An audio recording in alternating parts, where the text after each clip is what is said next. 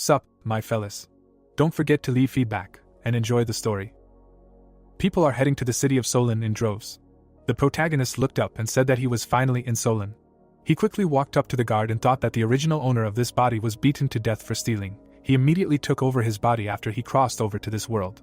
He had a token in his hands, and Chuck added that he didn't expect the original owner to be a native of the famous Orlando family. The guard smiled widely, and our hero noted that he had run to this place for many reasons. Our hero was calmly let through, and he noted that this would be the starting point of his new life. Then he grinned widely. Already in the throne room, the ruler noted that he had terrible news for him. Dave looked at our hero and said that his father, Calvin Orlando, had died last week. Then he looked at the document and added that the new successor of the family, his half-brother, Wenger Orlando, he had long considered him a thorn in his side. Chuck stared at him, waiting for him to continue. Then he opened his mouth and asked what he wanted to say. Dave frowned sharply and suggested that Chuck should give up his name. Then he snapped his fingers and added that if he agreed, Venger would give him 500 gold coins to create his own territory. At that moment, a servant appeared with a chest. Chuck took one of the many coins. Then he smirked and thought about what he would do with this in his new life. The ruler lowered his head and noted that it seemed like they had reached an understanding. The protagonist turned around abruptly. Then he leaned back in his chair and said that his name evoked thoughts of success and glory. It was the most beautiful thing he got from his father. Dave raised his eyebrows and asked if our hero refused. Chuck grinned widely and shouted that he should give him more money. The ruler looked at him in surprise. Then he stuck out his finger and said that he would give him 1,000 gold pieces and interest-free loans, but he would have to buy from his city. The coin spun in the air. Chuck caught it and made the deal. Then he turned to the servant and remarked that he had heard that there was a group of mountain barbarian slaves in the Colosseum. Dave opened his mouth and remarked that using slave soldiers to create an army was not a bad idea. Then he leaned on his hand and added that if he was sure he wanted to buy a group of unruly barbarians with his 1,000 gold pieces, he should remind him that these barbarians were known for both their bravery and their desire for freedom, so he should not expect them to obey. Our hero closed his eyes and replied that he was doing it for that very reason. The ruler held up his hand and said that 20 gold pieces per man, that was 50 men, let them send him to the Colosseum. Chuck put his hand on the chest, thought that this was the first step of the plan, success, and heard that the servant would lead him to the star-studded Colosseum. Dave frowned and noted in his mind that this was an unusual boy. The carriage was driving in the middle of the city, and Chuck was humming a song inside. People wandered in an alien world for 10 years, and sometimes missed their former happy life. The servant looked at him and asked what song he was humming. The protagonist, without taking his eyes off the window, replied that a simple song from his hometown. Then he remembered how he lay in the trash and said that after the original owner was beaten to death, he took his body and received the Lord's system. Then, day after day, he studied martial arts and honed his fighting skills. Chuck remembered how he was able to summon the system window. After which he imagined himself in a knight's outfit and added that initially he wanted to be a knight. But who would have thought that old Calvin was so crazy that he gave him the name Chuck, which evokes thoughts of success and glory. The protagonist remembered a man in chic armor. Then his face looking at him and thought that he, a degenerate who lives on the street. Our hero ran out of the city and said that fortunately, he received permission to expand the territory, so he fled here, otherwise he would have been destroyed by people from his family. A moment later, the carriage arrived right at the Colosseum. A huge arena appeared on the horizon.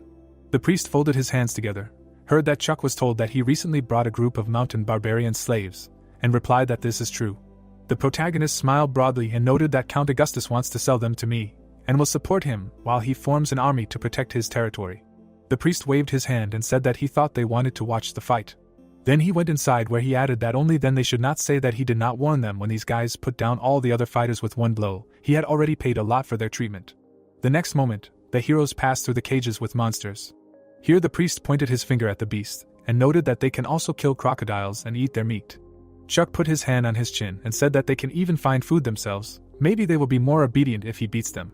The priest put his hand out and shouted not to be stupid, they can kill wild boars with 2 or 3 blows, they are just inhuman. After which he opened his eyes wide and thought that this aristocrat has gone crazy. Chuck grinned and noted that it was his business. Then he stared straight ahead and thought that it would be better to say that the stronger the barbarians, the more chances they have to live up to his expectations. Then he headed down the corridor and added that he had a trump card in the form of this system. Chuck clenched his fist and asked why they didn't fight him. If they won, they would get freedom. Then he immediately jumped down. He calmly landed on his foot. Then he opened his mouth wide and shouted that if they lost, they would fight for him. One of the Highlanders began to walk through the crowd. Then he opened his mouth and noted that they were the best at this. The priest and the servant opened their mouths. The most powerful Highlander stepped forward and remarked that he should not cry when he lost. Then he crunched and introduced himself. His name was Russell. Chuck stood up and also introduced himself. The priest looked at them and remarked that this nobleman would actually fight a barbarian. Then he opened his mouth and shouted that the scoundrel named Russell was the best among them. He had killed many slaves. Then he turned sharply and shouted that a fight with him would be more deadly than favorable. He needed to convince him to stop. The servant closed his eyes and said that his only job was to carry out the Earl's orders and bring him here. He had no right to rule over the offspring of Sir Richard. The priest turned in surprise and thought that he had worked here for half a fucking lifetime to end up in this position. Then he looked at Chuck and added that if this nobleman died, his arena would be cursed. The Highlanders all laughed and said that this little boy really chose Russell. With a little effort Russell would kill him. It would be problematic if the noble died. Russell looked at our hero and noted that he would be merciless. Then he quickly ran forward. The Highlander put his hands in front of him. Immediately flew into the forehead of our hero. Russell began to beat our hero. Then immediately grabbed him by the collar. Then immediately raised him above his head. The Highlander opened his mouth and screamed. At the same moment, he threw our hero to the ground. The protagonist lost consciousness and opened his mouth. Russell rubbed his hands and noted that he expected at least some fun from him, but he was defeated in a second. The protagonist lay unconscious. Russell approached his comrades and heard that he even destroyed the earth. Will the noble survive? The priest looked at our hero and asked for help from someone. Then he began to cry and shouted that his arena would have to pay a huge compensation. At that moment, Chuck grabbed his opponent by the leg. Russell turned sharply and froze. Our hero smirked at him. Then he clenched his fist and said that he was afraid that he would say had been training for many years, using the Lord's system. How could he lose to someone with such shitty skills? Then he opened his mouth and said that he needed to continue. This time, he would not have a chance. Russell gritted his teeth. Then he jumped on our hero with insults. Chuck grabbed him by the arm. Then he threw him over himself. Then he leaned on him with his foot and noted that he had won. But Russell did not understand how this could have happened, what he had just done. The big guy turned his gaze and asked to repeat everything. Then he flew up and shouted that they needed to do it one more time. Chuck grinned and said that it looked like he had not given up yet, then they could do it again. The other mountaineers looked at this and did not understand what had just happened. Then they opened their mouths and asked how he could win against Russell. At the same time, Chuck grabbed his hand, and then threw him to the ground again. Then he hit him again, and then again. The main character stood next to him and asked that he had not given up yet. Russell began to tremble and asked him to repeat it again. Then he barely stood up and added that he could still fight. Another mountaineer opened his mouth and shouted to just give up. He had already lost 10 times. Russell raised his head in surprise. At that moment, Chloe appeared, who ordered to stop. Then she folded her arms and said that she would fight. She slowly walked towards him. Chloe walked towards our hero. The Highlanders rejoiced and noted that the time of the chief, the aristocrat, was over. Chuck put his hand out and asked if she really had the right to make decisions. The girl stopped in front of him and asked if she just needed to defeat him. Then she stood in a stance and added that when he lost to her, they would be free, whether he would fulfill his promise. The main character smiled and replied that he was a man of his word. Chloe, without wasting time, jumped forward. Chuck looked at her in surprise and thought that she was incredibly fast. Then he turned his head to the notification that she was defined as a hero. Chloe dealt a powerful blow to our hero. Chuck moved back. Then he opened his mouth and thought that the pop-up window of the system had ruined everything, but he saw a hero for the first time. After which he looked at the girl and added that we need to see how strong she is. The girl quickly jumped off the ground, immediately swung and shouted not to be distracted. Chuck was able to dodge at the last moment. The Highlanders happily opened their mouths. The priest leaned forward and shouted that it was a pity for his arena. The servant closed his eyes and thought that this barbarian chief was unexpectedly strong. Nothing good would come of it. Chloe began to pull the stone out of the ground. Then she raised it above her head to the shouts that she should kill our hero. No man stands in the way of the chief. She immediately swung the stone. The stone quickly flew towards our hero. Chuck stared at it in surprise. At that moment, the projectile reached its target. The priest ran into the arena and shouted that everything was bad, this was the end. After which he began to cry and added that she killed him. What would he do with his arena? The Highlanders joyfully raised their hands and began to shout that the chief gave them freedom. Russell opened his mouth and noted that his abilities were not enough, great speed and remarkable strength. Chuck at that moment began to lift the stone. Chloe jumped back in surprise. The protagonist easily lifted the stone and said that it was good material. The Highlanders stared in surprise and did not understand how he was still alive. Chloe froze at that moment. Then she smirked and shouted that now they could continue. Chuck winked at her and noted that to be the chief of the barbarians, brute force was not enough. She would not be able to defeat him like that. Chloe quickly found herself behind him. Russell opened his mouth and asked if that was even possible. Then he looked at the chain fragments, and added that these iron chains were forged by the best dwarven craftsmen. They were used to shackle animals. Chloe looked at the shackles and thought that the chains had kept her in a desperate situation for so many years, and he just broke them with his bare hands. The protagonist smirked and noted that she was fast, strong, and used certain tactics, perfectly suited for the role of a subordinate. Chloe clenched her teeth and thought that all this time he did not use his real strength. What kind of monster is he? Then she opened her mouth and shouted that since they were both on the same battlefield, she asked to respect her and give it her all. Then she clenched her fists and added that otherwise she does not obey him, prepared for the blow. After the blow, the shackles on the girl's hand cracked. She looked at our hero in surprise. Chuck smiled and noted that now she had a choice. Then he raised his finger and said that they should continue to fight him until everyone lost.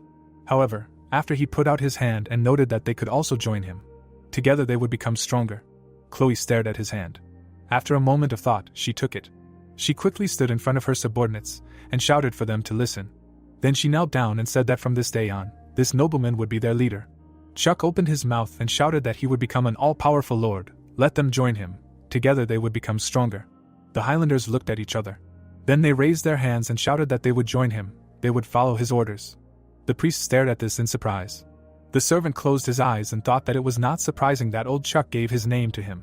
Something began to appear behind the protagonist. A system window appeared in which there were permissions to join the group. Chuck confidently accepted the offer. Behind the night, two armies clashed and the plot told that this is a wild world filled with chaos and blood. Here countless ambitious people became lords and created a world of their own reality.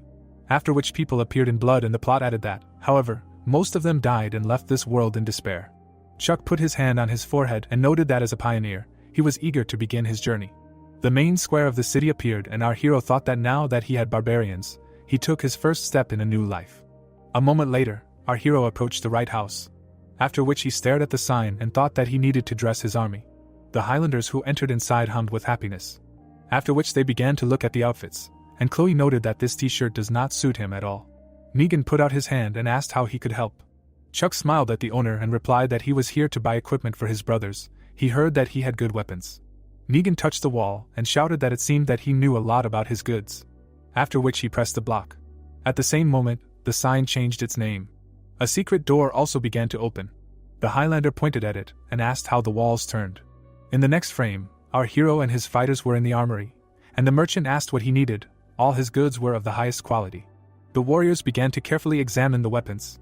Chuck touched the spear and replied that they needed to give each of them a pike and 3 throwing spears, and Negan calculated that all this would cost 750 gold. The protagonist threw all the coins on the table. Then he smiled and noted that he only had this. The merchant looked down with displeasure, immediately pressed the wall and noted that they do not do business with the poor and do not issue loans. However, Chuck smiled and noted that the owner should not hurry. Then he grabbed the handle and immediately pulled out a sword and asked what if he added this sword. Negan's eyes widened. After which he began to examine it and shouted that it was a snake killer. It was the first time he saw such a legendary weapon.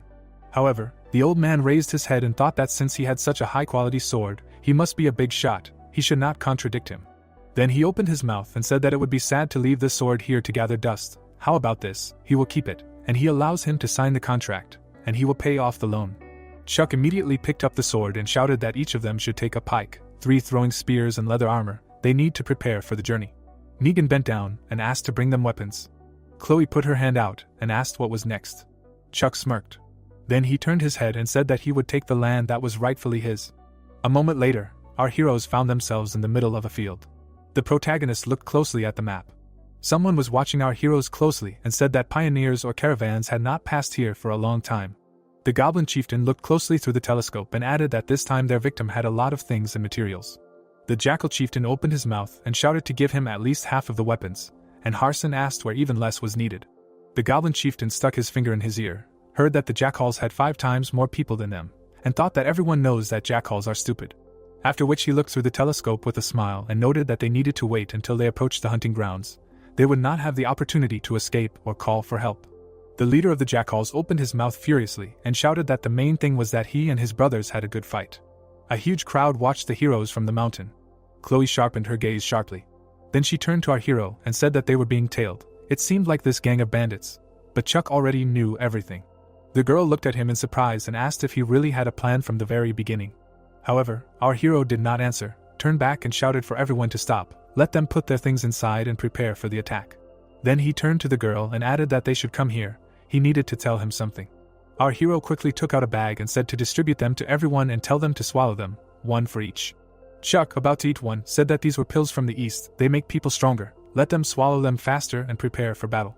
The protagonist twirled his finger proving that this was not a deception and thought that he had lied to them, these were just dumplings, but he would use the system. After which he called up the system window. Chuck carefully looked back.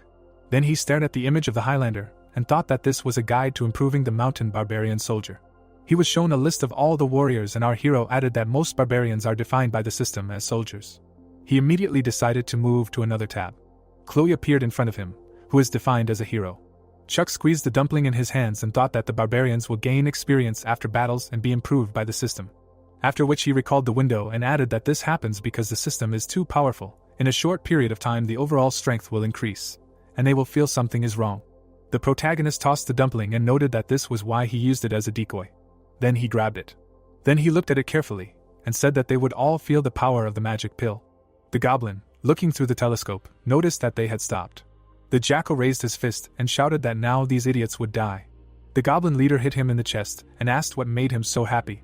The jackal put his fist on his chest and asked why they were scared. The goblin smiled. Then he turned and noted that it was because their strength scared them, and they decided to just surrender, but they didn't care. Then he raised his sword and shouted that they were moving forward and taking no prisoners. Chuck quickly turned and shouted that they were advancing, let everyone prepare for battle. Our hero's squad stood on the defensive. The jackal raised his axe and shouted that those who wanted weapons should just take them away, let them kill and destroy everyone. A huge army headed towards the heroes. Chuck swung his spear. Then he squeezed it. It flew towards the opponents with lightning speed. The spear bounced off the protagonist. Then it began to spin in the air. It ended up in front of the goblin chieftain's nose. However, he managed to reflect it. A spear fragment pierced the head of an ordinary goblin. The chieftain clenched his teeth and shouted that it was quite powerful, but not threatening enough. Then he opened his mouth and added that they were several times superior in strength to them. They had no choice but to die. A huge army approached the heroes. The goblins trampled the ground.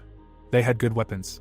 The Highlanders clenched their teeth and shouted that they were advancing. No matter how powerful they would not defeat such a huge army. The jackals jumped forward. However, they immediately got hit in the face. The barbarians began to cut up the enemies.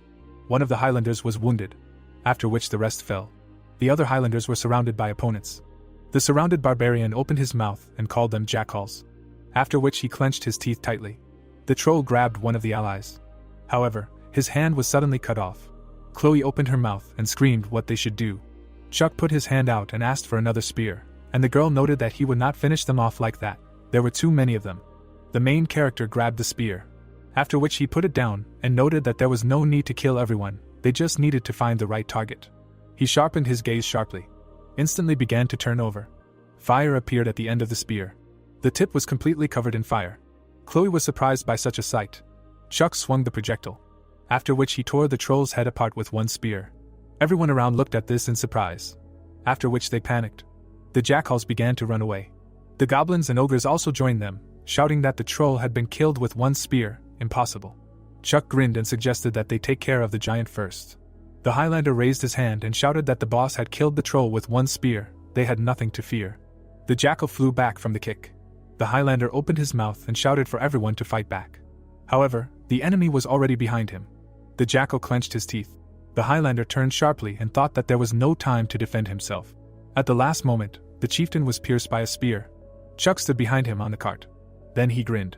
The Highlander opened his mouth and thought that he had saved him. The protagonist reached for his sword.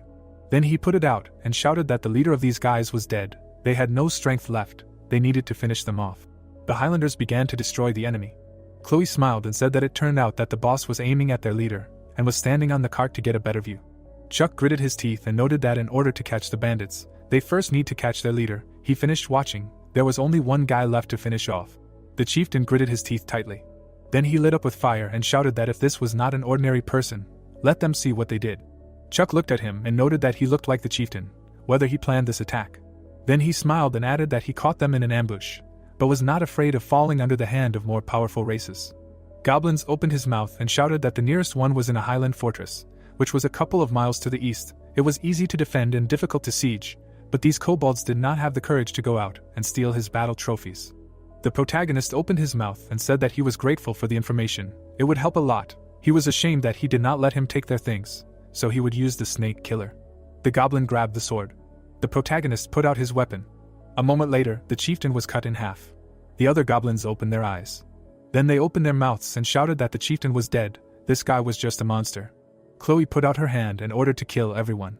The Highlanders confidently went to attack. The goblin looked at them in horror. An urgent system notification about leveling up appeared. Chuck looked at it carefully.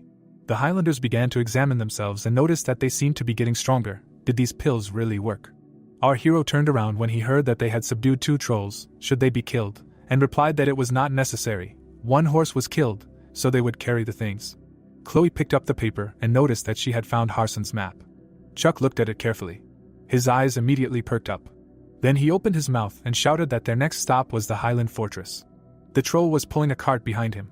Chuck turned his head and said that this was a pretty fast troll. At this rate they would soon reach the Highland Fortress. Then he put his hand out. He called up the status window and thought that after each upgrade he received bonus points for personal attributes in the system. He also noticed another button and thought that the store button was gray now. It was still inactive. Then he scratched his chin and added that he needed to pump up the strength and throwing points first. Then he imagined himself next to a pile of goblin corpses and thought that weapon mastery could be improved not only by adding points, but also by participating in battles. Chuck quickly closed the window and thought that, however, the attribute bonus is limited by talent, and he has no magic talents. He can only choose hand-to-hand combat. The protagonist imagined himself in good shape and noted in his mind that right now he is 10 times stronger than an ordinary person. If he continues, he will become a muscleman. Chloe opened her mouth and said that they arrived at the foot of the Highland Fortress. Chuck smiled and asked to take a look. A moment later they were near the water. A small wave arose. The Highlander began to wash himself and shouted that he had spent his whole life in the Colosseum and therefore stank. Chloe gritted her teeth, heard the offer to bathe, and shouted for him to wash himself first. The other Highlanders brought game and noted that there were many wild animals in the area. They caught several and would soon begin a full-fledged hunt, and Chuck thought that these guys had a lot of survival skills. The protagonist turned his attention to Chloe. Then he turned to her and noted that she had been fighting a lot in the last 2 days. She needed to bathe and wash herself. There was a hidden pond here. Then he grinned and noted that he would keep an eye on the guys. Chloe blushed and thanked our hero. A drop of dew fell from a leaf. The girl stood in the middle of the pond and washed herself. She slowly washed her hands. In the next frame, it was night, which began with a shout for everyone to get ready. Chuck sat on a rock and noted that this was a Highland fortress. They would make this place their camp. Then he took a closer look. There were 2 soldiers at the gate, and our hero thought that these were kobolds who had occupied the Highland fortress. The Highlander smiled and noted that these guys were not particularly strong. They could just go and kill them all, and Chuck ordered to attack now. The kobold stuck out his lips. Then he put his hands out to the girl. Chuck kicked the door down. The kobold opened his mouth and shouted who he was. Let everyone gather, there was an invasion. At that moment, the Highlander appeared, who said that they took care of all the kobolds outside. The leader clenched his fists and shouted how dare they attack his army. He has a huge gang nearby. If something happens to him, they will not leave them alone so easily. Chuck grinned and scratched his chin. A moment later, they hung the kobold on a rope, and he was shouting that he was wrong, he was too arrogant. Chloe heard the order to untie him and asked if he wanted to let him go. Chuck looked at her and answered positively. At that moment, the rope was cut. The kobold headed for the exit to the shouts. Then he clenched his teeth and thought that he had never been so insulted. They would get theirs yet. The Highlander opened his mouth and said that he did not expect that they would take the Highland fortress so easily, and Chloe added that these kobolds are so useless. Chuck opened his mouth and said that he inspected the building from the inside. Then he looked at the 2 Highlanders and added that there was a lot of room here, more than enough to set up a lair. The Highlanders carefully looked around in the basement. They also took the towers, and Chuck noted that the fortress facilities were well equipped. There was also an excellent field of view. They could see everything for a couple of miles around. In the next frame, the camp was silent. Chuck slammed his hands on the table. Then he opened his mouth and shouted that they were about to hold their first battle meeting, and the mountaineer asked if they needed to fight again. The protagonist turned his gaze and said that the Highland fortress was high, easy to defend and difficult to attack, and there was also a plentiful source of water nearby, so it was a great place for a base. If this place was occupied by kobolds, who had no strong points, it was likely that they really did have a large army nearby. Then he introduced the kobold army. The mountaineer pointed his finger and said that they had just let their leader go. Wouldn't that come back to haunt them in the future? What if he really brought an army with him? Chuck reached into his pocket and replied that they had spent a lot of money on weapons and equipment, so it was time for their men to get together and earn some pocket money. He then pulled out a coin and added that it was better to attack. Why had these bandits not done anything yet? And Chuck said that she was too impatient, haste would ruin everything. A Highlander suddenly appeared and shouted that he was right. Then another barbarian pointed out the window and said that there was a fighting squad nearby. It looked like they were planning a sneak attack. Our hero stood up abruptly. Then he wiped his lip and shouted that here is the money, let them get ready for battle.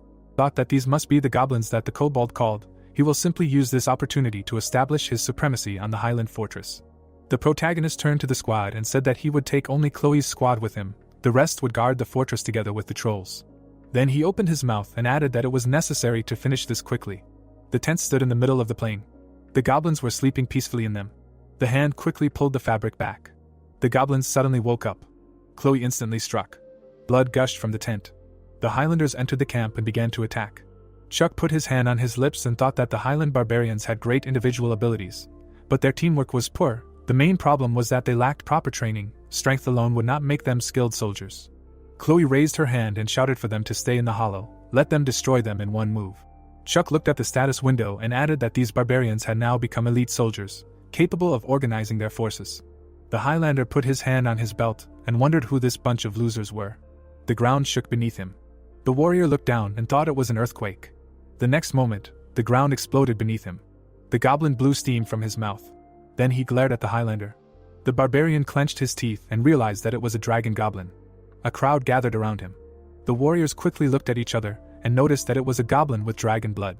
The goblin opened his mouth wide and screamed. A horde of goblins emerged from the ground. A moment later, the barbarians were surrounded. Chloe opened her mouth and screamed that he would not be easy to deal with. At that moment, the dragon goblin spread his arms and called his huge beast. The ground began to crack. In the next frame, a huge monster crawled out. The Highlanders opened their mouths and screamed. The dragon goblin sat on his pet. Then he put out his axe and screamed to let the dragon's blood punish them all. Chloe immediately threw a spear. However, it did not penetrate the pet's armor. She was puzzled by this moment. The dragon goblin ran at her and screamed that she wanted to pierce the armor of his huge beast with this fragile stick, let him know the power of the noble dragon blood. Chloe clenched her teeth tightly. However, at the last moment, the protagonist appeared. He grabbed the beast by the paw. Then he do with this thing. The protagonist scratched his chin and said that he wondered if the meat was tasty. However, the next moment he put his hand on the creature's head and noted that he would now be driving it. He would call it Windrunner. If he dared to disobey, he would feed everyone its meat. Chloe opened her mouth and shouted that they needed to go back and have lunch. In the next frame, morning came. Chuck was riding his pet and looking at the status window. Finally, the store tab opened. A spear immediately appeared there and Chuck thought that now his wallet is empty, so he can only choose a weapon at a discount. A bright light appeared around him. A spear began to appear above his head. Chuck stared in surprise at the new weapon. Chloe looked at the protagonist and asked if he could even use special magic. The protagonist turned sharply and shouted that there was some movement. The Highlander put his hand out and said that it looked like a group of jackals robbing. The protagonist looked through the telescope. Then he saw a caravan and said that it was a rich caravan. No wonder they attracted jackals. Chloe looked through the telescope and asked if they should intervene. Chuck smirked and said that the first trading experience was very important for the Lord Discoverer. Maybe they would help him with business in the future. The jackal put his weapon out and shouted that they had handed over all the money. It was on their territory. The merchant put his hands out and said that they were from the Voya Trading Company. If they harmed them, the Imperial Army would not spare them. The jackal put his paw out and noted that they were bandits. He thought they were scared. The bandits began to attack the guards. The jackal quickly hit the merchant on the back. The old man put his hand out and noted that he would give all the money, if only he would spare him. The jackal gritted his teeth and said that it was too late to ask for mercy. No one would save him. Something flashed in the air. Our hero's spear pierced the bandit. The jackal gritted his teeth. The merchant backed away. The other jackals looked at him in surprise. Chuck held out his hand and noted that the new spear worked quite well. Chloe's mouth dropped open. Then she held out her sword and ordered to kill everyone. The Highlanders went on the attack. The protagonist leaned on a tree and said that these jackals were just a gang of bandits. This time he would just be an observer. The barbarians cut up the enemies. Chloe confidently walked forward. Chuck grinned and noted in his mind that the barbarians were certainly strong. One of the Highlanders hit the jackal and Chuck added that as a pioneer, he preferred a disciplined army, and that was what his army needed to win. In the end, all the jackals were defeated. The rest tried to escape. One turned to the other and shouted that he had not yet figured out who they were. They had destroyed the alliance between the goblins, trolls and jackals. They had even easily reclaimed the kobolds' territory. The other wolf clenched his muzzle and noted that he was the one who had appeared unexpectedly, the legendary noble lord of the wild lands. Chuck looked straight ahead with a smirk. The jackals began to run away. However, our hero's pet did not want to let them go. The armadillo emerged from the ground. Chuck put his finger on his lip and thought that this time his army would be able to finish off the jackals without his intervention. Now they were not the confused and scattered bunch they had been before. The Highlander put his sword away and announced that he had killed the last one. Someone began to move forward. The priest smiled broadly and thanked our hero. Chuck smiled and noted that if they wanted to repay him, they should just give him money. At that moment, the blonde opened her mouth and remarked that it was as expected from a greedy aristocrat. Then she looked at the protagonist and added that he really was an interesting person. Julie got out of the cart and introduced herself. Then she turned to the warrior and asked if he was okay. Then she bowed and thanked him for his selfless rescue. Chuck smiled and replied that his soldiers were very brave, jackals were not fit to hold a candle to them, and the Highlander thought why he never praised them under normal circumstances. Julie opened her mouth and remarked that she would like to ask him for help. Chuck stared at her and asked again. The elf turned to the wounded and said that as he saw, they suffered great losses, and many people were wounded or killed, they cannot complete the deal with the remaining caravans. Then she looked towards the carts, and added that she hoped they could stay with them for a while. Chuck put his hand out, and said that staying at his estate costs a lot of money. In his homeland it is called a 5-star hotel, and Julie replied that they want to use money and weapons as payment. The girl turned her gaze and asked Rito to bring the item. Then she took off the rag and showed the ball. An unknown artifact soared into the sky. Julie looked at it carefully and said that it was a communication crystal, she would use it to send a message for help to their trading house, and Chuck asked when reinforcements would arrive. The girl looked up and replied that they needed at least 3 days, this place was too far from the city of Horin. The protagonist smiled and thought that this was not an ordinary caravan. When his business started, he would be able to make a lot of money. Then he put his hand out and said that they could come with him. He was Chuck, the lord of the Highland Fortress, and he would never refuse friendly guests. Julie looked at him and asked him to take care of them. The Highland Fortress appeared. The protagonist watched the guests. Julie poured a potion and noted that it should be given to the wounded soldiers. The protagonist opened his eyes. Then he stared at the bottle of potion. Then he remembered this bottle in the store and realized that this was the legendary healing potion. Chuck grimaced and thought that this price, as expected, this is a very unusual caravan. There was a crescent moon in the sky. Julie looked at the sky and asked if all the victims were checked, and Rito replied that they had no problems with finances or things, but half of their group was either wounded or dead. Then she closed her eyes and noted that these people were very poor. The man opened his mouth and noted that fortunately, Chuck saved them, otherwise the consequences would have been colossal. The girl turned to him and asked what he thought of Chuck. Rito raised his head and replied that he was, of course, a great lord. When they were attacked by jackals, they were already in a desperate situation. After which he remembered how he stood in front of the leader of the jackals. Then he introduced our hero and added that suddenly his soldiers appeared and immediately turned the situation upside down. Our hero's army appeared. After which their triumph over the enemy, and Rito noted that his soldiers were very strong. Julie looked down and said that they survived thanks to him, and the man noted that he was afraid that their troops were not even close to them. Chuck at this time looked at the sky and thought that the caravan soldiers were well equipped, perhaps it looked more impressive. At this time, the Highlanders argued whose weapon it was. The protagonist turned somewhere in the distance, hooves were pounding the ground. The half-horses were rapidly moving forward. A beautiful girl was walking at their head. After some time, a detachment of half-horses approached the walls of the fortress. Heather straightened up and looked straight ahead. At that very moment, a spear flew. The girl strained her gaze. Then she saw a hail of spears. They all landed in front of them. Heather rubbed her cheek and noticed that it was a powerful throw. However, the half-horses did not stop and went on. Chuck smiled and said that they continued to advance and ignored his warnings. After which he began to launch more spears. Heather looked at the spear flying at her. After which she immediately cut it. Then she immediately pulled her hand away, asked everyone to stop and thought that at such a distance it was too dangerous. The girl them. The protagonist opened his mouth and said that their intentions were unclear so they shouldn't remove their protection. After which he went out to the half-horses and shouted for them to explain why they came here. Heather bowed and said that she was the leader of the Storm clan, she came with good intentions. Chuck put away his weapon and also introduced himself.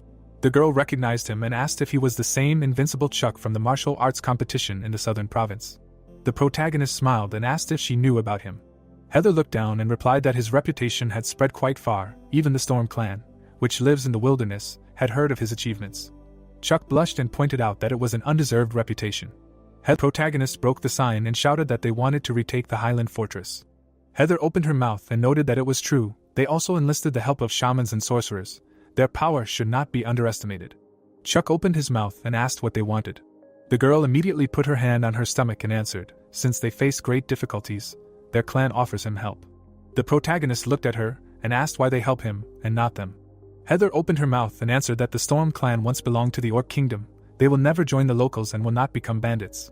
She immediately remembered how they worked in the fields and said that they lived a quiet life. Then she remembered how they painted and added that their people had good manners and an amazing culture of poetry and chronicles. The girl put her hand on her chest and said that now they want to count on a powerful lord to return the glory days of their clan. Chuck stared at the system window and said that since the system was receiving their request, Chuck put his finger on his lip and thought about it. Then he smiled and answered that at least 10 days. Ruto and Julie exchanged nervous glances. Chloe and the Highlander looked at each other with a smile. Heather looked straight ahead and said that although the locals already had an army, it included many different races. They had definitely divided the work and were preparing food for the army. To get here they would need at least 10 days. Chuck began to get up. Then he opened the map and noted that although the enemy was strong, they had 10 days, that was enough. Then he waved his hand and said that he had created a strategy to defeat the enemy. Chloe looked and leaves. Chuck smiled and noted that, as expected, her technique was excellent. After which he lowered his head and added that these centaurs would strengthen the ranged defense of the Highland fortress. Heather bowed and thanked our hero. She had not used such a heavy bow for a long time. Chuck smiled broadly and said that she could practice tomorrow. At that moment, a soldier came running, who said that something was wrong. He knelt down and said that they had found reinforcement. The elf turned around and said that it looked like all the reinforcements had been destroyed. The protagonist looked at the corpse and noted that the Highland fortress was not safe now, so he suggests that she send the caravan back to the city of Solon. One of the wounded soldiers opened his mouth and said to take healthy soldiers and horses. Even if they met jackals, they would quickly lose to them. Julie opened her mouth and screamed loudly. Then she looked at our hero and said that she could not leave the wounded members of the caravan. They risked their lives to fight for her. Chuck pulled the spear out of the corpse. Then he turned his head and said that in such a dangerous situation, the rent would be more expensive. What he saw was worth 2,000 gold. The elf lowered her head and said to do as he saw fit, so that she could take them out with one blow. The protagonist scratched his chin and realized that Chloe was right. They would just catch them all at once. 10 days later, 2 centaurs were running towards the fortress. The soldiers were training hard on the field. The centaurs ran into the fortress and shouted that they had spotted the enemy. Chuck turned and asked where they were now. The centaurs remembered watching from the cliff and reported that they had settled at the foot of the mountain, about 50 miles away. One of the warriors put his hand on his stomach and shouted that it looked like they were going to attack tomorrow. The protagonist wiped his lip and noted that they had waited so long and the time had finally come. The guards on the tower gave an audible signal. Chuck pulled out his sword and called out to his army to get ready. The blond man waved his sword and shouted that it was time to fight and that they would cut off their heads and then drink from them. The guys with halberds were already running. The centaurs went to attack while he called for them all to be killed. The man puts on his helmet. Chuck looks at his arm and notices that his armor is very heavy. The elf looks at him and asks what their plan is and how exactly he wants to proceed. The guide turns to her and says that first they will have to shoot them with all the arrows and then just attack, and that if they kill 100 people, the rest will fall on their own. One Eye is indignant that this is the whole plan that he came up with for them, and Julie turns to him and explains that they have at least 600 soldiers on their side and that she is afraid that this number is 6 times more than all the people in their fort. The guy turns away and continues that everything is fine and that they should not worry so much. The army is advancing. The creature asks if these are all their soldiers, because they are asking for certain death. He turns to the bulldog and addresses his dog-headed leader because this time they need to defeat them as quickly as possible, to which he receives in response that they should not rush so much, that their leader is quite strong, and that woof woof. Chuck stands in front of the beast, and someone asks if he is serious. The man-wolves ride on wolves and someone notes that this time their army is fully assembled. The orcs also attack and the voice continues that they must crush them. Bonden frowns and says that God gave them life, but to their and his great regret, they do not value it properly. The guy got into a fighting stance and calls his warriors to prepare for battle. The army of monsters goes forward under his command and someone shouts that it is time to kill and bite these people to death.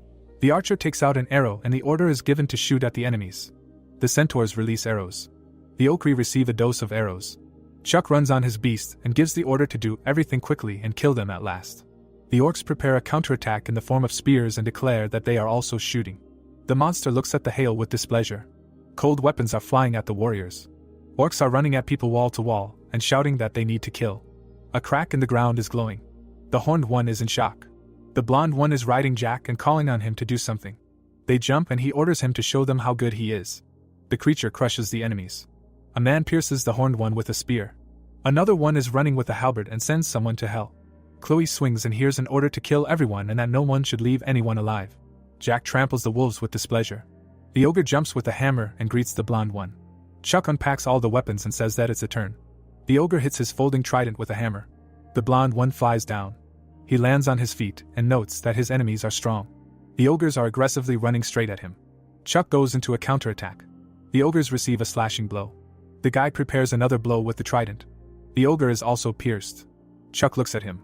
The girl turns around and says that their lord is strong and someone agrees that he is almost like the devil. The ogres lie down and someone screams that this is terrible and wonders if this is even possible. The wolf with half a pair of binoculars calls the sorcerer to use his spell, and Mr. Bulldog nods in agreement to help him and says woof woof. The sorcerer stands in a mask and is burning. She spread her arms out to the sides. The shaman holds out his hand. A semicircle of fire is created. The wolf smiles and notes that their enemies are now dead, and the second says woof woof. Chuck turns around in horror. A fireball flies at him, and he wonders if this is their shaman's magic. The shaman shines a stick. The fireball creates the appearance of a dragon, and the warrior screams if it is flying towards them. The blonde screams for them to be careful. The dragon spits fire at his warriors. Chuck blocks the fire with his trident.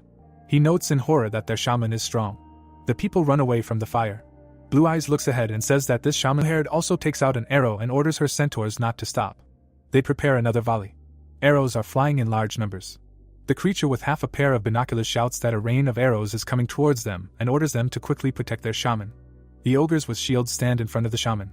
The blonde throws his trident and shouts that they just need to take advantage of the opportunity and organize a surprise attack. The wolf smiles and urges them to protect the shaman and assures them that if they do so, everything will be fine with them. He turns around and continues that they can turn their defeat into something else. The wolf is taken aback. A spear plunges into his chest and he is perplexed. He flies back and knocks down the ogres. The shaman is also caught in the crossfire. A fireball flies above them and the green ones, horrified, declare that the fireball was shattered. The wolves are hit by their own fire rain. The ogres are burning and screaming. The green one touches his face and notices that it is hot in here. The ogres are lying on the ground. Chuck smiles and explains that it's called friendly fire. The bulldog stretches his paws towards the wolf and barks. He asks his shaman in horror what they should do. The shaman silently casts a spell over the water. Chuck looks at the orc corpses and notes that it's time to clean up after himself. He turns around. The ogres are rising from the dead. The blonde is horrified and wonders if this is blood magic. Valu is also heading to the front. They are all running at them. The blonde clenches his teeth and prepares to block the blow. He delivers multiple slashes to the wolf. Only pieces remain of him. The ogre swings at him. The blonde flies out of the smoke. The slashes kill the entire new wave of the risen. The guy runs angrily against the backdrop of flying limbs. The ogres don't even have time to react. Chloe swings and wishes the green one death. She frowns and tells him to go to hell. Chuck jumps, saying that he finally caught them. Bulldog looks at him with fear and barks that it's all over. The blonde takes off his helmet and asks if they want to just run away after all that. They run, but the guy knocks them down with a heavy helmet.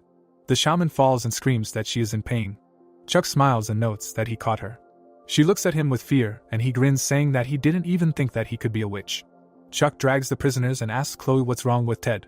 She frowns and holds him, saying that he has a very serious wound and that he needs a doctor. The guy throws the shaman. Blue-Eyed looks at him with displeasure and reminds him that he killed many of his people and that he ordered him to save them. Maddie looks away with displeasure and makes excuses that she was forced to ask not to call her that, because she has a name. Chuck looks at her angrily and asks her again if she is arguing with him now and insists that she may not believe him, but he will make her suffer in every possible way after this, to which she asks not to do this and that she will help his people. The shaman casts a spell over the wounded. Ted came to. He felt the ground with trembling hands. All three are in shock. They look at his wound and someone says that it is healed and that it is amazing. Maddie looks tiredly and shouts that she is tired. The warriors look at their comrade and notice that he is completely healthy, as if his wound did not exist. Chuck looks at her contentedly and understands that she is stronger not only in destruction, but can also heal people, and that in this way she can be useful to them in the Highland Fort. Chloe points her finger back and asks him what they will do with the jackals and goblins that are behind, to which she receives in response that they will bring people to come and clean up the battlefield. The wolves are lying on the ground and the blonde guy orders all the survivors to be made slaves, and someone replies that they have a big catch this time. The guy looks at the system windows with satisfaction and agrees that there are a lot of them. He reads the notifications that the hero has been pumped up to a first-class warrior with an axe and that he gets 2 stat points, that Ted has been pumped up to the 3rd level of a warrior, and that another one has been pumped up to the 2nd level of a warrior, and the blonde guy sums up that there are too many of them. Chloe points to the shaman and asks her lord what to do with her. Chuck holds the bulldog by the leg and asks him to take her and this comrade with him and find out where their base is. The plot shifts to night, and Chuck says that he divided the points for pumping Heather between her strength and speed. The blonde guy pokes at the screen and decides to do just that. He looks at the icons. Heather opens the door and reports that they could not find out anything from the sorcerer. The blonde stands up and asks if they have tried torturing her, to which she replies that they have tried all sorts of threats and torture, but she has not told them anything. He smirks and says that catching Phoenix is not that easy, like catching a chicken, and that he is going to show them how to do business. Medai waves her fists and insults the barbarians, because if they hit her, she will turn them all into insects. The shaman sees Chuck and notes that he has finally arrived and asks him to keep an eye on his subordinates, because they do not respect her at all. The blonde asks with a smile where her base is. The witch furiously notes that she has already told him many times that she will not say anything. Chuck smiles and hears that she has dragon blood. He punches her in the face. The guy holds her by her clothes and says that he will ask her this again. Chuck does not look at her and asks where her base is, to which he receives in response that her base is in the mountains 200 miles from this place. She looks at the lord in horror and hears a question about how many warriors are in her tribe, to which she answers that there is not a single warrior left there, and that they defeated everyone. Blue-Eyed looks at her and notes that if she lied to him, then he will gladly watch how her teeth break. Medai looks at the ceiling in horror, saying that she is telling the truth and repeats that all their soldiers went to war and that only old women and children remained there. The guy holds her and orders her to tell how many spells she knows. She makes a cute face and replies that there are many different shamans in the wild and that she has the blood of a red dragon, and therefore she has mastered fire magic to perfection. The girl imagines a minotaur and explains that just like a shaman of this kind, she can control the element of earth, create avalanches and also destroy the earth. Medai continues about the trolls, that their shamans control trees and plants that are capable of killing all living things. Chuck thinks that the wild environment is much more dangerous than he thought. He turns around and suggests that they go to Chloe and make a plan to attack the enemy base. The centaurs ask him what to do with the prisoners. Blue-Eyed sullenly replies that they are useless, and that they can bury them behind the mountain. Medai, horrified, denies this and calls him her lord, saying that she is still useful and that she can be of use to him. Chuck smirks and turns around, asking how she can be of use to him. The shaman, horrified, insists that when she came to the Highland Fortress, she saw 2 huge monsters there. She remembers them and continues that these huge monsters can also teach mages as hollows and asks him not to think that they are so stupid. Against a green background, she explains that she realized at first glance that they are special mages. Medai clenches her fist and notes that she, as a shaman, can train them for him. The ogre burns and the sorcerer says that they will become azure shamans with an infinite supply of mana. 2 days later, a large explosion occurred. The hero watched the others work, encouraging them to be faster and not be lazy. The werewolf and the orc were moving earth. Chuck looked at the destruction and asked Heather how everything was going. The girl looked ahead and reported to the lord that everything was going according to plan. They would destroy the fort by noon and rebuild it. The monsters were busy moving earth when the young man talked about defeating the enemy. First they needed to improve the fortress. Let them bring more granite for the foundation and strengthen the city walls. The guy, standing at the gate, grinned and thought about how he wanted to change the appearance of the mountain castle and make it the strongest castle in the wasteland. The protagonist turned to the centaur and said that he needed to discuss something with her. The shaman said that their headquarters were in the mountains 200 miles from here, and he wanted Heather to check. The girl looked at him and asked if Chuck wanted to destroy the rest of the enemies. The boy looked away and said no, she would do it because the people there were weak and old, but they had to be careful. Heather and the other centaurs listened attentively to the young man. The hero put his hand on his belt and said that the girl and the others would now be faster than ever. The centaur looked down and said that for some reason she suddenly felt the wind under her feet, as if she were flying, adding that they were moving out right now. Chuck looked at them and said that if something went wrong, they should come back right away. The boy watched them go and thought that it was time to see the results of the shaman's training. A small river flowed between the trees. One of the orcs chopped a tree with his fist. The second one broke branches, exclaiming. The girl sat on a stone and said that the trolls were so stupid. The young man came up to her from behind, told him not to call her by her name Maddie. She jumped up and, having conjured up magic circles, exclaimed that they were terrible, and the girl would show how to do it. The trolls jumped up from their seats, ready to fight. An orc was shown and Maddie said that in order to avoid the wind, this monster awakened the skill of star skin. The young man clarified what the meaning was. She threw her hands forward and exclaimed, asking again about watching. The troll disappeared from sight, slightly glowing green. After, Chuck asked a question about dodging the wind. He became invisible, and what about the other? Maddie closed her eyes, answering that the awakening of magic requires time and space, and the others have not yet developed their skills. The hero stuck his finger up his nose and noted that the invisibility technique was not very strong, but it still increased their magical power. The elf raised his hand and asked what the Lord was doing.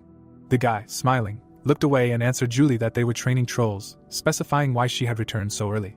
The girl showed the filled cart and said that she was going to take these things to the dwarf tribes, and her path led her here. The hero moved the fabric and realized that it was coal again. The young man looked back and said what he had long wanted to ask, from the very moment they met, why she needed so much coal.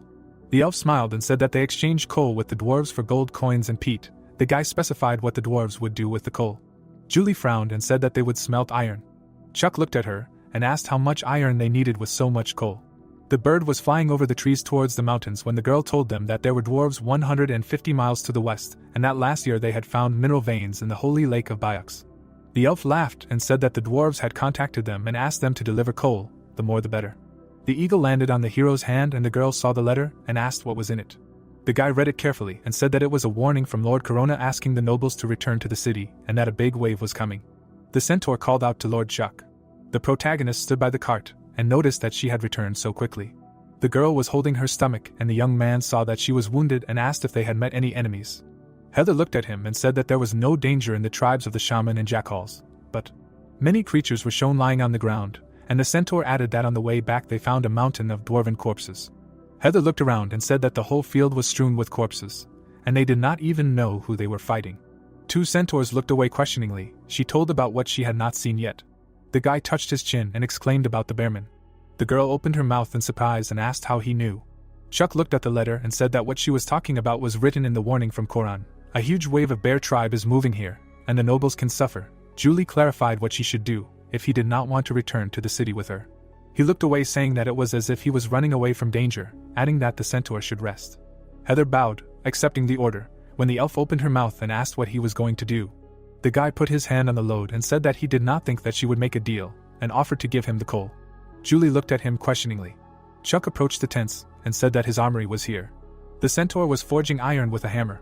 The elf looked at this picture and asked if the Lord was creating his own weapons. The young man confirmed, answering that a mountain castle should have enough weapons to fight enemies. The hero looked ahead and asked Chloe if the weapon was ready. The girl grabbed the fabric, explaining that it was made the way he wanted. Chuck approached the blanket and asked to look at his handsome man. The ladies looked at something in surprise. A cannon on wheels was shown, and the guy assured that this weapon was only in his homeland. Birds flew everywhere and fed on the remains of warriors. When Heather was asked if she met the bear men here, the girl stood behind the hero and confirmed. Julie looked at the large footprint and said that the footprints were scary. The centaur remembered the angry creatures with cleavers and said that there were so many of them. The girl imagined that fight against them and said that some of them ran away in despair, just to survive. The young man looked away and thought that luckily he pumped up the centaurs and gave them speed. He looked at the pile of dwarf corn, looked at his hand and said that bears really don't understand the price of soy sauce. The elf noted that gnomes pickle vegetables well and make quality soy sauce, asking why he was so happy. The guy looked at the full jug and replied that it was the first time he saw soy sauce in this area, and it would be a great addition to food. Chuck pointed at the fortress and said that he would open a restaurant in the city of Koran and feed it to the aristocrats of the city, and thus their fort would have more money. Julie raised her eyebrows and wondered if he could really handle the business. The guy stood in the center of the camp and noted that it was getting late, suggesting that they spend the night here. The warrior called out to the young man and asked if they were not simply there to scout out the situation. The hero looked at his palm and confirmed that they were scouting but could not return without seeing the enemy. The firewood was burning when the girl asked to know what was on the Lord's mind. Julie looked down and said that now the army of bearmen was heading south to the dwarves. They should stay away from them. The elf's face changed, saying that they were resting now. And what were they thinking about? The hero noted that she should know why bears start wars. The girl stood by the fire and asked the guy about it all for the sake of iron ore. Chuck's look was serious when he said that it was true, iron ore was irreplaceable. The wood turned into coals in the fire when the Lord told that in the era of war and blood, the one with more resources has the initiative. The young man put his hands in his pockets and said that in the end this ore did not belong to the dwarves or bears, and asked why he did not borrow it. Julie raised her hand and asked if he was crazy, because hundreds of people from the nearby forts were digging deep and did not see even a glimmer of iron. The hero clarified if it was dangerous and if she wanted to join. Chuck smiled and added that now the Highland fort is much stronger than it was before. Chloe put her weapon on her shoulder and said that they were ready. The monsters were dragging cannons. Medai was sitting on the shoulder of an invisible troll.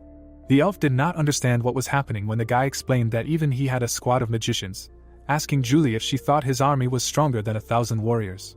The girl tilted her head and clarified if he was sure. The hero answered that he was absolutely. Chuck raised his hand, thinking that if he convinced them, he would be able to get closer to the dwarves, and said that when everything was over, he would split the ore with her in half. They shook hands, agreeing. A huge crowd of warriors were at the tower when the order was given for them to line up. A lord stood at the top of the tower, and exclaimed that this time they were participating in the battle for the high mountain fortress and for themselves. He took up weapons and said that in this war they must be the sword that cuts down the enemies. The warriors raised their spears up and shouted that they were ready. Chuck raised his sword up and shouted that they should be ready. The dwarf castle. Silhouettes were visible behind the green bushes. The boy and his friends looked ahead tensely and told them to stop because there was someone there. Reed pipes were visible in the water. Hares in armor crawled out of the lake. The young man saw them and shouted to be careful. The warriors hid in the bushes, taking cover, with cannons. The animals crawled up the stairs, when someone remarked that it looked like these rabbits were preparing a secret attack on the dwarf fortress. Chuck touched his chin, wondering what was strange and asking questions about how shouldn't bears fight gnomes and why rabbits too. Julie looked at him and asked what was wrong with that, since they had made an alliance with bears. The boy continued to watch them.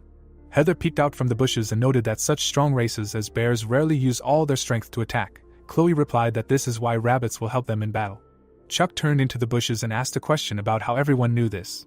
But no one told him anything. The girl replied that who would have thought that the Lord did not even know this. The boy hit her on the head, after which she exclaimed.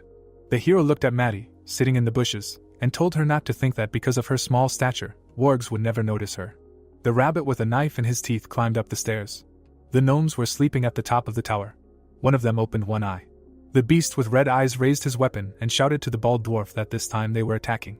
The second dwarf, grabbing a spear, shouted that the enemy was attacking from Lake Biox. The warriors raised their spears up, asking again. The dwarves were loading a large crossbow, shouting to get ready for battle, because they were being attacked.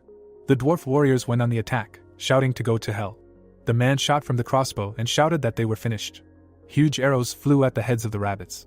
They tried to defend themselves, calling for an attack. An army of beasts with shields crossed the moat, shouting that they were attacking. Dwarves with axes ran to the gate. The rabbit with the bandage pointed his finger and said that they were just in time, and they needed to be killed. There was an explosion and the beasts scattered behind him. The rabbit turned back and did not understand what was happening. Chuck stood by the cannon and said that it was their turn now. The leader of the beasts pointed and informed the others that reinforcements had arrived. The warriors took up their weapons and were ordered to attack and destroy them. The Lord swung his sword, mercilessly cutting the beasts into pieces.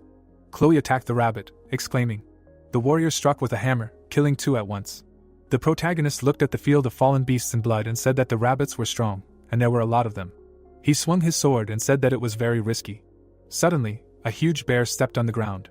Chuck turned around at the sound and did not understand what was happening, wondering if it was an earthquake. A huge shadow of the creature fell on the young man. The monster noticed the protagonist. The bear growled, opening its mouth wide. The boy stood at his feet and wondered what the bear man was. The bear man put his paw to the side, growling loudly. The protagonist looked ahead in surprise. He defended himself with his sword from the enemy's attack, blocking. The protagonist flew back from the shock wave. There was smoke around Chuck when he said that he had great strength. There were 3 beasts in front of him when he ordered them to attack together. The armed hares ran forward when the boy advised them to avoid them to death, ordering them to rush into battle. The archers fired arrows when they were ordered. The enemies held their shields in front of them, defending themselves. The hares with swords were in the water when the reserve team was ordered to move forward. The warriors crowded in front of the fortress, calling for killing the enemies. Medai stood with her eyes closed when she exclaimed that it seemed they needed her help. A huge ball appeared above her. Light energy enveloped the enemies. The bearmen brandished their weapons when asked if it was fire magic, then screamed that they were not fighting fair. The blade broke in front of the troll. He held his arms out to the sides and screamed loudly.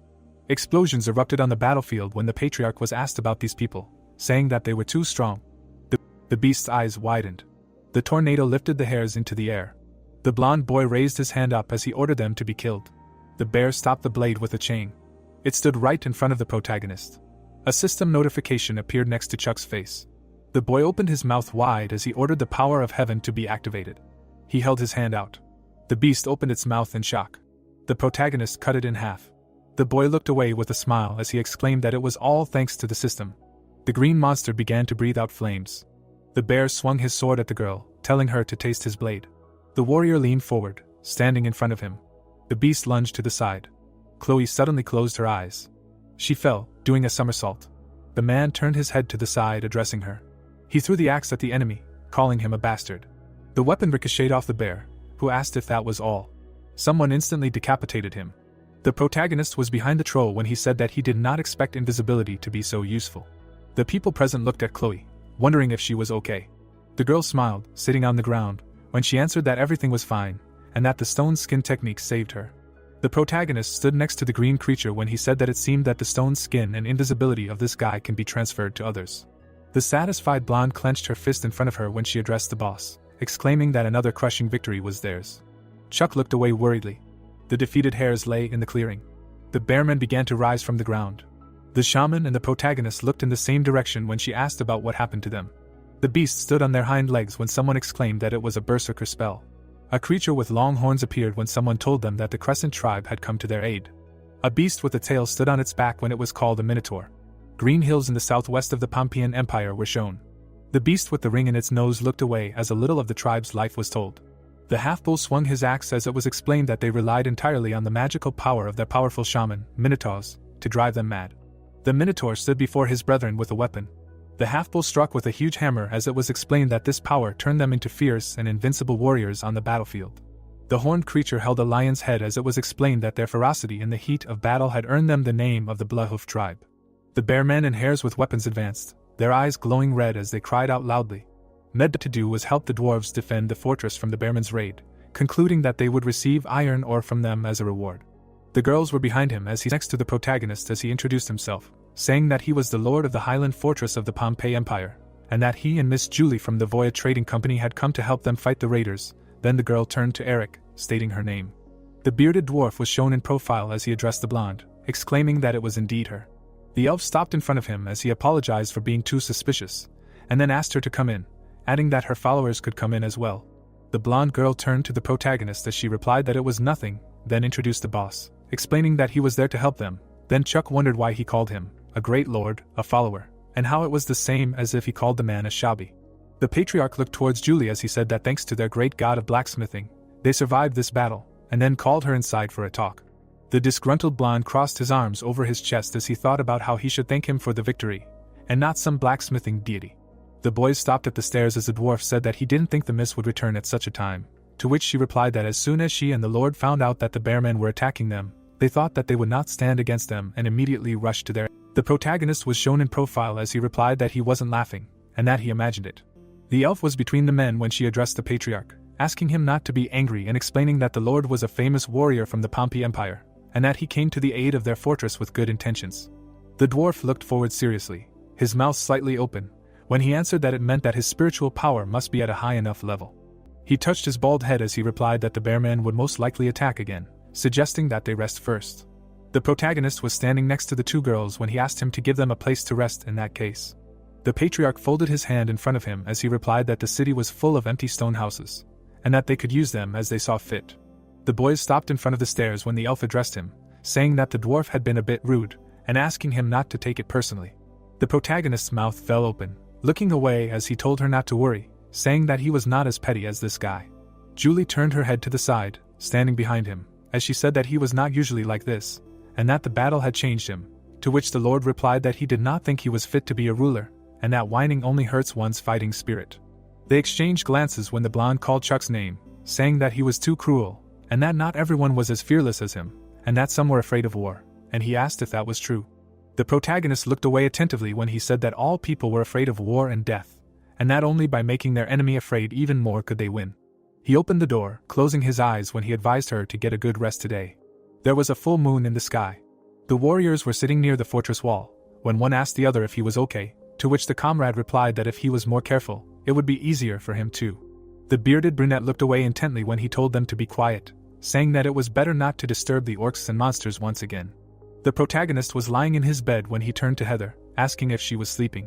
The centaur stood leaning forward as she replied that the ceilings in this room were too low and that it would probably be better if she slept outside. She suddenly looked ahead as she wondered what it was, guessing an earthquake.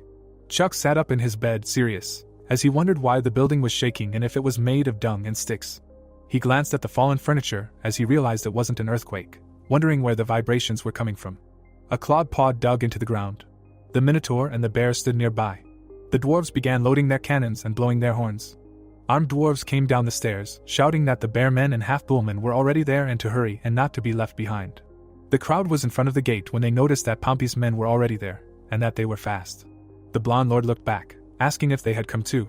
The patriarch held a huge hammer when he asked what it meant, exclaiming that since the minotaurs and other beasts had come in droves, they would fight to the death. The protagonist looked ahead with a smirk when he addressed the dwarf, informing him that Minotaurs was there this time, and asking how he was going to fight him. The dwarf with a long beard held an axe when he replied that the bull-headed tribe was very impulsive, and that they would lure them into a trap and then attack them in a crowd. Eric stood in front of the protagonist when he added that they were also too tall, so they would have to bend down to attack them. A crowd of warriors was shown as the dwarves addressed the Pompeians, saying that they would be their reserve force, and that they themselves would try to hold them back. Chuck grinned, looking straight ahead and thinking how magnanimous these halflings were, when Chloe told Briar that she was tall, so it would be dangerous for her to fight today, to which the centaur replied that she herself was not small. Suddenly it began to rain. The dwarves were holding crossbows, when one of them exclaimed that if the minotaurs broke down the city wall, they were dead, to which another agreed, adding that they were too fierce. The long-bearded warrior looked at them, when he told them to stop talking nonsense and get to work. The bearmen advanced, when it was reported that there were indeed many of them, and that they were very strong. The lord stood next to Chloe when he said that they would see a little later, and that they might be able to capture a few and sell them to the arena. Then the girl turned to the boss, asking if it was true that they could fetch a lot of money. The protagonist put his hand in his pocket when he added that it would not be easy to tame them, then she smirked. The frightened subordinates watched them. The sweat was running down the face of the mustachioed dwarf when he thought about how crazy these people really were. The protagonist was standing near the crossbowmen when the patriarch turned to him, reminding him that he could attack them with fire artillery, to which the guy replied that the last time the flame attack worked only because they did not expect it. Eric looked at Bill, asking how many arrows they had for the crossbows, to which he replied that they only had 6 shells. The confused dwarf raised his hand to his face when he asked him again, saying that they had to shoot all the minotaurs, there was no other way. The bearmen moved to attack the dwarves. The huge beasts trampled the halflings. The half-bull clutched one in his hand. The crossbowman took aim when he was told that he needed to get even closer. The enraged bearmen ran forward. The patriarch put his hand forward, ordering them to fire. Arrows flew out of the guns. They rushed forward. The projectiles with the tips pierced the bodies of the minotaurs. One half-bull leaned forward, his mouth open. He impaled a dwarf on his horn, mooing loudly. Behind him was a bear. Eric looked ahead worriedly when he decided that this was the end. The girl and Chuck looked in the same direction when she turned to him, saying that the dwarves were not coping and asking what they would do. Then he agreed with her, answering that the crazy minotaurs were difficult opponents. The blonde looked seriously to the side when he inquired about where their squad of magicians was, and where Maddie had gone, to which he was told that she had tried to escape, taking advantage of the situation, but they caught her. The men were holding a little girl, who was asking them to let her go. The angry protagonist grabbed her by the robe as he protested that they were facing a powerful enemy, and she was running away. The shaman's eyes filled with tears as she replied that the dwarves couldn't defeat them and that she was scared. Eric was behind the protagonist, who exclaimed that minotaurs had madness magic and she had bloodlust magic, and then asked what she was afraid of. The joyful dwarf clenched his fists as he asked him again, then said that was great and told him to quickly make her use the spell. Chuck held the girl in front of him as he said that she tried to run away before the battle started, so she owed him one. He pointed to the side as he added that he ordered her to use the bloodlust spell on the minotaurs and quickly. The shocked dwarf was shown in profile when he asked him again, thinking that he was mistaken for wanting to charm monsters. Meddy's mouth widened when she wondered if he was sick. The smirking blonde looked ahead when he told her to shut up and do as he said. The shaman held her staff in front of her. The half-bull was enveloped in bright energy when someone wondered what would happen to him if the madness spell was combined with the bloodlust spell, which increased his combat power several times. The monster with the ring in his nose opened his mouth when someone wondered if this should lower the level of madness. The minotaur's muscles increased. The monster stood straight, raising his head up when someone exclaimed that the protagonist was really crazy. The protagonist looked at the girl when he ordered her to not stop and cast the spell faster. Medai stood with her hand raised. Streams of light energy appeared above the half-bulls. The horned monsters looked ahead with glowing eyes. One minotaur leaned forward strongly. The halflings looked up in fear, screaming about how scary it was. The half-bull's face was shown close up. The huge monster put his paws out to the sides, standing straight, then the dwarves were told to run. One man jumped into the arms of another. The shaman looked at the lord's back when she exclaimed that he was crazy, and that now they would definitely die. Serious Chuck held her by the scruff of the neck when he asked why she was making a noise, and then told her to open her puppy eyes wide and watch carefully. The bewitched minotaur looked ahead, mooing. He stood with his legs wide apart when the guy explained that the more strength, the greater the strain on the heart. Suddenly, the half-bull opened its mouth and shook when the protagonist added that the magic of madness and bloodlust strengthened their physical strength. The heart was enveloped in dark energy when he explained that it increased the load on the cardiovascular system several times. The organs suddenly turned pale when it was told that after this load exceeded the permissible limit, they would be finished. Dark energy appeared in front of the Minotaur. He fell to the ground with a crash. Chloe looked ahead carefully when she began to speak. The protagonist stood surrounded by the girl and Eric, who asked how this was possible when the system notifications about the increase in experience and gold appeared. The half-bulls lay on the ground when someone cursed, wondering what was going on. The patriarch looked at the satisfied Chuck, called him Lord and asked what it was. He crossed his arms over his chest, looking forward as he replied that everything in this world was governed by certain rules, and that although they were good at fighting, they also had their limits. The boy's blue eyes were shown up close as he added that the magic had made the Minotaurs so strong that their hearts couldn't take the pressure, and that it could be said that the bloodlust spell had finished off the brutes.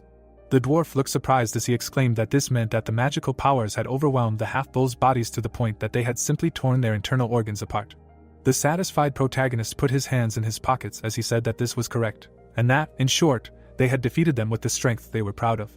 The protagonist introduced Minotaurs as he explained that he had come up with this method when he saw them kneel, unable to withstand the power of madness. Medai and Eric looked at him in admiration as the dwarf addressed him, saying that he was simply incredibly smart. Chuck was shown in profile with his eyes closed when he answered that great strength often becomes the greatest weakness. The happy girl clenched her fist when he reminded her that she was the one who cast the spell. The blonde was in front of her when he said that she was working off a debt for trying to escape, and then asked if she really expected to take credit for someone else's achievements. Maddie pouted, turning away when he asked if she really didn't agree with anything, and if she imagined herself to be a super cool shaman with rich combat experience. The protagonist looked serious when he summed up that she ran away when faced with a strong opponent, and after seeing the victory, she decided to take credit for someone else's glory, and that he would tell her straight out that such experience is worse than nothing. He looked sternly at the upset girl when he said that in the future, the Highland Fortress would definitely reach a high level, but her combat experience gained in battles with primitive wild tribes was simply useless. They were standing on the fortress wall when the protagonist told them that painted canvas was less suitable for painting than white paper. The bodies of monsters lay in front of them when someone asked if all of these minotaurs were dead, to which he was told that internal bleeding should have killed them. Chuck looked at the half-bull when he said that he was very sorry, because he was hoping to sell a couple to the fighting arena. The blonde touched his chin, looking forward when he said that the bear men and minotaurs fell one after another, and that now they would surely calm down for a few days. The bodies of monsters lay on the battlefield when he added that after a calm, a storm would definitely follow, and that he thought that the dwarven castle was now in danger. The protagonist looked at Eric when he addressed him, assuming that these arrows were forged from the iron that was mined in their mine, to which he replied that everything was correct, and that the crossbows were too. The protagonist looked at the metal tip, thinking that with the system, they were not afraid if the battle continued, and that the iron ore would be there sooner or later, but they still had to help the dwarves cope with difficulties. Chuck and the patriarch looked at each other when the Lord informed him that they needed to make as many crossbows and arrows as possible, because they would need them in the upcoming battle. The dwarf touched his head when he replied that it was possible to make shells, but there would be problems with guns. Bill stood next to the blonde when he addressed him, telling him that he wanted to show him something. The blue flag fluttered in the wind when someone addressed Eric, noticing that this arrow tower was quite low. The protagonist walked next to the dwarf, who laughed, saying that they just didn't think that people would ever help them. They stopped in front of a cloth-covered object, when he explained that it was a new crossbow that they were currently building. A hand grabbed the blanket. The dwarf was standing next to the weapon when he offered the Lord to look at it. The protagonist touched the installation when he asked about whether they had made it. Eric looked at the weapon when he answered that of course, and that they had several bronze engravings that contained the secret of creating such crossbows, assuring that he simply followed them. They were both standing next to the weapon when Chuck asked about its range, to which the patriarch replied that this little one was capable of hitting an enemy at a distance of 500 to 800 paces. The blonde was holding a pipe in his hand when he exclaimed that if they used this sight, they would be able to shoot much further. The men stood opposite each other when he added that the power of the crossfire from 3 such crossbows would be simply incredible, and that he did not even know who could resist them. Eric looked frustrated as he addressed the boy, saying that the weapon's range wasn't really the issue, and that the problem was with the bowstring. The protagonist sadly looked forward as he asked him again. The weapon's thin strings and worm were shown as the dwarf explained that the strain of using a solid metal crossbow was too great, so the ram's wool bowstring they used before simply couldn't take it and snapped, and that he wanted to try making one out of a giant monarch leech, but unfortunately, he was never able to buy one. The pensive protagonist was shown in profile as he said that this meant they didn't have the right part, and that now it was clear why the dwarves didn't use it in the last battle. Eric introduced the turquoise worms as he said that monarch leeches were very rare, elastic, and incredibly durable. They were hanging from a rope and were illuminated by the sun when the patriarch explained that if they were dried and processed, they could be made into a very strong bowstring. Chuck looked ahead tensely when he asked him again, saying that it was a difficult task. The bald halfling was in front of him when the boy addressed him, asking if they had any gold. Then he wondered if the Lord could sell them some of these leeches. The blonde looked ahead, his mouth slightly open, when he apologized, saying that he did not have any. The offended dwarf looked ahead when he cursed silently, wondering why he was talking so much then. A system window appeared in front of the protagonist when he said that centaurs use Komodo dragon sinew as bowstrings for their bows. His hand was touching the system window when he told that if several of them were twisted into one, he thought that such a string could replace the monarch leech. The confused patriarch was in front of the protagonist, who said that his pockets were empty, so he could not help. Then he thought about the fact that using Komodo dragon tendons instead of monarch worms was an interesting idea. Eric imagined a mountain of gold when he answered that the dwarves used to sell iron ore and furs, so money was not a problem. A surprised Chuck opened his mouth wide when he asked if this was true, saying that then they should hurry up and carry everything they had. The dwarves were dragging a chest when they asked the commander why the leader suddenly needed so much gold. Bill looked away when he answered that he said that he was going to buy a bowstring for a steel crossbow from a lord. The halflings were carrying the chest together when one of them said that this Pompeian was not as simple as he seemed, and that he was more than sure that he was helping them not out of good intentions, but solely to achieve his own goals. Then his comrade agreed with him, exclaiming that he thought so too, and that they would not be deceived. The mustachioed dwarf was shown in profile when he objected, reminding them that he was helping them after all, and that they should remember that the shadow of failure had not gone so far. The dwarves carried the treasures outside when Bill added that Chuck could be their last hope for victory in this war, to which his comrade replied that he knew. The dark-haired man touched his beard when he said that in their entire clan there was no one stronger than him. The halflings helped, standing near the gun. The blonde was watching them when someone addressed him. A worried Eric looked ahead as he realized that if too many enemies attacked them, this bowstring would not last long. The protagonist looked boredly ahead as he asked what was wrong, assuming that he was afraid of losing. The bald patriarch covered his face with his hand as he replied that it was not that he was afraid of losing, but that they had been fighting for half a month and that most of the dwarves in their fortress were injured or killed, concluding that they could not withstand another defeat. The leader looked at his people with tears in his eyes as he finished speaking. He stood next to the protagonist, who said that to be honest, he had a smarter tactic for this battle, and Eric inquired as to what it was. Chuck imagined the mountains as he asked if it was true that the iron ore they were protecting was the cause of this war.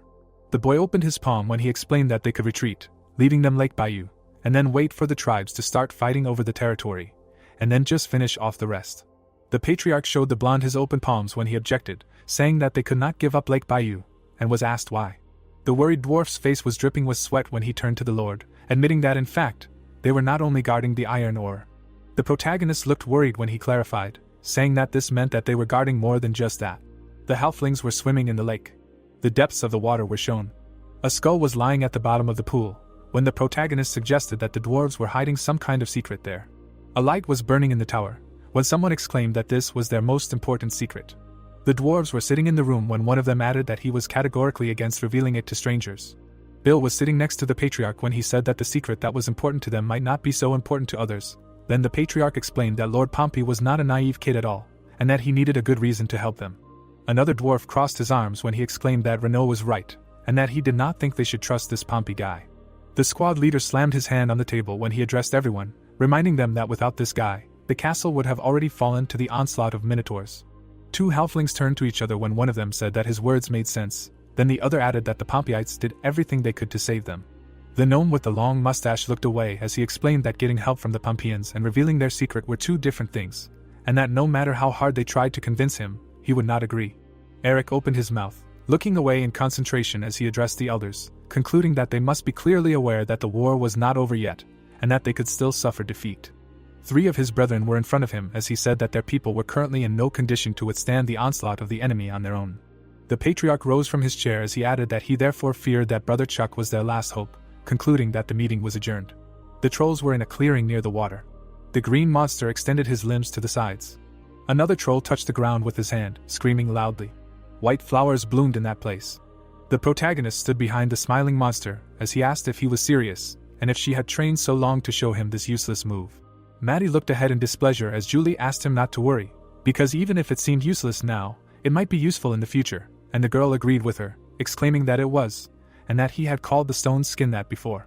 The protagonist touched the shaman's head as he explained that the soldiers of the Highland Fortress should be able to cast powerful spells, and then turned to her, telling her that she should train even harder. The warrior in the helmet pointed to a dark passage. Several people were floating in the cave. Chuck looked ahead in surprise. He passed a huge hand as he wondered if this thing bound with chains was the legendary Titan. A body wrapped in shackles was shown. The huge creature was floating vertically in the water. The boys in the diving suits were swimming next to each other when the Lord thought that these gnomes were not simple, and that they were using the iron ore as a cover to keep him a secret. They approached the giant's face. His eyes suddenly started to work. The protagonist in the helmet looked ahead when he realized that this was simply unbelievable, and then wondered if the Titan had sensed their presence. The boys began to climb out onto the shore. The protagonist took off his diving suit when he said that at first he thought they were hiding a gold vein there, but he never expected it to be a giant. Eric held a diving helmet in his hands when he answered that when they started mining the ore at the bottom of the lake, they discovered a crack, and also that they themselves did not expect that there would be a Titan hidden inside. The patriarch stood in front of Chuck, who asked why their people were so desperate to hide this giant. Then he chuckled. The satisfied dwarf pointed to himself when he answered that this was no ordinary Titan, and that he was the ancestor of the dwarven clan.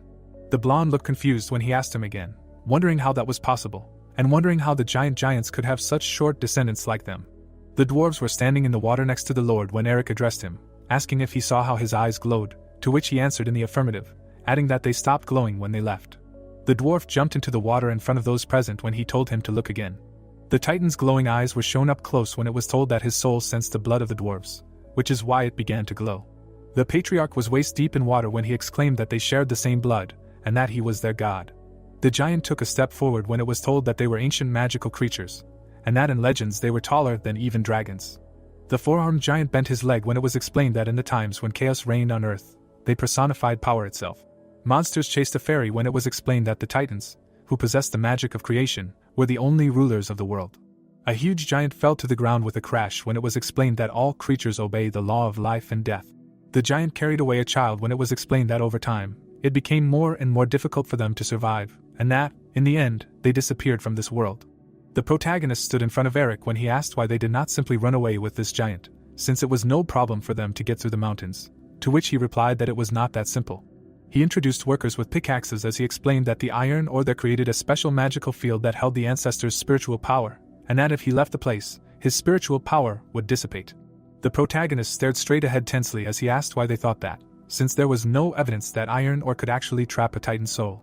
The saddened dwarf touched his bald head as he countered, saying that they did exist, and that the light that emanated from the giant's eyes had been much stronger before, but when they began mining the ore, it had weakened considerably. The water surface of the lake was shown.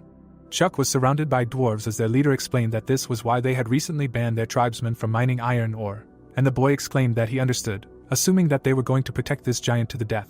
Eric looked ahead with concentration as he replied that it was not to that extent, and that they had noticed that during the full moon the giant's soul power would activate on its own and that he did not need anyone to be around during that time.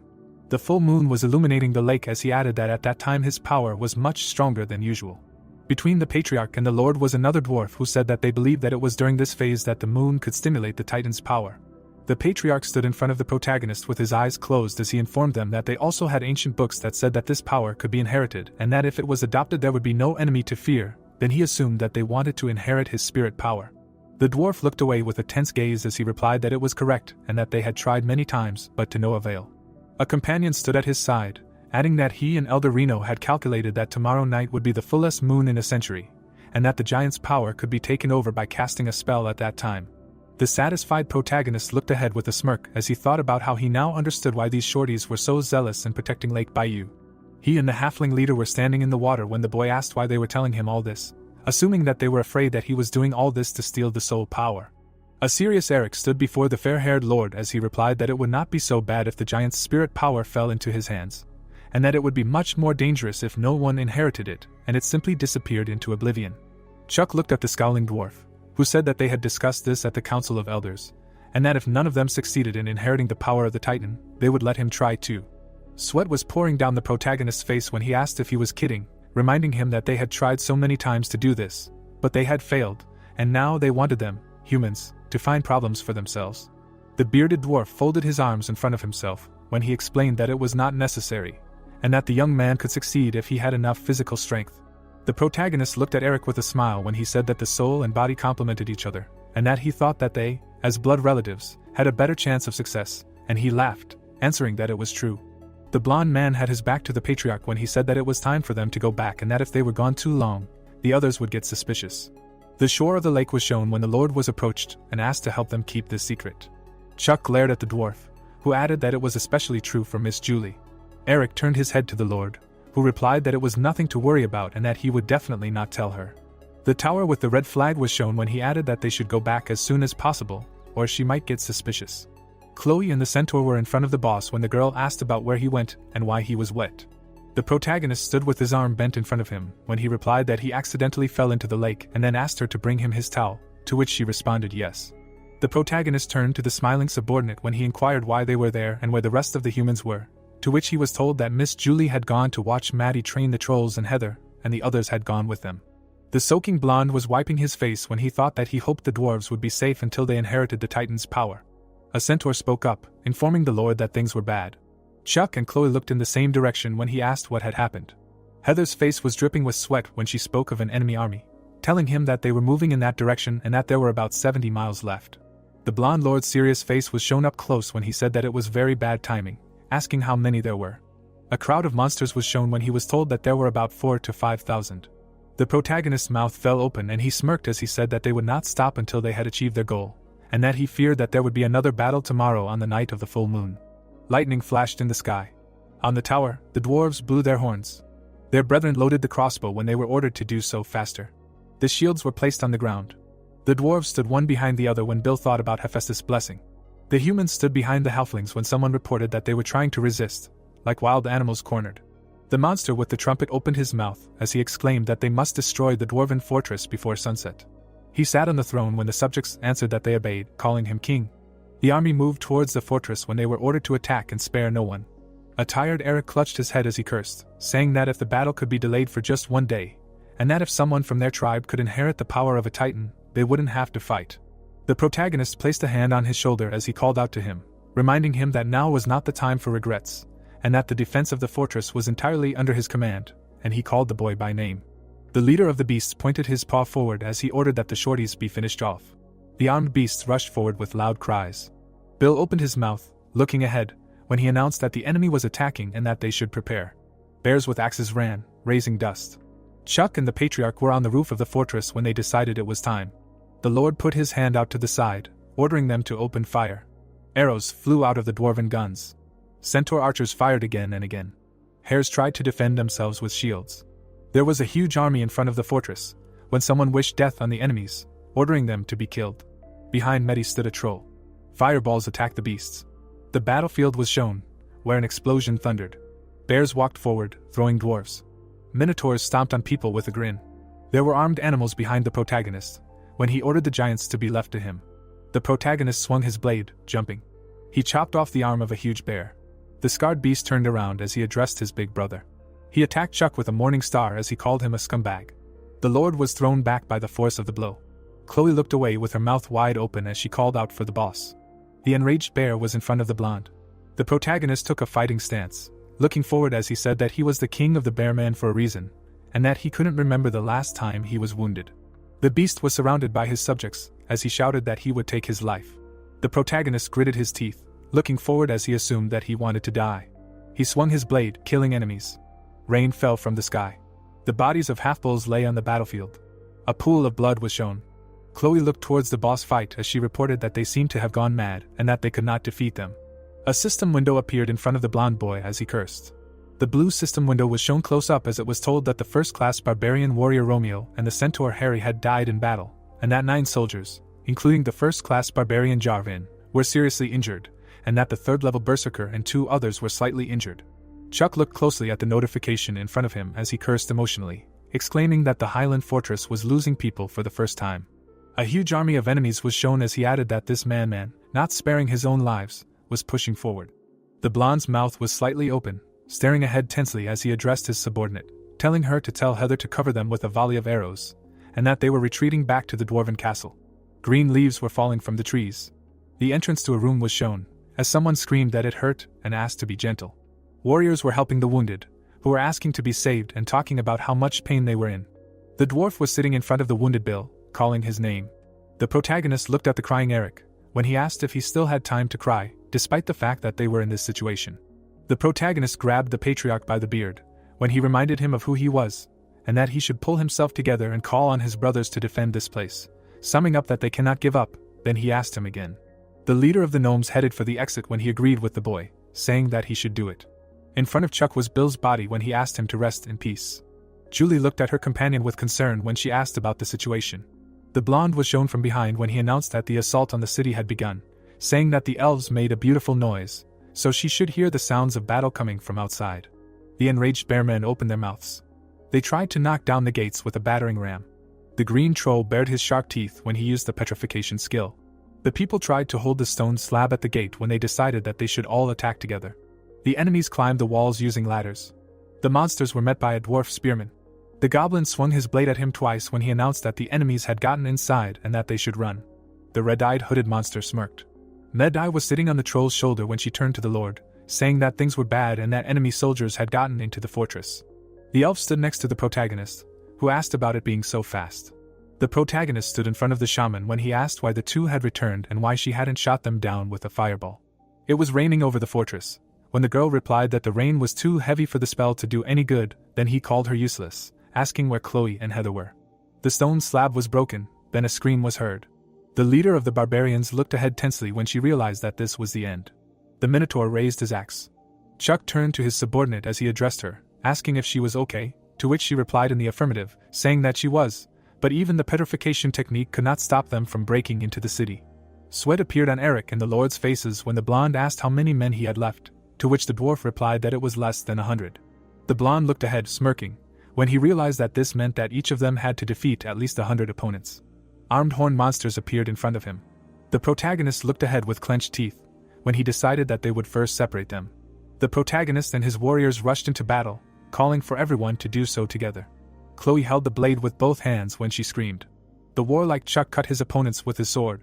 He cut the goblins in two. The Bear King pointed forward with his mouth open as he ordered to deal with the Pompeians first, finishing him off. The beasts ran with weapons in their hands, raising dust. The Lord looked ahead menacingly, gritting his teeth. He suddenly raised his hands up and spun his blade. The protagonist slammed the weapon on the ground, causing the enemies to scream loudly. The barbarian leader had a smile on his face as he exclaimed that they were fried badly. The protagonist leaned forward as he said that today he would let them see the power of their lord. The beast threw the dwarves around, swinging his sword. The dwarf approached his open mouth. Chloe held her hand out in front of her as she addressed the boss, telling her that the halflings seemed to be failing. Chuck looked worried as he looked at the dark figure and asked her again. The blonde man opened his mouth wide as he addressed the shaman, telling her to use the bloodlust technique. The girl with the staff stood before him as he commanded her to cast faster. Med-Eye reached her hand up, her eyes wide. Streams of light energy rushed towards the dwarves. The blonde lord's mouth was wide open as he addressed the enchanted group, asking them to use all their powers without reserve. Behind the halflings was a huge troll. The hare with an eye patch grinned as he ordered them to be killed. The bearded dwarf broke his blade. Sweat appeared on the muzzle of the long-eared beast. The dwarves swung their hammers at him. The halfling with red eyes opened his mouth as he wished death to his enemy. He struck the hare with his weapon. Someone was watching the battlefield through a round pipe. The king of the bearmen looked at the ram as he shouted that they should also join the battle, to which he agreed. The armed rams rushed into battle. The protagonist looked at his troll as he ordered him to cut off their path. The green monster crouched, touching the ground with his hand as he screamed loudly. Tree roots were shown. They blocked the path of the rams, who wondered what it was. Tree trunks were placed in front of the crowd of opponents as they realized that the road was blocked. The Beast King's mouth was wide open as he called the guy a cunning bastard. The protagonist smiled widely, looking forward as he exclaimed that everything was fine, and that now the ruler of the bearmen was alone. He jumped, touching the troll's shoulder as he ordered him to use the invisibility technique. The guys were shown from behind. They squeezed between the tree trunks. The enemy king stood with his head turned to the side.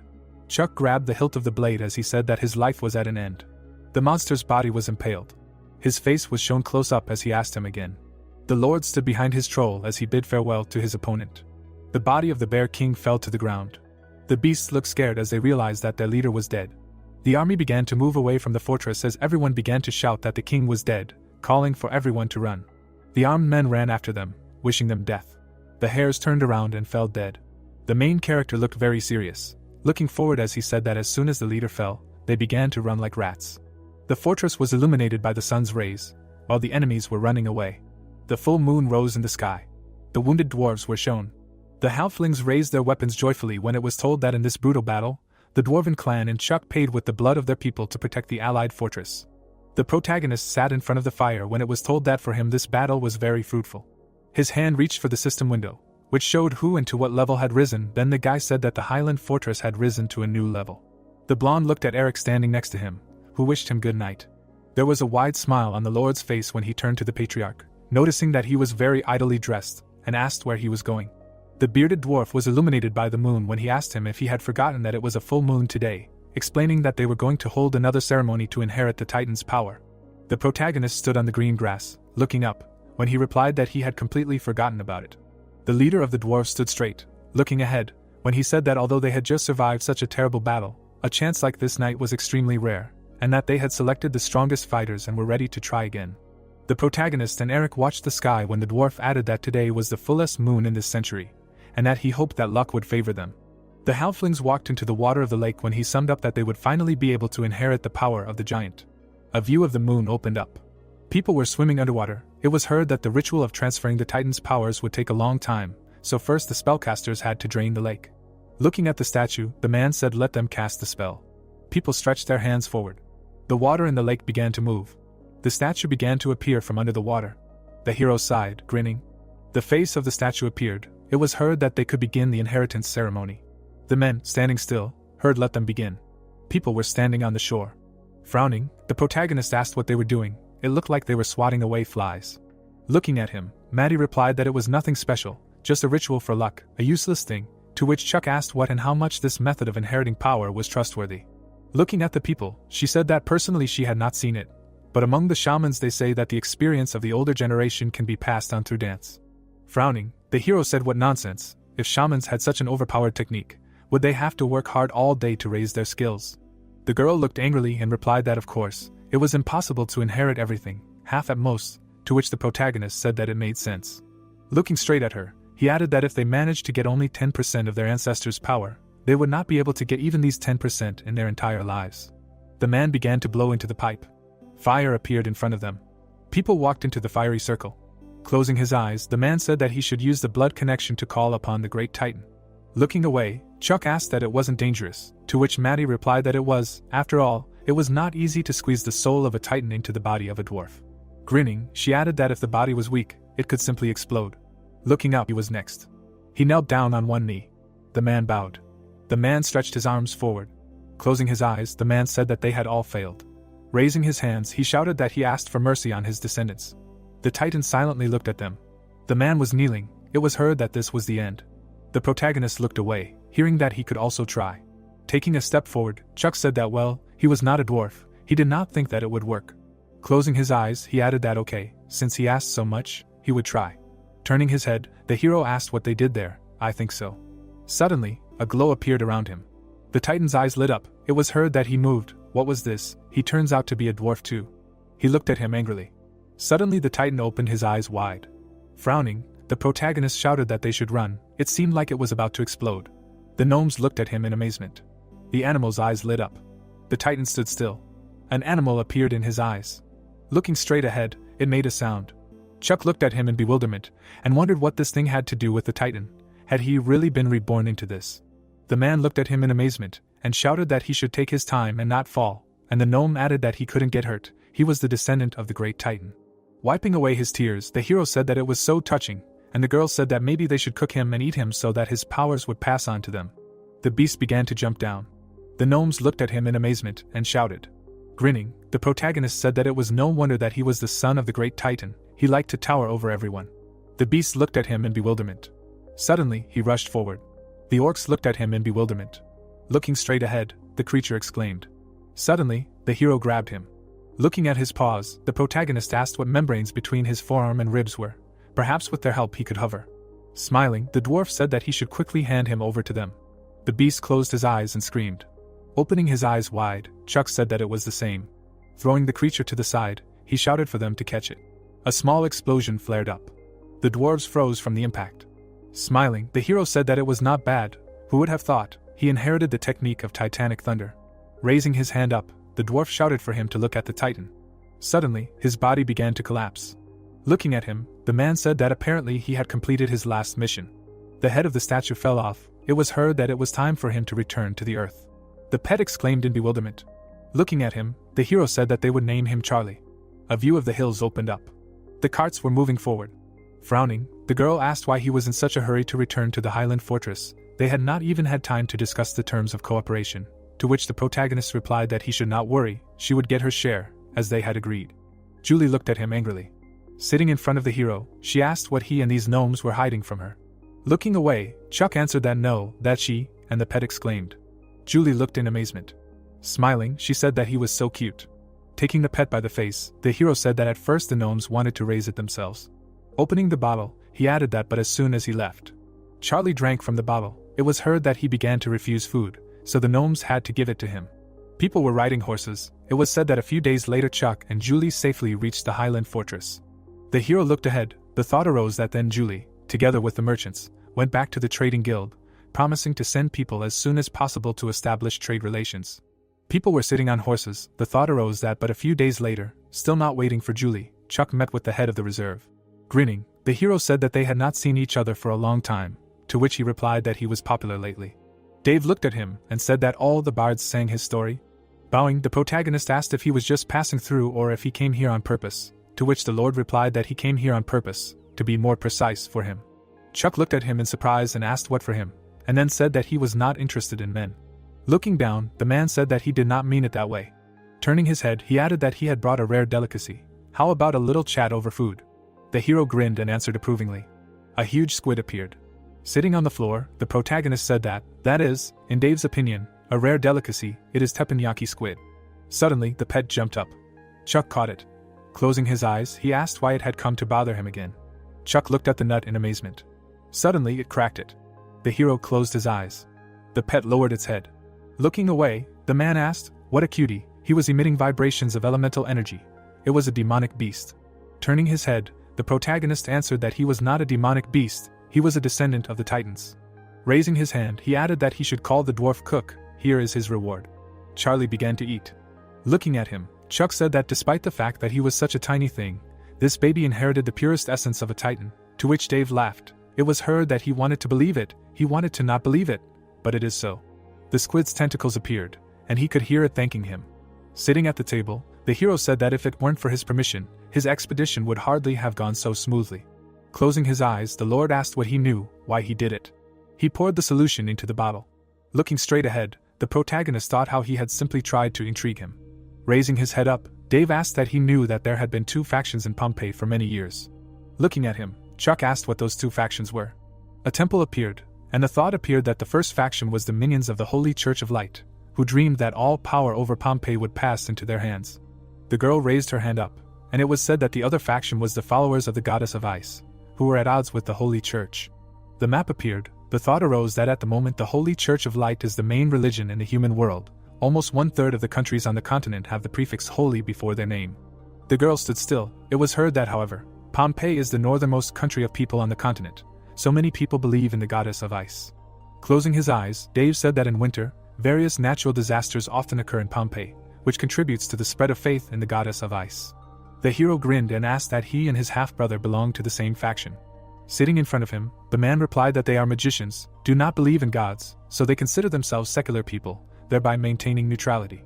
Looking at him, the protagonist replied that but magicians usually do not smoke, to which the man said that it is not tobacco, it is powder from the brain of a giant beaver. Putting his finger to his forehead, he added that magicians are weak physically and often have to strain their brains. This thing just helps him ease his migraine. Chuck looked at him silently. Closing his eyes, he said that in fact, he also does not believe in gods. Because there is no evidence that gods came to this world, no one can make him believe in something he has never seen. Holding a squid on a fork, the man replied that he has been looking after it for a long time. It is not often that he meets such unbelievers as they. He decided to help him, because rare species of people need protection. The hero looked at him in amazement and asked if he was joking or yes, and that's all. The protagonist leaned on the table and asked that he was not trying to drag him into a faction that adheres to neutrality. Looking at him, the man said that there is such a thing. Chuck shuddered and shouted that he should not even think about it. He crossed his arms and added that when the argument started, the neutral side would have to fight both factions at once. To which Dave replied that although it didn't sound very good, it was a good idea. Frowning, the man said that that's why if they ever really found themselves on the brink of war, he suggested that he choose the Church of the Holy Light. The hero looked at him in confusion and asked why. Dave put his hand on the table and said that he should take a look. These were 3 types of Pompeii coins. The coins were lying on the table, and it was heard that 1 gold coin could be exchanged for 12 silver coins, and 1 silver coin for 24 copper coins. Raising his hands, the man said that they only had 10 fingers. In fact, Pompeii could have changed this ratio to a number that was easier to count, but they didn't, he thought. Why? Putting his hand to his face, the protagonist replied that it was because the goddess of ice had 12 wings. The people looked at the goddess. The coins appeared. It was heard that in the end, the Church of the Goddess of Ice has too much influence. Chuck abruptly took the coin. Dave closed his eyes and said that he had a good reputation, so why not take advantage of this small advantage? To which Chuck replied that it was better than nothing, and besides, he owed him 1,000 gold. 2 coins were lying on the table. It was heard that now 1,001 gold. The hero threw the coin on the table. They were leaving the settlement. Looking straight ahead, the protagonist asked that he really would leave like this, to which Dave asked what was wrong. Could he really not digest everything he told him? Chuck closed his eyes and said that not really, in any case, he would act at his own discretion. The thought appeared that he really thought that he could just come to the Highland Fortress, wander around here and get out. Pointing at the horse, the man said that he had heard that it was developing very quickly, so he put aside all his important business and came to see it in person, to which the hero replied that it was not a bad privilege to ride wherever he wanted. Looking straight at him, Dave said that yes, it was a privilege, but he saw no reason to envy the privileges of an old sneak like him, because he, the Lord of Discovery, still had a vast and beautiful world waiting for him. Smiling, the protagonist asked if he really regretted not doing it alone, because now he couldn't get higher, and he didn't want to be lower, to which he replied that of course not. Mounting the horse, the man said that he would give him a small example. In fact, he was allergic to the powder from the brain of a giant beaver. As soon as he inhaled it, his throat immediately began to itch, but a migraine was much stronger.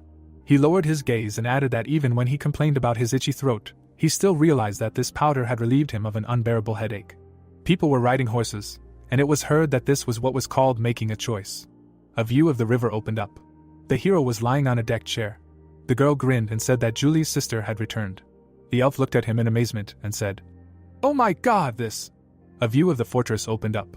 Taking off his glasses, the protagonist asked what was going on. Didn't he recognize these places? To which the girl replied that this place had changed beyond recognition.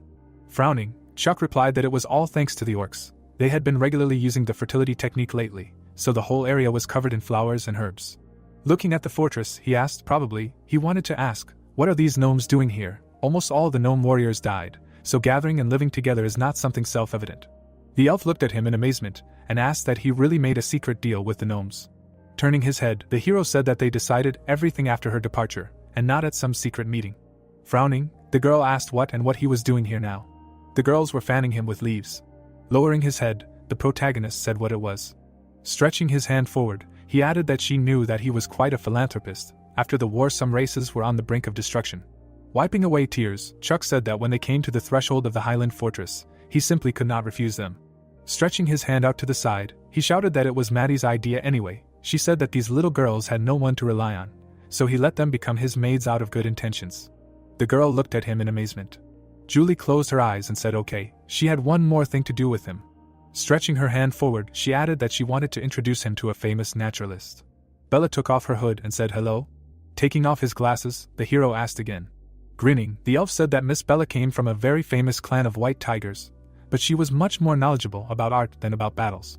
Bowing, Bella said that her nickname was Tan, so she could call her that.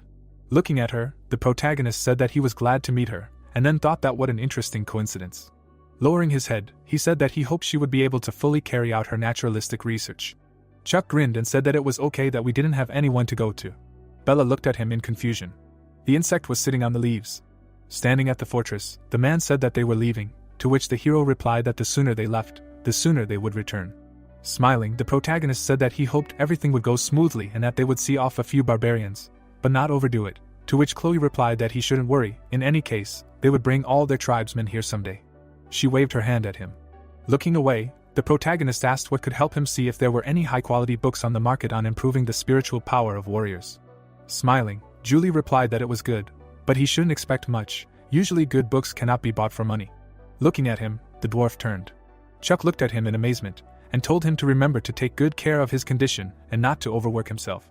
Nate extended his hand to the side and said that they had finally finished building the new blast furnace. The blacksmiths were preparing to open it. The hero grinned when he heard this. Putting his hand on his side, he thought that the addition of the gnome chieftains had brought many blacksmiths and ore. The military industry of the Highland Fortress had reached a new level. The equipment appeared. It was heard that it was so cool. Looking at the armor, the girl said that after so many days, they finally have so much good weapons. Raising his hand, the protagonist asked, "Well, how does she like all this equipment?" To which she replied that it is simply gorgeous. Looking up, Chloe asked but still, what is this for? Grinning, Chuck replied that this is a special invention, you just need to press this button. Suddenly, the armor began to unfasten. The equipment appeared. It was heard that this is fast armor technology, let him say, very modern. Turning her head, the barbarian said that but the blacksmith calls it a little differently, and of course. Frowning, the man said titanium armor, to which Chloe replied that she liked the second one better. They looked at the blacksmith. The hero looked angrily to the side and asked what they were doing there. Let them help him take it off. The girl closed her eyes and asked what the fast armor was, he said. Looking at her, the blacksmith replied that there were still problems with removing it. Closing his eyes, the guy said that the lizard men had come here and said that they wanted to see them. Looking to the side, the protagonist asked again and said that he should give her a telescope.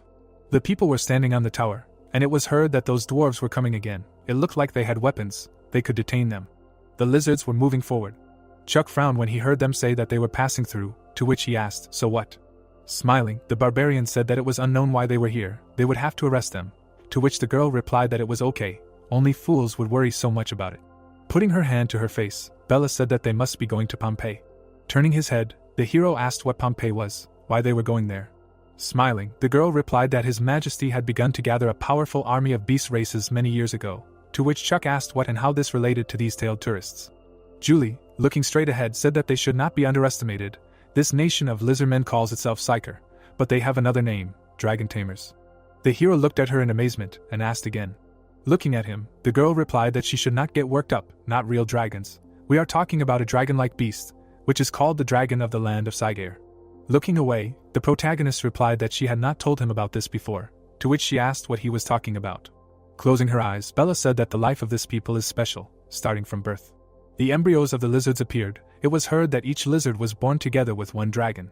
She grinned and added that that's why Dragon Tamers isn't quite the right name because they're relatives, not master and pet.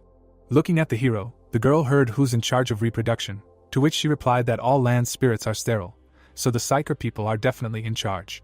Looking away, Chuck asked how big these land dragons are.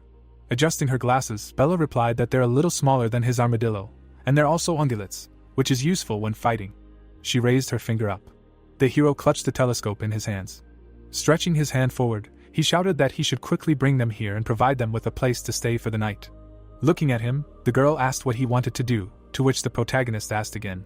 Smiling, he said that he was going to let them stay in the fortress. Bella closed her eyes and asked him if he still dreamed that people who did not choose a king would choose him, a pioneer lord with an uncertain future. Shaking the lizard's hand, Chuck thought it looked like it. Smiling, the hero said that they could bring all their people here and they would discuss matters later, to which the lizard replied that of course. The girl shuddered and thought that they also called him Lord. Smiling, she asked what happened. The hero looked at her and asked again that it could have been different. The protagonist crossed his arms, hearing that he gave them some kind of potion. Even young girls are harder to deceive, to which he replied that no potion, he simply told them that he had magic herbs to increase strength, and that they could stay if they wanted. They were so happy when they heard this that they immediately agreed. Frowning, the girl thought that he was an idiot. The pet looked in amazement. The protagonist looked down in confusion. Smiling, Chloe asked that the centaurs would be able to resist them, to which Heather replied that they were so stupid that they would not have a chance. Looking through the telescope, Chuck said that here is his cavalry. The lizards rushed forward. It was heard that this is worthy of the name of the Great Lord's detachment. Looking at them, Julie said that it was a pity that the people were so physically weak, they would not have been hindered by stronger riders. The hero grinned and said that they could easily change riders, but there was a blood connection, thanks to which trust was achieved between a steed and a rider. Looking straight ahead, Bella said that there should be a balance everywhere. Even if nature gave them more strength, they were not such good riders. The lizard lay on the ground. It was heard that the Psyker people are always twins, but because of physical weakness, women sometimes have a hard time getting pregnant and giving birth to children.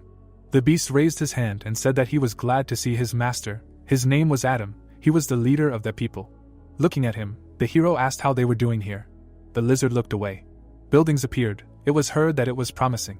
Crossing his arms, the protagonist said that he would make sure that the medicine he spoke of went to everyone, to which Adam thanked him. Chuck sat at the table. It was heard that he did not expect that dragons would appear in the system, probably because the Psyker people and their Earth dragons are blood relatives. A notification about the beasts appeared. It was heard that after his medicine, both of them would begin to gain experience together. Looking to the side, Bella asked what Julie said, that he wanted to buy a book of light magic. Looking at her, the hero asked that she had one. Closing her eyes, the girl answered that she did not, and then thought that who did he take her for. Holding a fork in her hands, Bella said that but he had heard of the art of sacred prayer, she would advise him to try it. Having bitten the chicken, the protagonist said that it seemed that this art was connected with the power of the voice, and compared to physical development, it could hardly add power. Raising his hands, he added that many do not survive natural selection because they do not keep up with the times, so he is not interested in this ancient crap. Looking at him, Julie said that she also thinks that the art of sacred prayer is a relic of the past. The girl smirked and said that today's youth not only grows up without brains, they die without brains. Looking to the side, she asked how hard he can punch. Looking at his hand, the hero answered that he no longer remembers exactly. He clenched his fist tightly. The protagonist struck with his fist. Looking at the cake, Chuck asked that it was probably about 2 tons. Looking at him, Bella asked that he knew what the effect of the art of sacred prayer was. Closing his eyes, the hero said that he certainly respected all her knowledge, but did not understand what she wanted to say. He extended his hand forward, hearing that the effect of the art of sacred prayer is to increase strength, to which the protagonist asked what so what. Chuck looked away in surprise, hearing that in proportion to all of his parameters. He raised his eyebrows and asked what in proportion, that is, if he is strong, he will become stronger, if weak, then weaker. Sitting at the table, the girl answered that in addition, practicing the art of sacred prayer increases resistance to dark magic. Extending a scroll, she added that in her youth, she came across it and very quickly mastered all the teachings. The hero took the scroll from her. He began to read the text. Holding the scroll in his hands, the protagonist asked that this is the same battle mage. Items appeared. It was heard that 3,000 years ago, in the era of the great tide of the elements, conjuring was extremely difficult, so without relying on it, the art of sacred prayer was created.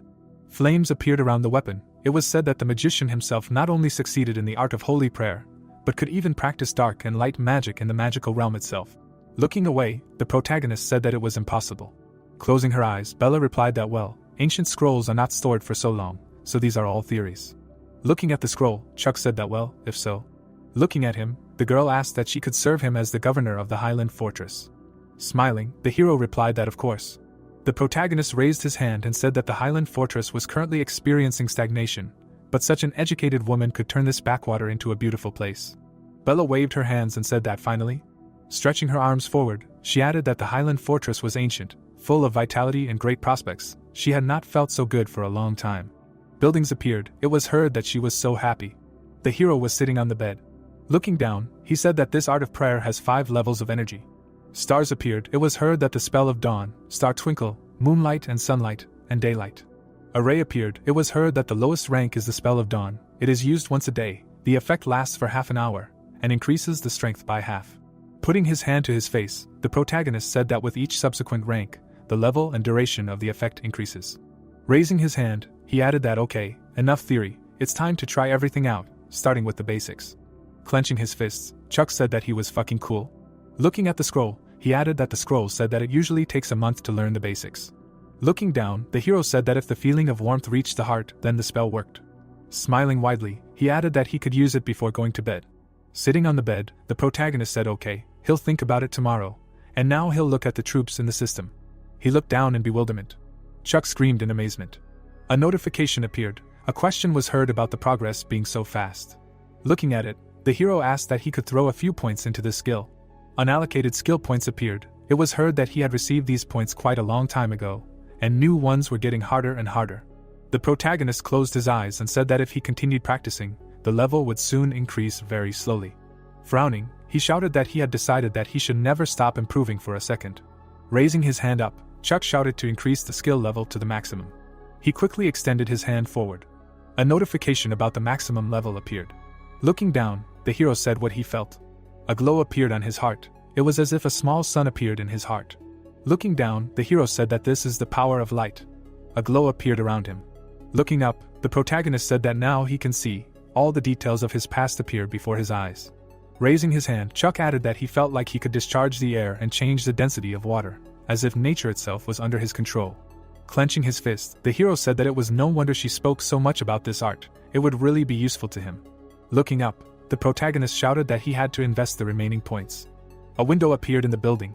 People were standing on the street. It was heard that he had managed to master the art in one evening. Smiling, Bella said that he was really very smart. She was proud of him. Closing his eyes, Chuck said that he had expected to hear praise in his honor. Raising his hand, the dwarf said that he was great, and the girl added that he had done an excellent job. Raising his eyebrows, the hero thought that it seemed that someone had remained silent. He looked at Bella. Smiling, the protagonist said that he had already read the scroll that she had given him. The girl smirked and asked that he had already read it. Now he should continue trying to summon streams of heat. Chuck looked at her in bewilderment and thought that he was a redneck. Gritting his teeth, the hero thought that they were a bunch of bastards. Standing in front of him, the dwarf asked, "Let me ask him, this bronze weapon is still in the warehouse, what should he do?" Looking at him, the girl asked what kind of bronze weapon, to which the protagonist replied that he almost forgot that there is such a thing that when wild peoples dig up some ancient weapon, it turns out to be captured by them. Putting his hand to his face, Chuck said that he remembers the sword. Judging by the decoration, it dates back to the time of the uprising. It probably cost a lot of money. Standing next to him, Bella asked that maybe she could take her with him, to which the hero replied that he would go too. If there were more than a dozen bronze treasures, most likely they could be sold quickly. They looked at the equipment. The protagonist looked surprised and asked why so many. The girl and the hero froze in amazement. Holding out his hand, Chuck said that this figure was some kind of nonsense. A bird in the hand is worth two in the bush. Bronze is not some kind of junk. The high price is evidence of its shortage. Looking through a magnifying glass, Bella said that wow, she knows the wilderness better than anyone. Frowning, the girl shouted that why were they arresting him here? She did not steal the second general's milk. Grinning, the protagonist said that from now on he asks and she answers, to which Maddie responded approvingly. Looking at the girl, Chuck asked that when she was in the tribe before, she saw this bronze. Smiling, she replied that she did. Clenching his fist, the hero asked where it was from, what time period it was, how many. Looking to the side, Maddie said that about half a year ago, they were exchanged with their eastern neighbors. At that time many tribes bought them because they were much cheaper than iron weapons. The protagonist opened his mouth wide and asked why the hell she hadn't said such an important detail before. Raising her hand, the girl asked why he needed this nonsense. The weapon they made themselves was much stronger than those broken pieces of iron and bronze. Chuck looked at her silently. Putting his hand to his face, he said that he should calm down. Maddie was just ignorant, you shouldn't blame her. The hero looked down. Taking the girl by the shoulder, he said that the organization had now decided to give him a very difficult task. Looking at him, the girl heard that he would give her 10 fighters, let her go and find out where all these things were from, to which she asked that she could refuse. It was heard that, moreover, she could not even be asked this question. The squad went forward. It was said that so many with 10 warriors went in search of the source of bronze. Fortunately, after several difficult battles near the fortress, the famous golden sign was installed, the castle of the Scarlet Order. The hero smiled broadly. The goblin raised his hands. The thought appeared that as soon as Medi entered, countless natives began to flatter her and madly showed their affection. People stood near the ruins. The thought arose that bronze items were also circulating along the entire path in public. Soon Medi found the birthplace of the ruins. The squad stood still. It was said that on the way back the number of the team had already increased to hundreds of people. The protagonist looked at him in amazement and shouted that he almost thought that someone had attacked the fortress again. Standing next to him, Bella said that they did not know their origin and from which tribe they had all escaped, to which Chuck replied that one day, a man handed out a sickle, and they all mowed the grass so that he could feed the cows. The hero put his hand to his face. Smiling, the girl said that she was almost there, to which the protagonist replied that there were hundreds of miles of land in this place. Putting his hand behind his head, Chuck said that he should go and choose a reliable guide, bring dozens of people, he should see the situation with his own eyes. Looking away, he added that when the time came, she would be sold in exchange for wheat beans, and he would return several hundred tons. The animals walked across the field. It was heard that these earth dragons were even more terrible than the parasites. Their mouths were a bottomless pit. Turning his head, the hero said that he should return and give him good protection of the Highland fort. Smiling, Julie said that it was Chuck. They returned. Closing her eyes, Bella asked how things were going. Everything was fine.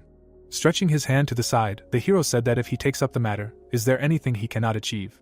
The elf looked surprised and said that such a large number would suppress the price of ancient weapons on the market. The protagonist dismounted from his horse, listening to the fact that, however, where did all the free people go? To which he replied that he thought there was a beautiful fresco on the wall, so he allowed them to leave it and figure out how to destroy it.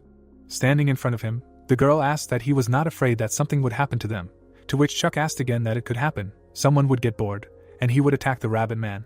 The man sat on the griffin. It was said that at the same time, the massive leak of bronze also attracted the attention of another legion. Henry smirked slightly. Looking at the ruins, he said that he had finally found them. A map appeared. It was said that Henry was from the Stuart Kingdom, one of the 3 great states. Images of people appeared. The thought appeared that as a kingdom comparable in strength to Pompeii, Henry in the true sense of the grandson of an imperial marshal, a rich family, noble origin, a bright future, the label of an aristocrat perfectly suits a person like Henry. Unfortunately, everything is far from simple. A camp appeared. It was said that after hard training with several of his brothers, only Henry was sent to the border and became the commander of the Roar of the Brown Bear. The view of the flags opened up. The thought arose that, however, in the Stuart Kingdom there are strict rules for naming armies. Because the name alone is enough to understand a lot, the frontline elite army, named after natural disasters, such as the fury of the storm and the tremor of the earth. The second-tier armies are named after powerful monsters, such as the dragon battle, the courage of the griffin and the swift hawk. The flags were raised up. The thought arose that bears, boars and elephants are ordinary animals. All the worst armies of the third line are named like this. The squad walked forward. It was said that it was no coincidence that in the future he would have no chance of promotion at the age of 27. Henry looked forward. It was said that he was not one to give up easily. The people stood near the equipment. The thought arose that when the bandits were suppressed a few months ago, Henry accidentally discovered that they had a lot of ancient bronze products. The guy looked at the ruins. It was said that he immediately began to investigate. Finding the origin was not difficult. Raising his hand, the knight asked that he did not want to first capture the living and beat the information out of them by torture. Closing his eyes, Henry said that it was not necessary. Let them just defeat them and they will tell them everything. Let everyone rest, eat and go to bed, prepare for an attack after sunset. Putting his hand behind his head, the man said that this fresco is too difficult. If they continue to hammer it like this, then when will they finish? Looking to the side, the young man said that these savages used to at least give advice, and now they just watch and have fun. Raising his hands up, the worker said that the chores are postponed until tomorrow. It is already getting dark, so they will finish here. Smiling, the guy said that he agreed. They will go to bed. Holding the tool in his hands, the young man asked what he was doing. The boy, walking forward, answered that he was going to the toilet. The view of the moon opened up. The goblins were lying on the ground. Wiping his weapons, Henry asked if everything was clear to them, to which the knight replied that the bronze was discovered by chance. Putting away his sword, he added that it was wonderful. Frowning, the boy asked why he still couldn't see it. Lowering his head, the knight said that 3 days ago, a Pompeian nobleman took a step ahead of them and they were all replaced.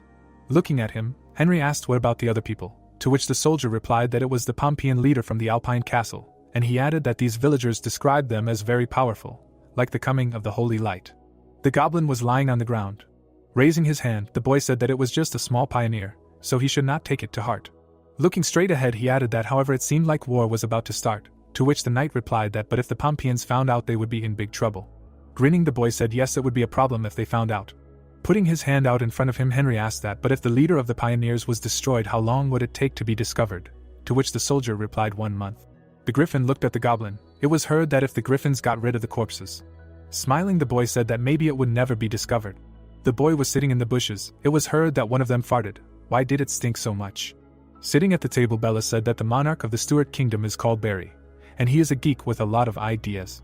Looking straight ahead, she added that he had appointed many ambitious boys as army commanders, and all these boys felt that they would be handed the banner again, so they built armies from their own pockets. The men held swords in their hands. Stretching her hand to the side, the girl said that such a trick, they know how many gold coins will be in the treasury in a year. Her eyes lit up and she added that she was telling them, 100,000 at least, 100,000 gold coins. Putting her hands on her hips, the barbarian asked why there was so much money that year. What did Barry use it for?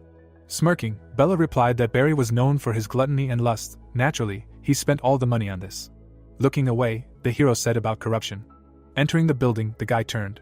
The protagonist looked in amazement and asked what happened, and then thought that perhaps this was not the same Frank. Looking at him, the young man mumbled. Chuck shuddered when he heard that someone was going to attack the fortress. The shell was lying on the table. Sitting at the table, the hero asked what the Brown Bear Legion was. Looking to the side, the girl said that the Stuart Legion is usually about 4,000 people, and the Brown Bear flag should be a garrison legion. The maximum will be 3,000 people, so he should not worry too much. The protagonist raised his eyebrows and asked why there were so many people. Isn't the legion a high-level unit? Looking down, Chuck asked that but compared to the total number of people, the most important thing is whether the other side has a mage with an army. Once upon a time he played a huge role in the battle against the Minotaur. The elf looked at him with fear and said that it is true, if the other side has any high-level mage, then he will not be able to play. Putting his hand to his face, the hero said that on the contrary, their own mage is an idiot plus 2 fools. Smiling, Bella said that he should calm down. Although high-level mages are strong, their number has sharply decreased, to which Julie replied that he was right. His Majesty Barry is very suspicious, and high-level mages are appointed to the army only in wartime. Sitting at the table, the protagonist heard that now is peacetime, to which he asked how she knew this. He thought she was a financial addict and knew nothing else. Closing her eyes, the elf replied that he did not even know this. Of course, the voices of supporters and opponents are very loud, and everyone in all countries knows about it. Rolling his eyes, Chuck asked what then. He does not remember anything, how many years ago it was. Closing one eye, Julie said that probably more than 20 years ago, to which the hero asked that he was not even born then. He thinks everyone lives like her. Looking straight, Bella said that they will get down to business, they should not worry about the mage. Putting his hand to his face, the protagonist said that all the same, the foreign magicians are not as good as their 3 fools. Sitting at the table, he added that there were only 3,000 people, there was no magician with an army yet. Chuck stood up abruptly and shouted that he had decided that if they dared to come, they would never be able to return. The girl looked at him in surprise and asked what was that. She opened her eyes wide and said that even if they mobilized all the people who could fight, the number of warriors would not exceed 600. With only 1/5 of the enemy's strength, he had the courage to say only 3,000 people. Smiling, the hero said that when the time came, the loot would pass into her hands, to which Julie replied that of course, no problem. She raised her eyebrows and asked what they would say about them needing help. The protagonist closed his eyes and said that if he asked for help, let them kiss his ass, the great lords do not need anyone's help. The shell was on the table, and it was heard that they should disperse. The view of the river opened up. It was said that soon thousands of people throughout the fort began to act, preparing for the upcoming war. Chuck stretched out his hand forward. It was thought that the Highland fort was located on the west side of the river. In order to avoid losses and damage, Chuck decided to place the battlefield in the east. The hero looked at the tower. It was thought that, and for realism, Chuck also ordered people to build a fake Lord Hall on the east bank of the river, which would be attractive and authentic. The creatures raised their hands up. It was said that the second general used the soil fertility technique every day, and the weeds and reeds grew quickly, forming a green city wall adjacent to the river bank, and 20 days later, both sides finally entered the first preliminary confrontation. The people rushed towards each other. The thought appeared that after a round of careful analysis of the situation, both sides attacked each other. The girl aimed her bow. The thought appeared that no matter how good the scout's riding skills were, he was no match for the centaur's own legs, and the outcome would be decided in an instant. The centaurs looked at the corpses. Putting her hand on her side, Heather said that when they fought, it seemed to her that there was some heavy cavalry on the other side, to which the hero asked that heavy cavalry is good, its equipment is the most valuable. Looking through the telescope, he added that but they were too slow. In 20 days only the rangers reached the battlefield first. At this pace, waiting for their army to arrive, it is estimated to take several days. Holding an arrow in his hands, the guy said that using a centaur as a ranger is quite smart. Smiling, he added that but this is just a fight to the death. When his army arrives, they will definitely lose. 2 days passed, the young man looked ahead. Gritting his teeth, Henry said that the damned weeds, they fall into the wheels and because of them the speed is reduced several times. Looking to the side, he added that but they can't be left behind. Inside are 2 teams of heavy cavalry of 100 people, who are the key to the battle. Stretching her hand forward, Chloe said that here they are, to which the protagonist asked that finally here. He looked through the telescope. Chuck's eyes widened in amazement and asked what the hell. After so many days of waiting, they received a group of broken legions in such a miserable state. The knights walked forward. It was heard that only the front half of the cavalry armor was iron, and the back, what, leather. Looking at the horses, the hero said that this horse armor is also, with a bare bottom from behind. Frowning, the protagonist asked that when it rains, will he hold an umbrella? If he has no money, let him at least learn from others. He just doesn't look very good, but he thinks that he can be intimidated. The guy grinned, looking straight ahead. The warriors stood by the fence. It was heard that, surprisingly, all those who wear armor and these big guys do not look like ordinary masters. Holding a telescope in his hands, Henry said that the equipment and the number of people are much more than he expected. He underestimated them. Stretching his hand forward, the knight said that he should look at these reeds. A fortress appeared. It was heard that this plant, which withers every year, grew to 3 or 4 meters and is lush, like a grove. Looking at Henry, the soldier asked that there really was an ambush behind these reeds, to which he replied that the muddy shallows would not allow the horses and soldiers to pick up speed and make the raid impossible. Turning his head, the young man said that they were preparing for an attack. The swordsmen were moving forward to suppress. The infantry was marching in formation. All the cavalry was outflanking. The knights stood still and responded approvingly. Looking to the side, the guy shouted that they were shooting. Pulling his sword forward, he added that they were lining up to storm. The people covered themselves with shields. Looking at the hero, Chloe said that she couldn't, to which the protagonist replied that he should wait. There was still distance, let him come closer. Henry grinned. It was said that in this battle the commanders have a common feature. They are both absolutely confident in themselves. He fears that the fort is fleeing. The hero crossed his arms. The thought appeared that Chuck is worried that the roar of the brown bear will find his ambush. The girl clenched her teeth. It was said that even Heather was focused only on defense, fearing to undermine the offensive enthusiasm of the opponent. Looking to the side, the girl shouted that it was only 20 yards away. Raising a finger up, the hero turned. Stretching his arms forward, he shouted that they would defeat them. The people rushed forward shouting for murder. The boy looked at him in amazement and asked what the hell, why so many big guys? Henry said, wide-eyed, it was an ambush. Gritting his teeth, he added, the roar of a brown bear, he could not be defeated with all his heart and hope. Stretching his hand out to the side, the boy shouted for the heavy cavalry to attack. The horses rushed forward. The knights ran forward at a rapid pace. It was heard that it was so exactly. Looking straight ahead, Henry said calmly, dozens of people turned into 200 people. The cavalry ran forward. It was heard that but they still had an absolute advantage. The man swung his weapon, and someone said, let the infantry hold out, the heavy cavalry will soon arrive. A blow flew at the man. The guys fought each other. The people swung their weapons. Gritting his teeth, the boy said, they are advancing, the flank detachment will surely catch them by surprise. Plants appeared. Henry looked to the side and said that yes, it was the sound of the reeds. The earth dragons were moving forward. They had shooting towers. The hero grinned and said that the earth dragon was a heavy vehicle, its dash was extremely strong, and agility was its only weakness. At such a short distance they would not have the opportunity to change their course. The man's eyes widened and he shouted, what the hell was that? The cavalry suddenly stopped. It was heard that forcing a turn at this time would mean giving the enemy the most vulnerable flank, which would be tantamount to suicide. The dragons rushed towards them. The man looked at them in fear. The knights suddenly flew up. The soldiers rushed forward. It was heard that they were attacking. The people flew to the side and shouted. Sitting on a horse, the warrior shouted forward. The dinosaurs threw them up. Crossing her arms, Medai said it was their turn to have fun. Raising her hands up, she shouted to get ready. A powerful explosion erupted. The people grabbed their heads. The orcs began to attack. The beams rushed towards the soldiers. The knights fell to the ground. The guy looked angrily. Looking at the griffin, he asked that he saw 3 magicians on the other side. Let him kill them. The beast raised its head up. Suddenly it rushed forward. Holding a weapon in his hands, Henry said that everyone should get ready for battle. Sitting on his horse, the soldier responded approvingly. The girl looked away in amazement. She opened her eyes wide and shouted that the griffin.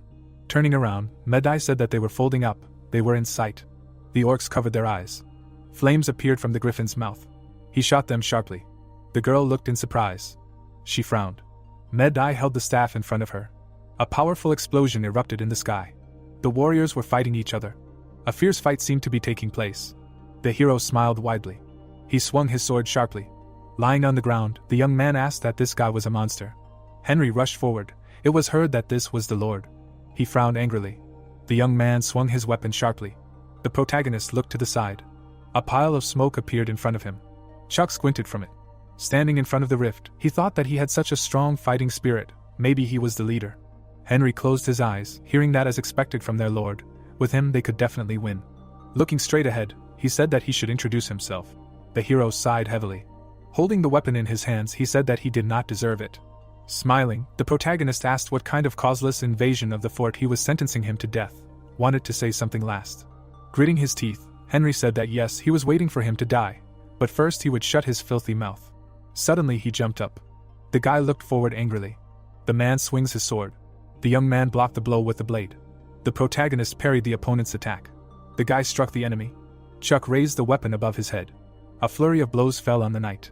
Henry falls to the ground. 2 people stand opposite each other. The young man raised his head and noticed that the enemy was well prepared, because he blocked his first blow. The antagonist looked down and thought that he had the power of the unloading effect, otherwise he would not have been able to withstand the attack of his sword. Henry began to smile. 3 knights fly at the protagonist. The crowd looks forward. Chuck bowed his head and said that he thought they had a regular army, but it turns out they are only capable of 1 surprise attack. An aura enveloped the hero's heart. The hero raised his hand and said that he also has a hidden technique and activated the power of radiance. The hero bent down. The protagonist tries to hold on to the sword. The slashes pierce the attackers. Chuck killed 3 opponents. The crowd looks up. The girl sits on the orc and asks the protagonist to help her. The griffin chases the girl. The griffin breathes fire. The orcs dodge the opponent's attacks. An arrow flies. The arrow pierces the creature's mouth. The griffin coughs up blood. The woman lowered her bow. Heather raised her hand and gave the order for the centaurs to attack the griffin. A hail of arrows fell on the creature. The arrows pierced the griffin's body. The soldiers look up and realize that it was Lord Henry's pet. The antagonist raised his head. The hand grips the hilt of the sword. The man rushes to attack. The protagonist blocks the opponent's blow. The young man looks up and notices that they attacked first. The guy kicks the man. Chuck raises his sword to strike. The antagonist holds the blade with both hands and thinks that his magic armor has a powerful reflective power. The man raises his sword to block the blow. The blade passes the opponent. The antagonist looks up and tries to understand why the hero's fire element does not work. The young man makes a cut across the man's body. The blade cracks. Henry is on his knees. The hero's foot kicked the man. Chuck stands over the fallen enemy. The young man lowered his head and said that a weapon is just a weapon, and added that if he can't fight without his sword, then he is not worthy of the title of leader. The guy looks at his hands and says that the fire reflective element of the magic armor is cool, so much so that his hands are covered in blisters. The man raised his head and said that 5 times the fire element attack is enough to incinerate a person, but the protagonist only burned his hands. Henry lowered his gaze. The man is on his knees and says that he admits his defeat. The soldiers look forward and understand that the master has accepted defeat. The protagonist's army raised their hands and realized that they had won. The woman looked at the young man and asked if they should be caught, all of them, to which the hero replied that they should definitely be caught, but first Henry. An image of the sky appeared, and the guy said that first, he will take the magic armor. The armor is lying on the ground. The young man is standing with a breastplate. The protagonist looked ahead and said that he himself had broken the armor, and added that he shouldn't have gotten so mad. Chuck started crying and said that the armor had suffered because of him, and the girl tried to find out what was wrong with him, and whether he had been wounded. The hero picked up the armor and answered that he had been wounded right in the heart.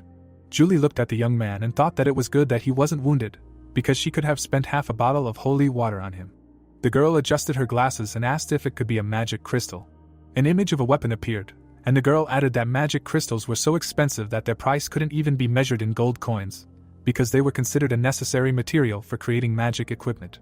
Sylvie turned around and said that the magic crystal in the armor had run out, and added that Chuck should ask the blacksmith to remake the armor, and then the crystal would work again. The young man picked up the breastplate and asked how it could be that simple. The girl bowed her head and said that he might not believe her words, but he shouldn't say later that she didn't remind him that even if he fixed the armor, he still wouldn't be able to use it, because it wasn't for him. The boy stood there silently. The hero threw the armor down and said that someone else could deal with it, because he had more important things to do right now.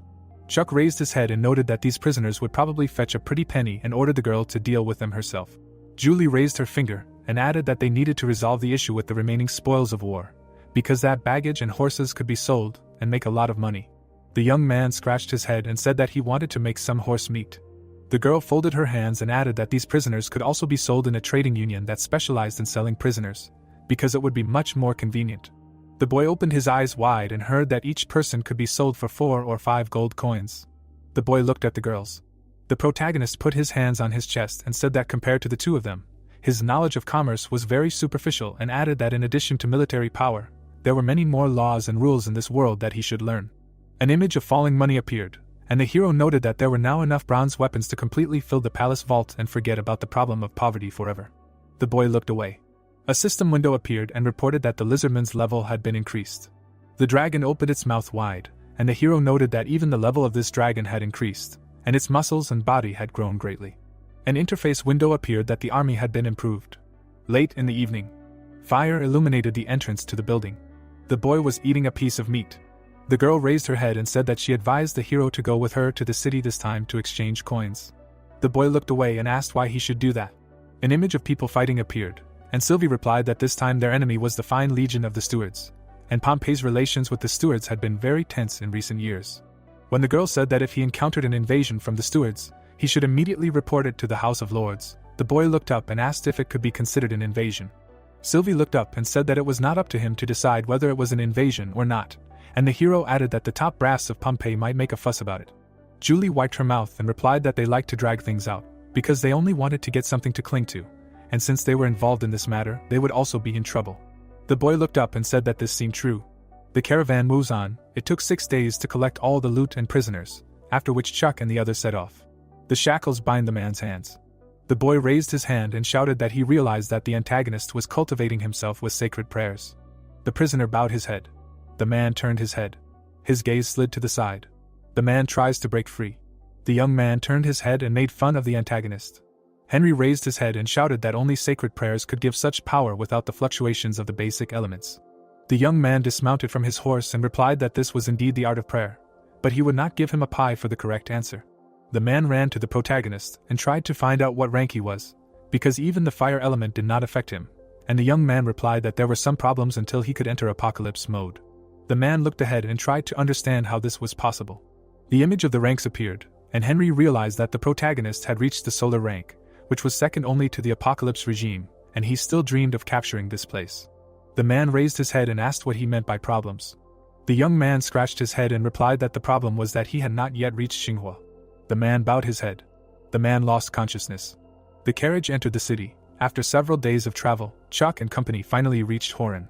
The young man looked out the window and realized that time had flown by so quickly, and it seemed like yesterday that he had come to Horan alone. The sun illuminated the carriage, and the hero realized that now he was completely different from then. The army was lined up in front of the wall, and the hero noted that he was already the owner of thousands of elite soldiers and hundreds of powerful centaurs, and added that returning here this time, he felt completely different. Chuck looked at the caravan. An image of a girl appeared because the vast majority of people wanted to follow Julie in closing the deal. Chuck was left hanging around. The sun was shining on the tavern. A guy was holding a mug and saying that ale always tasted strange without ice, and the bartender said that at this time of year, wasting winter ice on magical creations would be a luxury. A foot kicked the door and a voice said that 3 mugs of dark ale and quickly. Bayan clutched at his belt. The man threw in some coins and added that they should also bring a roast shank, beef tongue, and 3 sandwiches with butter. The old man looked at the coins and noted that this money would not be enough, because it was worthless coppers. The man slammed the table and said that they knew who his master was. The young man wiped his mouth and noted that they were a bunch of screaming louts. The big guy raised his hand and said that he worked for my Lord Chuck, the master of the Highland Fortress. Gerald leaned on the boy and said that he had heard the name of Lord Chuck before.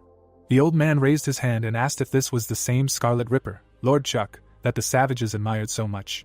Bedrick bowed his head and added that they had recently defeated the entire army of the Stuarts, having only 300 men.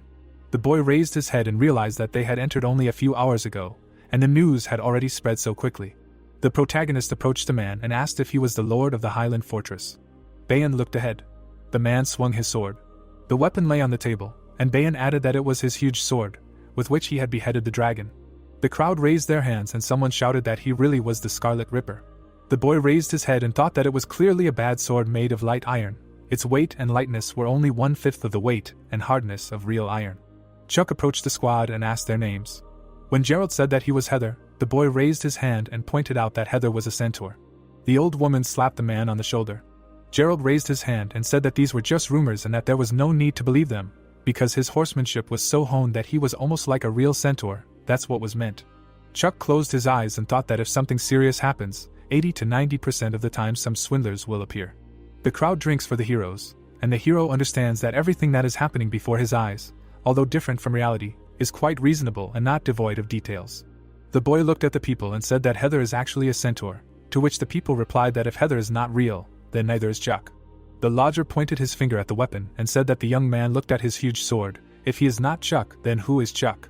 The guy pointed at himself and said that he is the real Chuck. The people silently look at the protagonist. Bedrick put his hand on the hero and asked where he will go later, and when the young man said that he will go to the noble garden, he added that they are also going there. The man raised his hand and said that very soon they will leave on a merchant caravan, and this is a luxurious column of carts of several hundred people. The detachment stands and says that they are going there to establish contacts with major figures, so they would take the guy with them. The girl looks at the big guys and tries to understand who they are, and Chuck added that while the caravan is waiting, he will go to the noble garden to find Dave. Light penetrates through the window. The maid looked at the hero and asked what he is doing here. The old woman raised her head and said that Lord Dave had gone to the Highland Fortress to see him a few days ago, and Chuck asked when he had left. The protagonist bowed his head, since the Lord had left 4 days ago, and tried to understand how he could have made such a mistake. A hand squeezed the guy's shoulder. The old man leaned over and asked if Lord Chuck had called him. The man stood next to the guy and said that in order to return from the Highland Fortress as soon as possible, they had driven 6 high-class war horses and used wind magic to speed them up, and the hero noted that it had taken them 4 days to go there and back. Chuck raised his head and asked what had happened. Lord Dave raised his head and said that the war with the Stuarts had begun. Chuck raised his hands and asked his interlocutor if it was true that Pompey had started a war with the Stuarts. The man with the mustache turned and told the hero to follow him. The guys were walking across the room. Dave grabbed the red curtains with his hands. He threw a wrapped letter on the table and asked Chuck to look at it. The protagonist, holding an unfolded sheet of paper, asked if Dave wanted to create a more atmospheric setting, and then noticed that they were not on such a close relationship. A letter appeared, which said that Pompey would avenge the dastardly attack on their lord. The blonde youth, furiously throwing the letter on the table, asked if they really declared war on the Stuart kingdom just because of this crap. The protagonist clenched his fists. He, smiling sarcastically, noted that it flattered him, and then realized that he did not think that his Highland fortress would ever be associated with such a historical moment. The protagonist, spreading his arms, said that His Majesty really was correcting mistakes, and then added that although his fortress was attacked, they were not seriously damaged. Dave turned around and asked Chuck if he thought the war with the Stuarts had actually started because of the attack on him. The blonde guy, putting his hands on the table, asked if his interlocutor thought he was just bait, to which he noted that, in fact, it was the Stuarts who had declared war on them first. The blue-eyed youth took hold of the piece of paper with both hands. An image of a letter appeared, which stated that during a standard military patrol, Henry had encountered an unprovoked attack from Pompey, putting up a tough fight. Unfortunately, he had died. Chuck, furiously tearing up the paper message, screamed that it was clear that their Highland fortress was simply defending itself, and in the letter it was presented as if they were the ones who had attacked. The protagonist, putting his fist in front of himself, asked how they could not know that Henry was still alive. Dave, clutching the gold ornament in his hand, replied that until the Stuarts themselves admit it, no one will be able to prove that it was Henry. He noted that this old grudge had long since reached the boiling point, and now everything can only be resolved by war, to which Chuck, dumbfounded, opened his mouth and asked what kind of old grudge.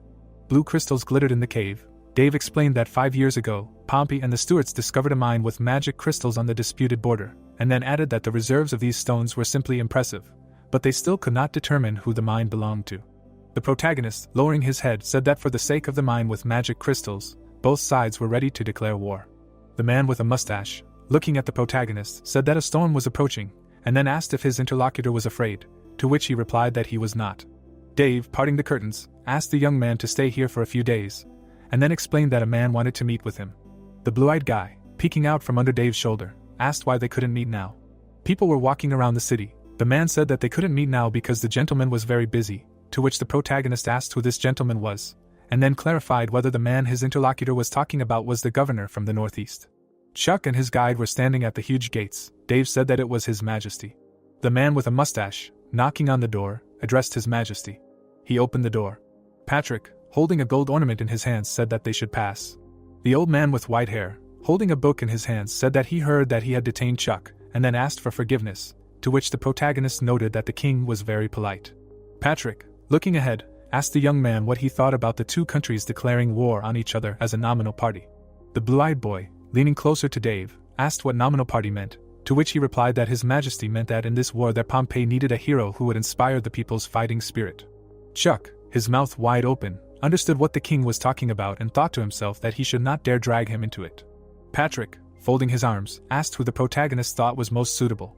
The main character, towering over the mustachioed man with a sarcastic face, replied that, of course, the head of the court, namely Lord Dave, was most suitable. He, raising his fist to his face, advised Chuck not to blab, because he was the only one suitable for the role of the hero. The Lord, happily turning his gaze to the sad young man, continued that the decrees of war of both states wrote the name of the latter as the owner of the Highland fortress. Patrick, sitting at the table opposite the heroes, asked Chuck not to perceive this as something very heavy, and then asked Dave to pour everyone a glass of wine, but first choose a 50-year-old bottle, to which he agreed. The protagonist nervously pressed his lips together. The king explained that the military corps was ready to give him the title of Eagle Knight, which is a very rare honor in peacetime. The fair-haired young man, raising his hand, reported to His Majesty that even thieves do not bother to touch his village detachment of the Highland fortress, since there is complete poverty there. The main character, grimacing slyly, continued that if the king was ready to share half of the division with him, then he would think about it. Dave, raising a bottle of wine over the guy's head, laughed and asked if he really dared to think about the division of the venerable palace. Patrick, touching his beard, replied that they would discuss this later, because he had another matter he wanted to ask Chuck about.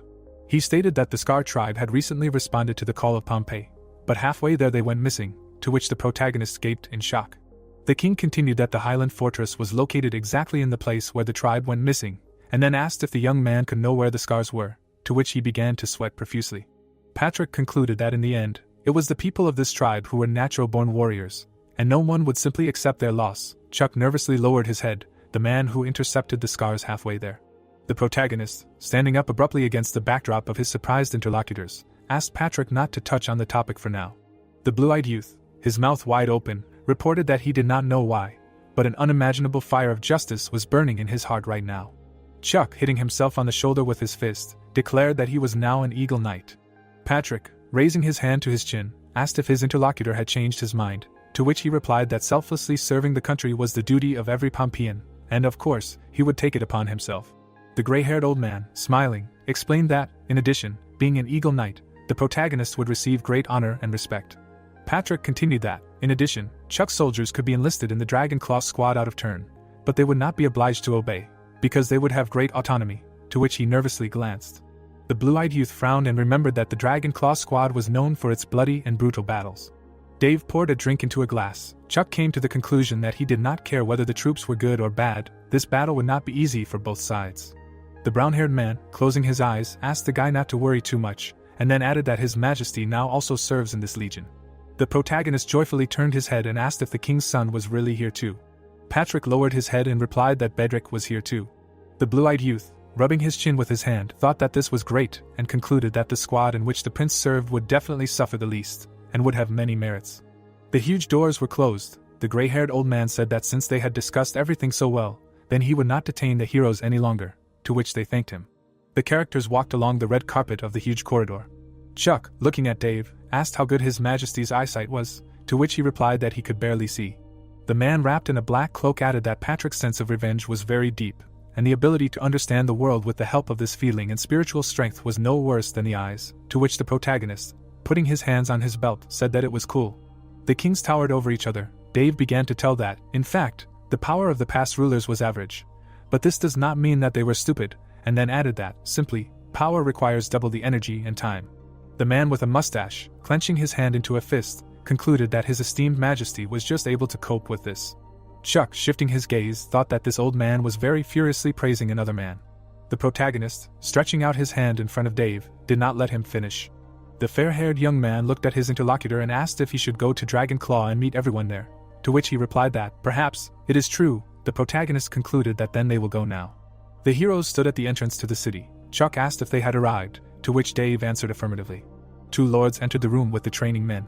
The bearded guard, holding his hand out in front of the heroes, said that this was the location of the Dragon Claw Legion, and then asked what had happened to them.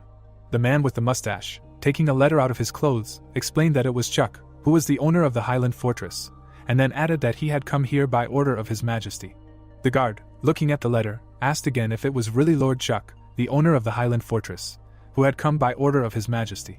The man in armor, turning around, asked those who had come to follow him. The blue-eyed youth, looking tiredly ahead, asked what was wrong with this man and why he was so strange, to which Dave replied that he did not know and concluded that he, in theory, should not have reacted like that. The man with a sword on his belt, knocking on the wooden door, asked the heroes to forgive him. He opened the door to a small room with people and continued that since his interlocutor claimed that if he was Chuck, then maybe they would find out the truth. Bayan, Bedrick and Geralt looked ahead in surprise. The protagonist, pointing his finger, shouted that it was that bunch of freaks again.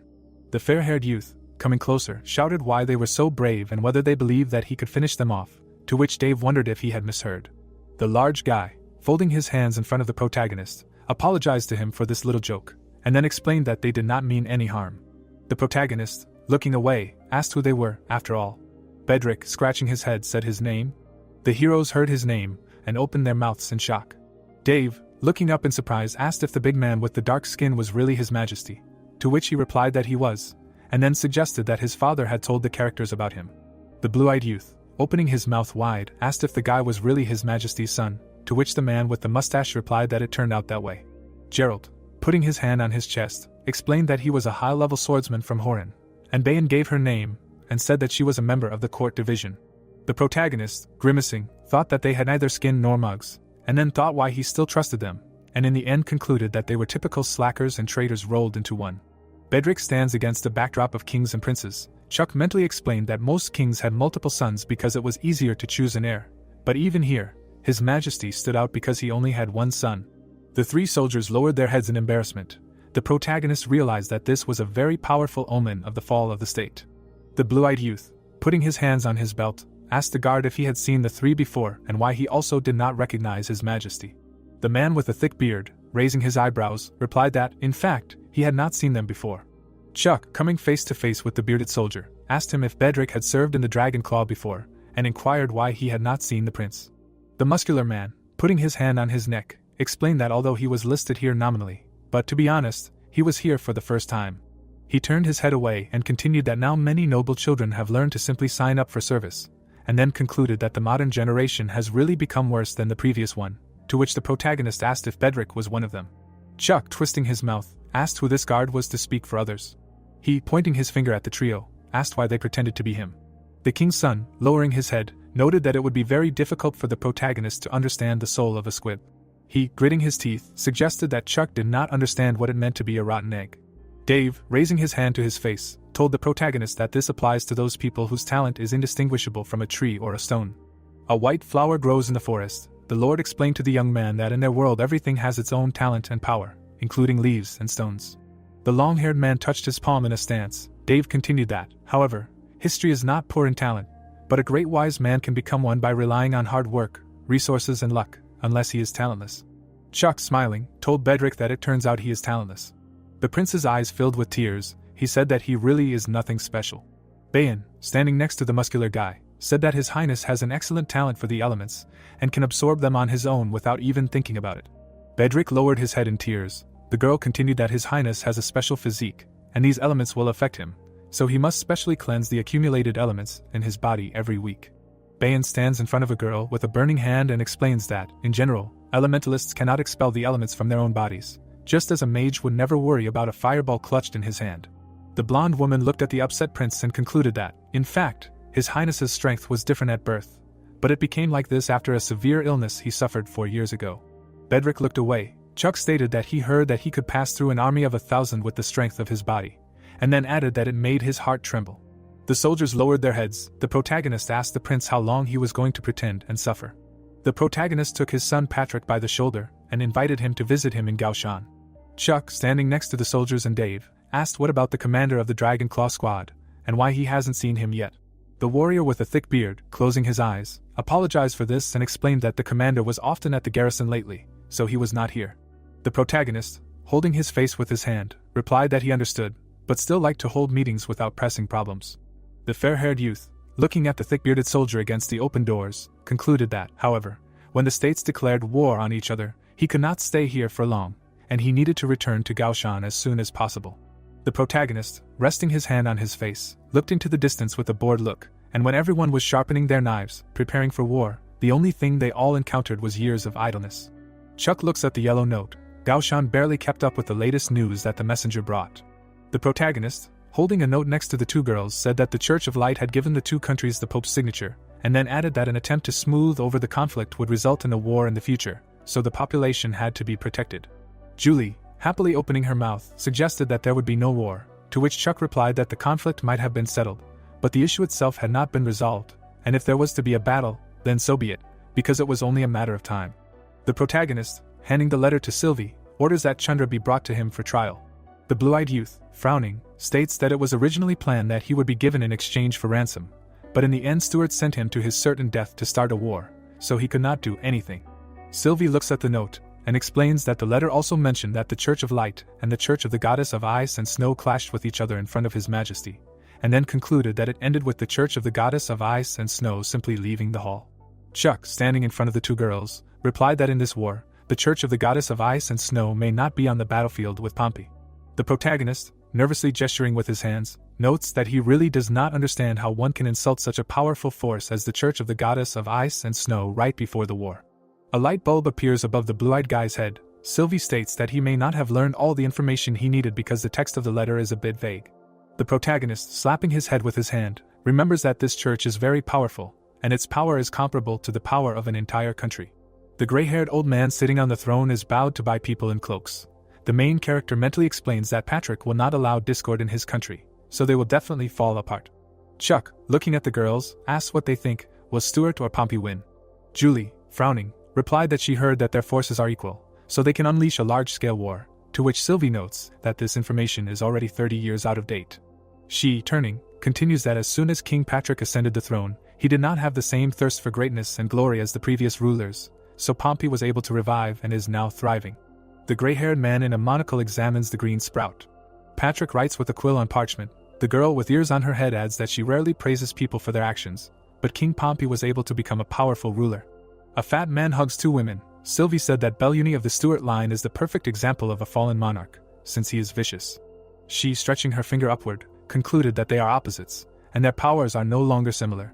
Chuck clarified whether Pompey will defeat them, to which the woman in glasses, putting her finger on her chin, replied that it is not necessary, and if it concerns a war between two states, then the issue is quite simple to resolve. The two kings glare at each other against the background of a shadowed figure. Sylvie declares that as soon as entry to other countries is closed, the situation will become more difficult. The protagonist, crossing his arms, asks the girl if she means that southern San Jose is also going to have a hand in the war, to which she replies that most often the third party that decides to intervene ends up the biggest winner. The guards lead the long-haired guy by the arms. He complains that his head hurts. The fair-haired youth turns around. The young man lowered his head. Chuck noticed that the commander of the Legion Roaring Bear had arrived.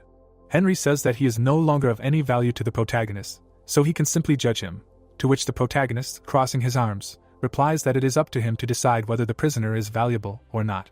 The blue-eyed guy, smiling, advised his interlocutor to say what interests him, otherwise his sword will decide for him. The protagonist's huge axe cut the shackles of the white-haired guy. The protagonist imperiously pointed his finger at the object and demandingly said that before revealing his secrets, he must look there. The prisoner looked up in shock from the document he saw and exclaimed in shock, "Did the Stuarts really declare war on Pompeii?" The protagonist pointed his hand downwards in disdain and coldly remarked that the prisoner should be more concerned with the fact that he was already dead to everyone, to which the prisoner sadly admitted that his country had disowned him. Chuck leaned menacingly toward the helpless prisoner and harshly added that in that case, he had better tell him what he was interested in. The protagonist ominously clenched his fist in a show of strength and mercilessly continued that the prisoner's life was worthless, and no one would even notice if he accidentally died here. The prisoner desperately knelt down and pleaded that he knew where an artifact was. The blonde guy skeptically raised his hand up in disbelief and mockingly asked that the artifact sounded like some kind of nonsense, and that the prisoner was probably fooling him. The prisoner nervously looked at the floor of the dungeon and quickly clarified that, to be precise, this was a creation of the era of ancient titans.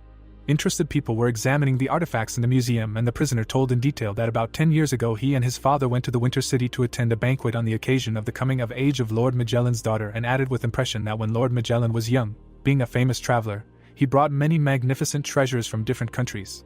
The long-haired boy looked forward with enthusiasm at the artifacts of antiquity, and enthusiastically continued that on that day Lord Magellan opened his treasury for visitors, and explained to the protagonist that he had also been there. An image of a shiny gold ring appeared, and the boy vividly described how an ivory bracelet immediately caught his eye and sadly explained that the Lord told him that it was a ritual bracelet of one of the clans of savages, and not a jewel at all. The prisoner squinted in admiration at the secret knowledge and confidently declared that he knew that this was not a ritual bracelet. The heroes looked at their freed interlocutor in surprise, and he enthusiastically proclaimed that this was not even a bracelet, but a ring that the Titan gods themselves wore, and majestically declared that this ring was a thunder ring. The dark figure mysteriously raised his hands up, and the hero explained in an enlightening manner that the Titan king, who ruled the world in that era, created a whole set of rings from the bones of the rebels, and that they were in the hands of 4 Titans, and that they were called the Thunder Ring, the Red-Hot Iron Ring, the Earthly Vein Ring, and the Sea Storm Ring. The girl mysteriously leaned towards her interested interlocutor and meaningfully said that this legend is very popular, and that it says that if you collect all 4 rings, you can get unprecedented power, and the main character responded to her story with interest. The protagonist leaned greedily towards the narrator and asked him greedily if he had gotten the ring, to which he timidly replied that he had not, because Lord Magellan was a very powerful man, and he would not dare to ask him for anything. The prisoner squinted his eyes in disappointment from sad memories of the past and prudently added that Lord Magellan must not have revealed this secret himself yet, and added that this could play into his hands. The protagonist confidently shook his head and skeptically asked if he really couldn't understand this, and asked if Lord Magellan was mentally retarded. An image of a gold ring in a blue aura appeared, and the fair-haired guy enlighteningly explained that the higher the level of magical items, the more imperceptible the fluctuations of their energy are, and that therefore the energy of the Thunder Ring cannot be detected. The guy looked ahead doubtfully, and logically objected that even if it was an artifact, then the artifacts of the Titans could only be used by the Titans themselves. The protagonist smiled mysteriously at his own secret, and confidently answered that he had 1 Titan. The protagonist squinted suspiciously at the narrator of the story about the Titans and asked incredulously how the prisoner could understand that this was a ring, being a child. If no one could find this artifact for a long time, to which the prisoner mystically whispered that he was kissed by God. The protagonist looked down in confusion, and the girl curiously asked again if a person kissed by God was a happy person, blessed by the gods and possessing special abilities, and then why did everything happen differently? Chuck scratched his chin in confusion and practically asked what abilities the prisoner had, and why then he did not feel anything special, to which the guy sadly explained that his right eye could not see in the usual sense of the word. The protagonist extended his hand to the interlocutor's head and rudely asked if he was blind, and the long-haired guy answered in a clarifying tone that this was not a very specific definition of the function of his eye. The prisoner, holding a sparkling crystal in his hand, patiently explained that he could not see things, but he could distinguish shine, colors, and energy fluctuations. The prisoner looked dejectedly at the table in front of him and convincingly added that the reason he was sure that this was indeed a ring was for something completely different. The long-haired guy looked ahead in confusion and mystically concluded that the ring emitted an unusual golden glow, accessible only to his eyes. The protagonist opened his eyes in admiration and exclaimed with impression that this was cool, because it was something like a golden pupil. The protagonist looked at his interlocutor with a cheerful look and said that he urgently needed to examine everything here, because, probably, something valuable had been lying around for a long time, to which the guy said that Chuck's pet was not ordinary at all. The protagonist looked ahead with disappointment and asked if the freed prisoner could tell him anything else, to which the guy with long hair replied that he knew nothing more. Chuck looked at his new comrade with a trusting look and asked if he had told anyone about his talent. The hero languidly closed his eyes and explained in an exhausted voice that when he realized what it was, he was already old enough not to tell anyone about such suspicious things. Chuck stood in front of the dodging long-haired guy, puzzled, and asked why he did this with his ability, to which he assuredly replied that he had studied the history of blessed mages, and added that revealing his talent to people was akin to starting the countdown of his own life. A green-eyed girl named Julie, thoughtfully looking at the protagonist in thought, theoretically suggested that this could be anatomical research, alchemical experiments, or something like that. The protagonist grinned maliciously and practically explained to his interlocutors that special body parts of monsters could be used to create magical creations, and that perhaps his eye could also be used. The protagonist carelessly waved his hand in a joking gesture and frivolously added that he was joking, because now he had no alchemist here. The protagonist seriously put his hand on the shoulder of his new comrade and businesslike noted that he could not return to the Stuarts now. Chuck placed his hand on the freed prisoner's shoulder in a friendly, inviting gesture and generously asked if the boy would like to join them. The long-haired prisoner cautiously looked up at his master and asked warily what would happen if he refused. The protagonist smiled menacingly in a show of power and answered harshly that he would be imprisoned forever and asked if there were any other questions. The prisoner courageously extended his hand forward and resolutely stated that he had two conditions, and that if the protagonist did not agree, he would rather die here. The protagonist grinned imperiously and categorically demanded that, firstly, his eye could not be mocked, beaten or gouged out, etc., and nobly assured that he had always been kind to his subjects, and that the long-haired guy could have no doubts. The protagonist proudly raised his chin in a sign of dignity, and the prisoner added in principle that secondly, although he was a prisoner of war, he refused to join their squad as a slave, and added that at least he wanted to be a citizen, to which Chuck rightly agreed that this was reasonable, and accepted. The long-haired guy solemnly knelt down as a sign of loyalty, and devotedly proclaimed that from now on he would be faithful to him until his last breath. The protagonist ironically rolled his eyes from the pathos and sarcastically commented that it sounded so saccharine. The protagonist turned to his interlocutor and businesslike added that the guy should come up with a new name for himself, because Hendra was already dead. Hen thoughtfully raised his gaze to the ceiling and mystically said that his name would be Dracula. Dracula stood up to his full height and officially announced that from now on he, Dracula, had nothing to do with the Stuarts. The protagonist looked at his mobile device screen in surprise and thought analytically that Dracula was extremely two-faced, and asked who would have thought that the system would approve him so quickly, and noted in contrast that he was approved, unlike Morty Deer, who claimed that he would give his life for him, and whom the system never approved.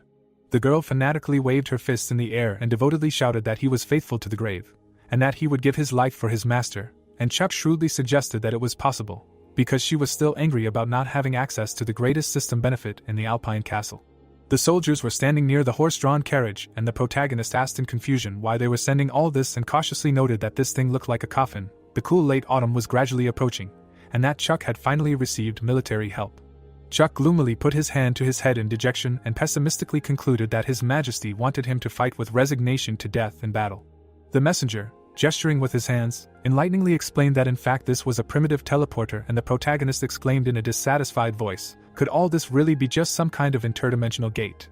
Chuck enthusiastically approached the magical device and astonishedly stated that he could not believe that it was completely covered with magical crystals, to which the messenger named Gandalf professionally explained that the teleporter could automatically accumulate magical power every 2 weeks and teleport one person to the specified location. Chuck looked critically at the teleporter and disappointedly noted that, however, they were waging a numerous war, and that teleporting only one person every 2 weeks was very insignificant, to which Gandalf insistently objected that my lord should not be ungrateful, and that if it were not for His Highness's constant requests, Chuck would not have been able to get it, and it was so easy. The protagonist, angrily rolling his eyes, displeasedly noted that it was really him again. The messenger pressed his ear to the protagonist, and solemnly reported that His Highness asked to convey a message to Chuck: boldly kill enemies and achieve success. Bedrick turned to the messenger in a friendly manner and answered cordially that he could tell Brother Chuck that if they could not win, they should flee if possible, and that war was the country's business, and life was their own. The protagonist laughed merrily at the unexpected answer and chuckled carelessly. That was how it really was. Chuck looked at the unattractive banner with disappointment, and complained discontentedly that he had chosen such a beautiful name, the Ripper Army, and they gave him such a disgusting banner. In November, the church was no longer able to resolve the conflict successfully, and war was about to break out, and Chuck, in turn, led the group to the city of Koron to meet a larger army. In front of the city walls lay a pile of stones. The wagons slowly drove into the fortress. A great war was coming, and the once barren lands outside Koron were now occupied by a few legions. The soldier girls shivered in displeasure from the cold and pessimistically noted that such weather was not suitable for war, and that it was quite possible to stay home and eat barbecue. And a girl named Gunther sympathetically added that when the war was declared, no one thought that this year would be so cold. The soldier pointed in amazement at the giant creature and exclaimed in shock that this thing was so big, and why was it bigger than their local dragons? A girl named Medai excitedly pointed at the approaching figure and shouted a warning that there was a sorcerer. An old man with a cane in his hand passed by the heroes. Bedrick approached the protagonist and said that this was a priest of the Church of the Ice Goddess, and jokingly asked if he scared the protagonist, to which he dumbfoundedly asked where he came from. Chuck turned to his interlocutor, puzzled, and asked him why he said it was a priest of the Church of Ice, because he thought they had problems with them in Pompeii, and his comrade sadly explained that it was true, and that in the old days each legion was supposed to have 20 spiritual ministers, and this year there were only 10, half as many. The priest turned towards the headquarters and businesslike suggested that they could go, and that he would take Chuck to a pre-war meeting, and that the guy should not forget to grab the banner of his legion, and the protagonist politely replied that he had a meeting, and that his friend should first take the guys to lunch. Mysterious figures surrounded the table. The red banner of the squad shone before the heroes. Bedrick looked critically at the tattered banner and mockingly asked if Chuck had really gotten the banner out of the trash, to which the guy indignantly replied that of course not, and that they had made it in the Alpine castle. The man pointed in the direction with his hand and added informatively that they would return later, take the banners and change them. Bedrick mysteriously leaned towards the protagonist and officially explained that when the meeting was over, there would be a procession of all the legions with the banners of the units, to which Chuck groaned discontentedly that he still didn't have enough hemorrhoids in such a situation. The herald solemnly straightened up and officially announced that the leader of the Dragon's Claw Legion had arrived. The man leaned towards the protagonist's ear and described in detail that this was Savak, and that he was descended from the famous Western Bohemia family, and in military circles he was always characterized as a wise but indecisive man, capable of taking responsibility for his actions, but not for the overall situation. The protagonist looked ahead in surprise and logically asked why Savak became the commander-in-chief this time, to which Bedrick enlighteningly replied that only a few years ago Savak took over the responsibility of commanding the troops when his partner's superior retired due to illness. Savak bowed politely to those present and formally greeted. "Good day, gentlemen commanders, Baron Chuck and Your Royal Highness Derek." Prince Derek waved his hand democratically and replied in a friendly manner that he should be called simply Derek, and that in the army there was no such thing as Your Highness, to which he replied that there was no need to be modest, because His Highness was such anywhere in the entire kingdom, and even the barracks were no exception in this regard. The man leaned towards his interlocutors with interest and added curiously that he was interested in what they thought of this war. The heroes silently surrounded the table. The mustachioed man persistently rose from his chair and frankly added that there were no strangers here, and they did not need to be modest, and they needed to speak as it was. The Lord confidently straightened up to his full height and professionally stated that, based on his 20 years of military experience, he did not think that Stuart could compare with their Pompeii. The heroes looked at the speaker with enthusiasm, and he critically added that they had chosen the wrong time and the wrong enemy, and that His Majesty Berlini Stuart could still inherit the title of the Mad King. The protagonist turned confidentially to his companion and asked with interest if Bedrick really thought Lord Suffolk was as optimistic as he said, to which Bedrick answered frankly that he was not sure of the details, but his father usually did not do things he was not sure of, and that Derek knew how strong his hands were. Savak energetically raised his hands to attract attention and enthusiastically announced that in this battle on their side there would be a total of 150,000 men and 4 dragon cavalry, and that they, Dragon's Claw, would be the vanguard of the army and would be the first to attack Winterfell in the northwest. The guy in the cloak vengefully clenched his fist, and the man decisively concluded that they would make them pay for their gross ignorance. Chuck looked ahead with delight and worriedly thought that Magellan, whom Dracula had spoken of, lived in the fortress of harsh winter, and God help him. The protagonist entered the dwelling after the meeting and the girl politely asked him if the meeting was over. The subordinate looked around worriedly and asked worriedly where Abu was and why she hadn't seen him, to which the protagonist explained that there was a flag parade going on outside and they were staring and didn't want to go back. The subordinate turned to the commander curiously and asked with interest what the leader's flag looked like, and Chuck indifferently replied that it was just a piece of rag. The subordinate excitedly jumped up and down with curiosity, and exclaimed enthusiastically that she would go and have a look. Chuck blocked her way to the door, and skeptically remarked that there was nothing so wonderful about banners, and he thought she had no business in the cold, and why not wrestle with her a couple of times, to which she cautiously declined, explaining that then she would simply forget about it and not go anymore. The messenger rushed into the room in panic and desperately shouted that his master was in trouble, and that Abu and the others had started a fight with the people of Dragonclaw. The hostile warrior looked aggressively at the people and growled threateningly that he would not spare him. The warriors walked with banners through the streets of the city. The green-headed monsters watched the parade and declared that this was a parade of banners, explaining that it was very majestic, and this was the military banner of their alpine fortress. The banner fluttered in the wind. The boys threw their hands forward and shouted that it was a flag with a broken chicken leg, and asked how they were not ashamed to show such poverty. The boy grabbed his head and shouted that as far as he remembered, it was the banner of the Alpine fortress, and explained that he had no idea how they became famous, to which his short comrade thundered, how else could that shorty who was the head of this shameful squad become famous? Because he saw that the leader of the Eagle Riders was an ordinary yellow-haired boy. The lizard twisted his face in anger and hissed, how dare these people oppose their Alpine fortress? The Dragonclaw soldier fell painfully to the ground from the blow, and groaned painfully. The Dragonclaw soldier looked at the enemy indignantly and shouted aggressively, what kind of creature is this? Because these reptiles beat up their soldier, and he will not let them go so easily. The Dragonclaw commander waved his fist belligerently and furiously commanded that the brothers must go forward, to battle, and that they dare not mock their people from the Alpine fortress. The girl ran towards the fight and rudely growled, to hell with this. She belligerently knocked the warrior to the ground. The friendly soldier happily ran up to the protagonist and enthusiastically exclaimed that it was great that he was here too, and that maybe he could pull them apart, to which the protagonist adamantly replied that he would pull his girlfriend out, and after the fight they would talk. The fighting warriors fiercely continued their fight under the full moon in the sky. The Dragonclaw soldier recoiled in shock from his superior opponents, and exclaimed in amazement that these people could fight so well and that they were completely impossible to defeat and were as strong as bulls. The soldier desperately grabbed his weapon and firmly declared that if he could not defeat them with his hands, he would use his weapon. Bedrick pushed the guy to the ground and mockingly retorted that, in his opinion, the soldier had become bold and that he could not do anything but want to win. The conflicting parties continued their armed clash fiercely. The protagonist grabbed 2 opponents and authoritatively commanded that everyone must immediately drop their weapons and stop fighting. Savak sternly looked at the fighting soldiers and menacingly added that they were still soldiers and that the entire kingdom would answer for the stupidity they had committed today. The Dragonclaw soldier looked around in confusion and exclaimed in bewilderment, how was that possible? The observer looked at the fallen fighters in surprise and was amazed to notice that most of those who were knocked to the ground and could not rise were Dragonclaw soldiers. The girl looked around worriedly in search of a comrade and anxiously asked where her friend was.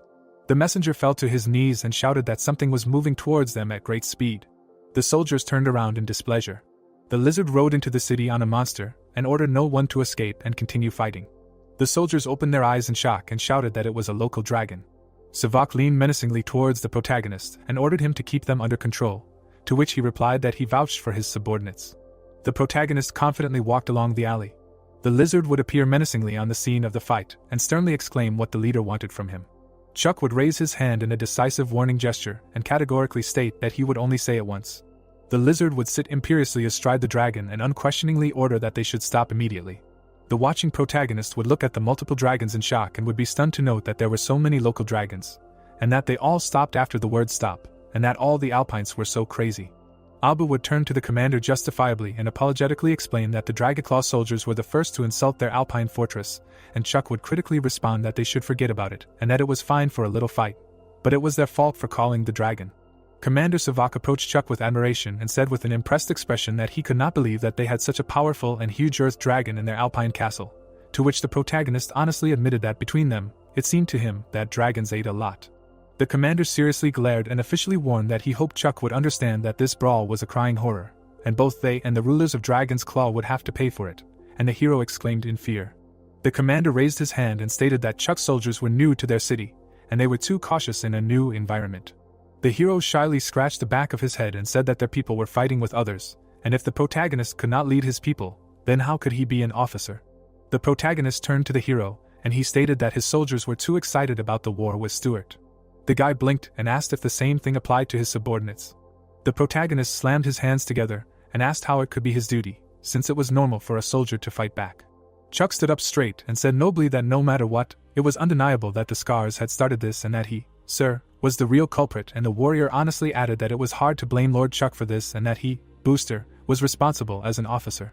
The commander raised his hand philosophically in thought and fatalistically remarked that it was just fate.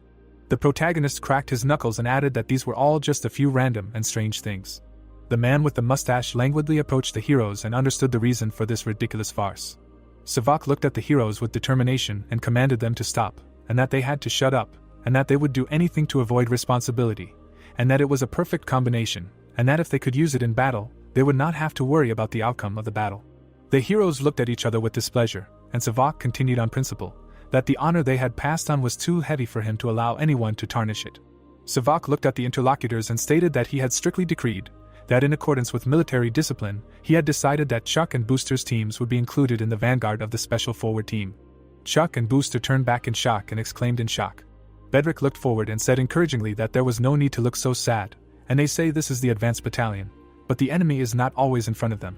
Chuck turned to his companion in surprise and asked him in bewilderment why Bedrick had come and that it was their business in Suffolk.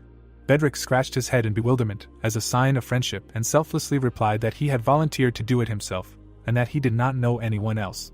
The bearded man, walking ahead, added practically that after all, the three of them were the most responsible, and if they were severely punished, he would not be able to stand aside. Booster grinned maliciously and mystically noted that there was so much snow this year, and that this was undoubtedly a sign of the goddess of snow and ice, and asked if it was really a wizard. The wizard turned his head skeptically and rationally objected that snow and wind were normal natural phenomena and that there was no need to drag in the goddess. The boy grimaced sarcastically and thought to himself contemptuously that it was no wonder that out of 10 famous ice and snow mages, he was the one appointed to the vanguard, and that with a low IQ they would be ostracized. The command headquarters of the Pompeian Expeditionary Forces. Magicians scurried around the city. Guards guarded the entrance. A girl in a hijab poured drinks. The king demandingly handed the goblet to the servant and commanded imperiously to pour. The girl worriedly raised her hand with the candle and carefully warned that Dr. Guan Yen would not advise drinking alcohol. The king impatiently tapped his finger on the table and categorically repeated that he needed to pour him more, and the hero confusedly complained that the sir was making his task difficult. Suddenly, the courtier turned around. Gerald turned in a friendly manner to his silent companion and thoughtfully noted that Zulu really should be in the sun more often. Gerald, shaking his head confidently in protest, replied professionally that the king knew his effectiveness did not depend on it, and the man added convincingly that it was beneficial. The old goblin looked down anxiously in shame and worriedly admitted that he was simply afraid that people would find out that the human expeditionary force was being commanded by a goblin from the most despised race. He sat in his chair and scornfully noted that he was also a disabled goblin. The goblet was full of alcohol. The servant decisively removed the wine goblet and sternly stated that that was all, and that no more drinking was allowed. Gerald, moving away from the throne, generously offered that he was sure his people did not care, and that they could go for a walk, and that Zulu deserved some fresh air.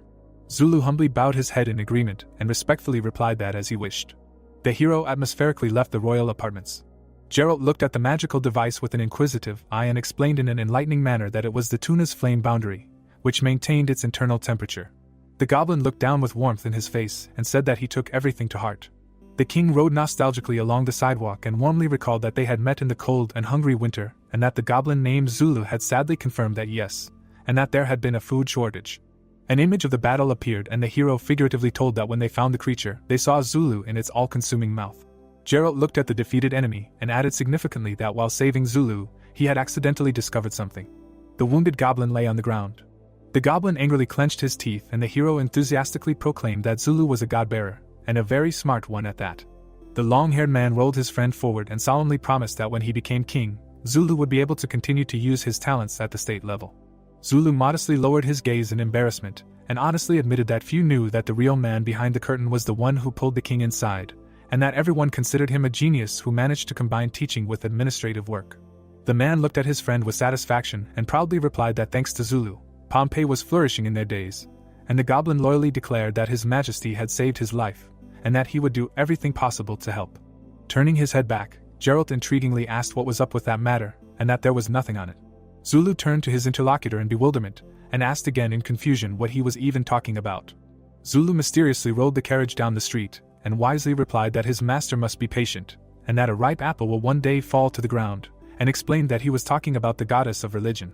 The goblin turned to his comrade in a businesslike manner, and asked him practically if their army had set out yet, and the man formally confirmed that it had, and that it had this morning, and that Chuck had been temporarily transferred to the vanguard. The Zulu rubbed his chin approvingly and strategically remarked that this was a good idea and that it would allow them to see what Chuck was capable of. The Zulu read the sheets of text analytically and astutely explained that when he had first analyzed the Alpine fortress he had found that every step they had taken was gigantic, and that he himself was a genius, and that naturally he had no doubt in the ability of others to perform miracles. The Zulu looked ahead in admiration and concluded impressively that he could only explain this by saying that Chuck was a rare and great general. The soldier yawned tiredly and noted with amazement that Chuck was in a great mood even after everything that had happened, to which the protagonist spiritually responded that he was practicing the prayer book for self-improvement, and that it was no surprise. Bedrick smirked ironically at his friend's religiosity and sarcastically added that, according to Chuck, his dear morning shrimp, Tianchi, and the temple were one and the same, to which the protagonist indignantly snapped that Bedrick should go to hell, because he was the only one who wouldn't shut up. The scout urgently ran up to the commanders and anxiously reported that gentleman, and that there was something ahead. The scout saw a fortified settlement, and informatively reported that this was a city that had gathered a detachment of Stuart's troops for its defense. The scout looked at the enemy positions appraisingly and added analytically that there might be a whole formed corps of 3,000 to 5,000 people there and asked tactically if this territory was a relatively important military hub. Bedrick shook his head and simply answered that it was not, and that Jikishi was an ordinary farming town with a single specialty pumpkins. The commander squinted suspiciously at the strange picture and carefully asked how high the wall was and what the situation was with the defense, to which the scout professionally reported that the wall was thin and that the height was no more than 3 peaks, and that no guards were found either. The guy looked warily at the deserted settlement and noted with puzzlement that it was strange. Could it really be an empty city? And maybe everything was not that simple here. Chuck looked at the open gates and carefully suggested that most likely it was a trap to lure them. The protagonist looked through the telescope. Then he began to walk to his squad. Chuck folded his arms and said he had seen it. It was a small farming town in Cascade. The soldiers on the wall had noticed them too and were quietly moving their troops. The warrior held up a finger and said he thought he had just seen a griffin flag with a red background and gold stripes, and another said he knew of 3 legions with griffins in Stuart. Chuck smiled and said he had a man who had served in the Stuart garrison. He would call him to see it. Henry looked through the telescope and said it was the ambition of a lion. He had also met the leader of their army, whose last name was Capet. Then he turned to our hero and added that they were only the bottom of the regular legion. He was sure they were stronger, and Chuck shouted that then there was no need to hesitate. Let them prepare for the attack. Let the archers load fire. Let the infantry raise their shields and prepare for a siege. There was snow on the mayor's residence. Baron Capet was drinking mead at this time. Then he wiped his chin and said that several days had passed since the declaration of war on Pompeii, and the high command was still in complete chaos, or perhaps a piece of shit would be a more appropriate description. Then he bit into a piece of meat and added that 15 days ago His Majesty Bereni asked them, the Griffins, to go over to the King's Guard at Winterfell, and now, 3 days ago, they were asked to return to Wandu, which was the same as asking them to become a monkey. The Baron gritted his teeth and thought that the army of Pompey was already on the move, blocking their way back. He had to lead his men to the small town of Cascade to be able to fight in defense. It was all the fault of that stupid Sir Berluni. The 2 scribes sat at the table, and the plot told that Berluni had never been interested in politics and always relied on a few ministers to form a cabinet. It worked well enough. Some people even thought it was a better way than the emperor's monopoly on power. Berluni controlled 2 puppets, and the plot added that then a few months ago, His Majesty suddenly returned as king and began to interfere in politics with greater force. Soon it became clear to everyone that he was pure delirium. The king ran his finger on the map and offered to play, and the plot ended that it was common knowledge that in recent years Pompey was developing much better than Stuart. But Berluni declared war on Pompey. The knight burst into the office and shouted that the barbarians from Pompeii were advancing. Already on the wall, the warrior covered himself with a shield and said that a rain of arrows was coming, after which everyone took cover behind their shields. Capet examined the arrow and said that, surprisingly, there were 3 large arrows. The knight opened his mouth and said to look at these dragons. It was only a matter of time before they destroyed the wall under them. Chuck looked through the telescope and asked why no one had broken away, and the Highlander next to him said that he would like to demonstrate their military prowess at Fort Alpine. They had too much cavalry, they could not escape, so they had to defend themselves. The protagonist landed on the ground and asked what was the point of discussing this. Let them just let the dragon take the initiative and break through the walls, and then heard that the trial arrows had been fired, so they needed to discuss how to attack the city. After which the mountaineer turned and noted that the siege was a delicate matter, not as easy as it seemed, since they were all inexperienced. Why not entrust it to him? Chuck scratched his nose and noted that it did not matter, everything depended on him, and the mountaineer next to him noted that he would like to gather his orcs and tigers, such a battlefield suited them. A moment later, our hero's army went into battle. Chuck opened his mouth and shouted that the girl hit with a fireball, let her make a hole in this wall. The girl quickly began to cast a fireball. At the same moment, she hit the wall. The protagonist looked at her with displeasure, and asked that she was going to make a hole in the wall in this way. The man put his hand on his chest and asked to let him do it. Then he began to summon a snowball. Then he released it forward. This spell managed to break one part of the wall. After some time, a hole was formed in the wall. The tower stood in the middle of the city, and someone in it asked what they should do.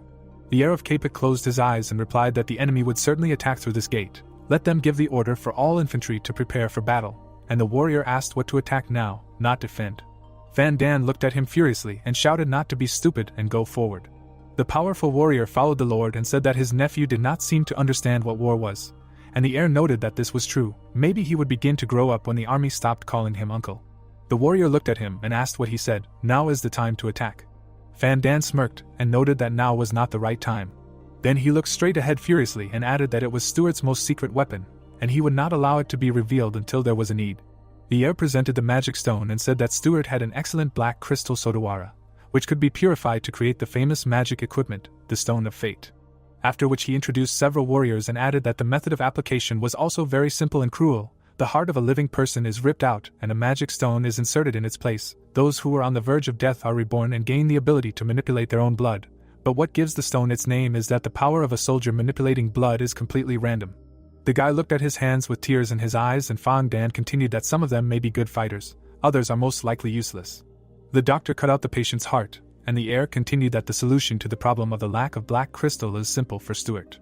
Several dead bodies lay on the table, and the man continued that for each stone, a certain number of human receptors are prepared, and if the person is too weak, they are simply killed and the stone is filled by the next person. The three warriors stood one after another, and Fang Dan finished that qualified recipients of the stone, who become Stuart's best soldiers, are known as blood transfusions. The heir smiled and thought that in the city of Cascade there are 50 blood knights, who are his main force in this battle. It will not take him long to destroy their entire army. Then he clenched his fist and shouted that it will not take him long to destroy their army. The soldier looked away in surprise. Then he received a powerful blow. The heir watched this from the gate. Then he opened his mouth and shouted, "What the hell is this?" The warrior in orange armor cut down the opponents. The blood knight grinned and said that he was indeed half man and half beast. Then he folded his arms and noted that it seemed like it was time for them to move out. However, Van Dan turned and noted that not yet, they needed to wait, they needed to strike back. The barbarians began to pass through the crack in the wall. The archers were standing on the roofs, and the heir reported that although Pompey was advancing quickly, their archers were in a more powerful defensive position. The barbarians began to die from the hail of arrows. Two archers stood still. Then a projectile flew at one of them. At this time, a hail of ice fragments approached. The ice began to kill the archers one by one. Van Dan raised his head and shouted who was doing this. The ice mage stood on the other side of the battlefield and sent projectiles. Then he silently looked straight ahead. The blood knight looked at the owner and asked that in the end, it was they who would have to turn the tide. Then he smirked and said that he would bring the seriousness of the problem to their attention. The protagonist carefully watched the battle. He carefully looked through the binoculars and noted that a truly worthy demihuman is the pinnacle of courage. The barbarian opened his mouth wide and shouted to stop staring. Let him give him the binoculars, he also wants to see. After which both stared at the battlefield, and Chuck noted that his demihumans were really something. Maybe he would somehow use them. However, at that moment, the warrior opened his eyes and shouted that this couldn't be happening. It looked like they were at a disadvantage. Chuck also looked through the binoculars and wondered what kind of nonsense was going on. The blood knights appeared on the other side. They had curved blades. They began to chop down our hero's army. The leader of the blood knights looked straight ahead. The protagonist turned to the reptile and said that this was his area of responsibility. First he needed to escort them into retreat. The knight's helmet flew off to the side. The man headed for the exit. Then he gritted his teeth and shouted what kind of creatures they were. Our hero's army silently moved forward. A bottle appeared in front of the knight's face. Chuck looked at it and asked what was going on, and immediately heard the answer that there was an excellent group of magic knights there. The warrior took a sip and added that he did not know what kind of magic they used, but it was quite amazing. The protagonist turned to Buster. The warrior took off his helmet and reported that they use red weapons. They also stretch and can fly without hands, and Chuck wondered what other bug power there was. The long-haired man came up from behind and shouted that they were the Blood Knights. The barbarian opened his mouth and noted that he had heard a lot about them. The protagonist turned to the long-haired one and noted that he knew several. But in all of Stuart taken together there was no more than one brigade of Blood Knights. How could there be so many Blood Knights in such a shitty city? He knew how strong they were, and he replied that they were stronger compared to him. Another warrior turned to our hero and noted that they needed to wait for the main part of the Legion to arrive. They would not dare to leave the city, and Chuck noted that there was no need to strain themselves so much. After which he darkened and ordered the entire Alpine fort to prepare for battle. Lord Booster looked at the protagonist and shouted that these Blood Knights and their entire legion were not something they could just take and defeat. At that moment, the barbarians brought improved armor. It was lighter and faster. Chuck touched it and noted that if the Lord could not do it, let him say that he could not do it, but not including them. Booster opened his mouth and shouted that they can't attack the city with dragon cavalry. He can't attack the city with cavalry. The protagonist put on his armor and told him to just wait. The protagonist smirked and thought that he really thought that his Alpine army only had ground dragons, barbarians, and Alpine centaurs, the best of the best in the world. At this moment, the monsters with orders approached. Booster put on his helmet and shouted that he was coming too, and the mage behind him said that he couldn't help anymore. The spell attack had exhausted his divine power. The Orange Knight bowed and asked them to return to the battlefield again to kill the enemy. The barbarian opened his mouth and said that he wouldn't do anything to undermine morale. Chloe opened her mouth and shouted for all the newbies to back off. They didn't belong here, and Heather pointed out that it was right, they should take the initiative. Chuck pointed out that the old guys needed to be let fight. Our hero's huge and powerful army headed forward, and the plot said that the Alpine fortress was once again assembled to lead the attack. Would it be possible this time? Van Dan put his finger on his chin and noted that it was so fast again, and this time only an eighth of the number of people who were there last time were there. This time only the dragons of the area and the cavalry centaurs who watched from afar were watching the battle, and the warrior from behind asked to join the fight as well. The heir turned and said that he could go, but he should be careful. He should stay with the knightly reserve and not go alone. Then he headed for the wall, where he immediately opened his mouth and shouted that Pompey's barbarian soldiers were already close. Let them shoot. They needed to shoot as much as possible. The archers looked forward. Then they received 2 arrows in the head. Van Dan hid behind the wall and shouted, how is it possible that they were moving at high speed, and at the same time they shot with such accuracy? Let half of the warriors raise their shields, cover the archers from fire. The knights raised their shields to protect the archers. Heather took aim and reported that they raised their shields, and Chuck ordered them to aim at the back of the shield and shoot if they dared to show even one body. At that moment, an archer was hit right in the face. The heir gritted his teeth and said that these were veterans with huge numbers and experience, and they did not even reach the second round before they suffered great losses. Maybe these younger Pompey horsemen were stronger than 3-bladed orcs. Chloe walked forward. Chuck pulled his sword aside, after which he bent down to jump. Our hero's army entered the battle with the enemy. Van Dan gritted his teeth on the wall and thought that especially the sword of that military man, his weapon was clearly not sharpened, but was able to inflict such a crushing blow. The Blood Knight grimaced and asked if it was their turn. The heir closed his eyes and thought that the Bloody Rider was his card, and whoever played it first at such a moment would be at a disadvantage, but then again, it seemed he had no choice. After which he grinned and asked Lord Cervantes to help him achieve this victory. Chuck scattered the enemies with a circular blow, after which he sharply strained his gaze. At that moment, he saw Cervantes walking towards him. The protagonist was all fired up and shouted not to let him down. The Lord ran towards him and shouted for him to die. Chuck smiled and remarked that he had never heard such a strange request before, but he would grant it to him. 2 powerful warriors clashed. The protagonist grinned and asked, straight to the point, he is a wolf. After which he threw the enemy back. Cervantes twisted his face and shouted that such a heavy, huge injury, inflicted in an instant. The protagonist suddenly appeared from behind and remarked that it was not worth being distracted on the battlefield. The Lord quickly turned around, after which he defended himself from the blow. And did not die from shock. But even if he did not die from shock, his internal organs would probably be half destroyed. Cervantes' face completely darkened. The protagonist swung at the enemy, after which he delivered a powerful blow. Chloe and Heather moved forward. The girl covered herself from the blow of the Blood Knight. The protagonist looked at the opponents, after which he struck them. Then he swung and shouted for them to go to hell with their leaders. The Blood Knights looked at him with a smile. The protagonist stood in a stance, after which he saw shurikens behind him. The projectiles flew past him. Chuck clenched his teeth tightly, after which he thrust his sword into the ground. He stood behind the blade, after which he wiped his cheek from the blood and noted that it was disgusting. 2 blood knights began to approach from behind. Chuck turned his head sharply, after which he did the splits, dodging blows. Then he immediately hit the enemy. With the second blow, he threw the second one back. The protagonist picked up the enemy's weapon and noted that without their weapons, they would not be able to fight with their bare hands. After which he approached them and added that he would not be able to win against him. Chuck looked closely at the blood, after which he turned his gaze to the team. Chloe clenched her fists and noted that this blood knight was really something. It took a lot of effort to kill one. Lord Booster ran forward. Then he swung at his opponent. The blood knight grabbed his stomach. 2 warriors struck him. Chuck noticed this and thought that this blood manipulation technique was truly universal. It could not only be manipulated remotely, but also turned into a shield, otherwise it would not allow him to finish this game. 1 barbarian received a blow. Then the second. Van Dan broke through the protagonist's army and thought that these barbarians were not easy guys, but this time he would die trying to win. The protagonist stood in the middle of the battlefield. The heir opened his eyes and realized that Cervantes was dead. The knight quickly ran past. Then he received fatal damage with a cry that he would fight the Lord. At the same moment, Lord Fontaine died. Van Dan darkened and thought that Cervantes was dead. Even Fontaine was dead.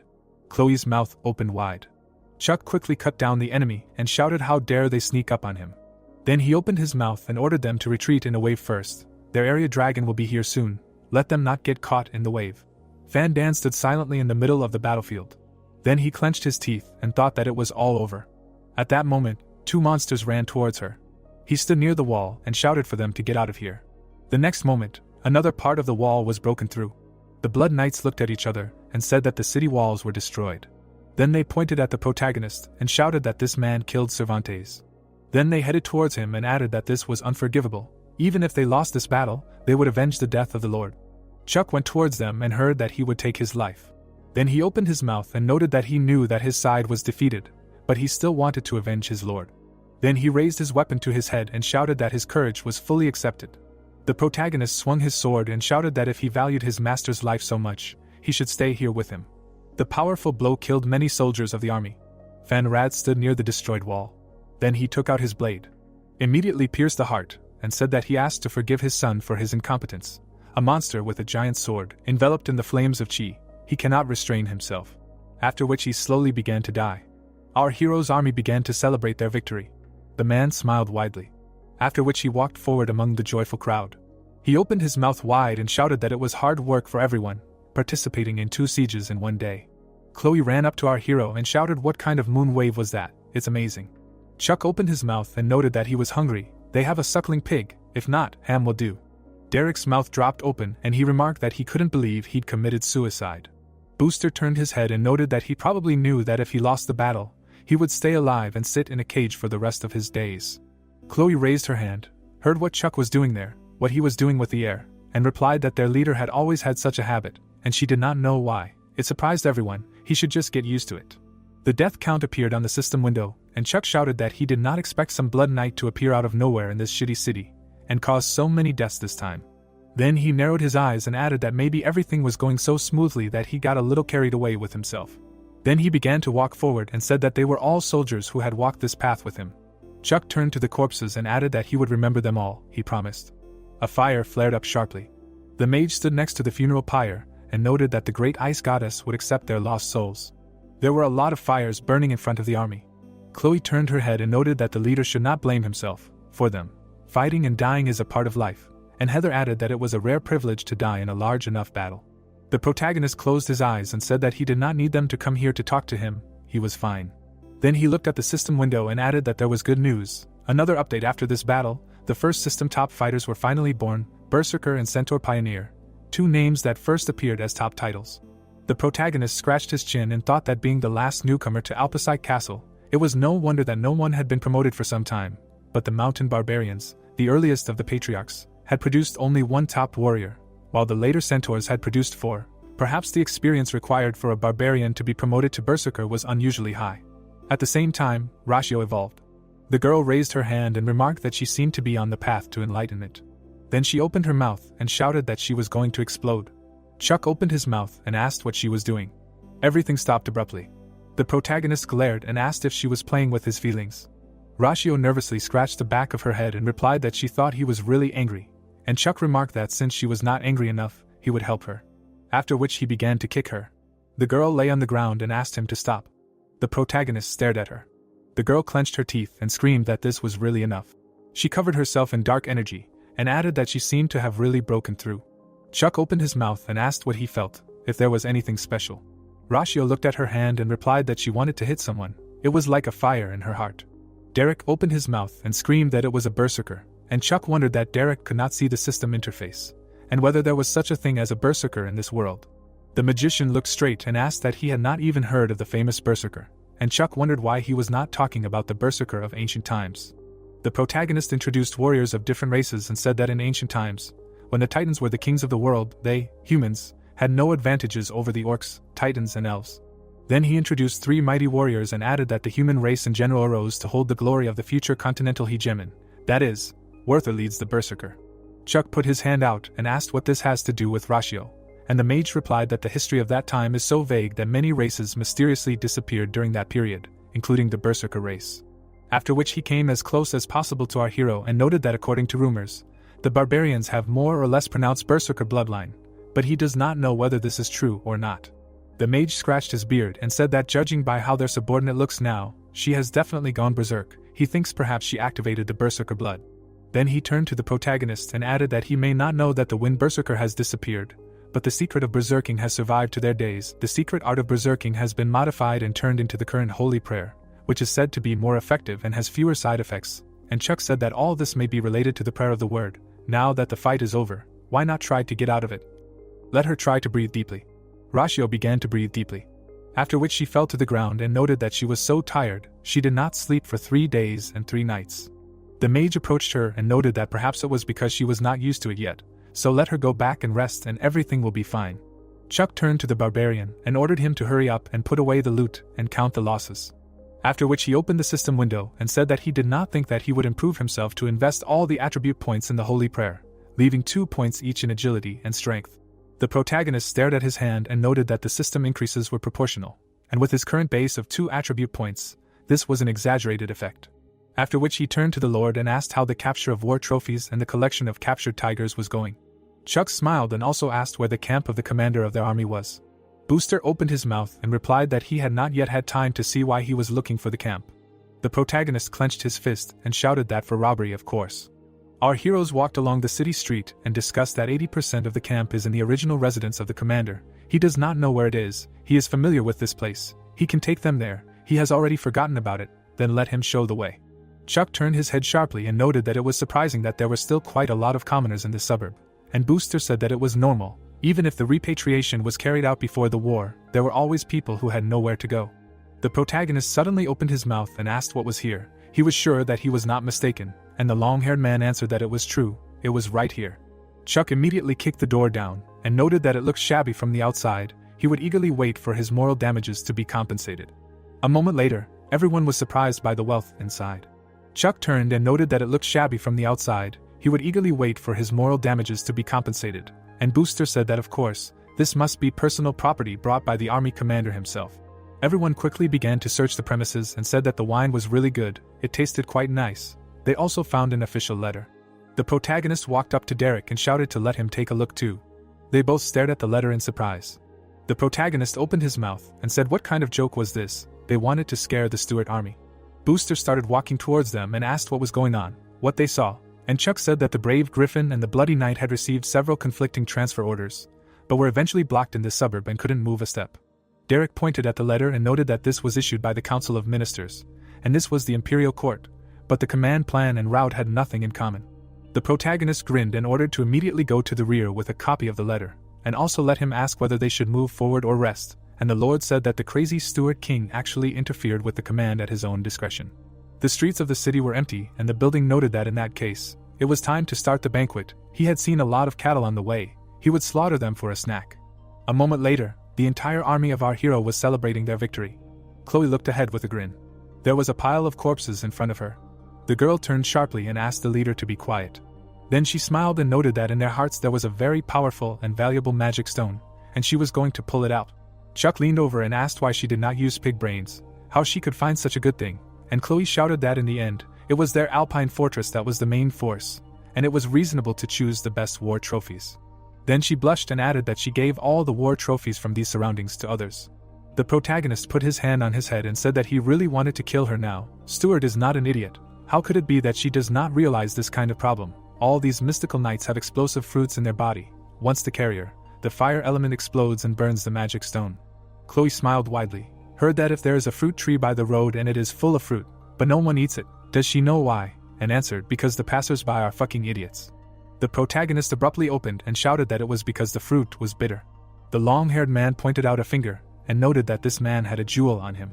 Then he pointed his finger at the corpse, and said that next to the man's heart he saw a flame of light. There must have been a fate stone that was mistakenly not self-destructed.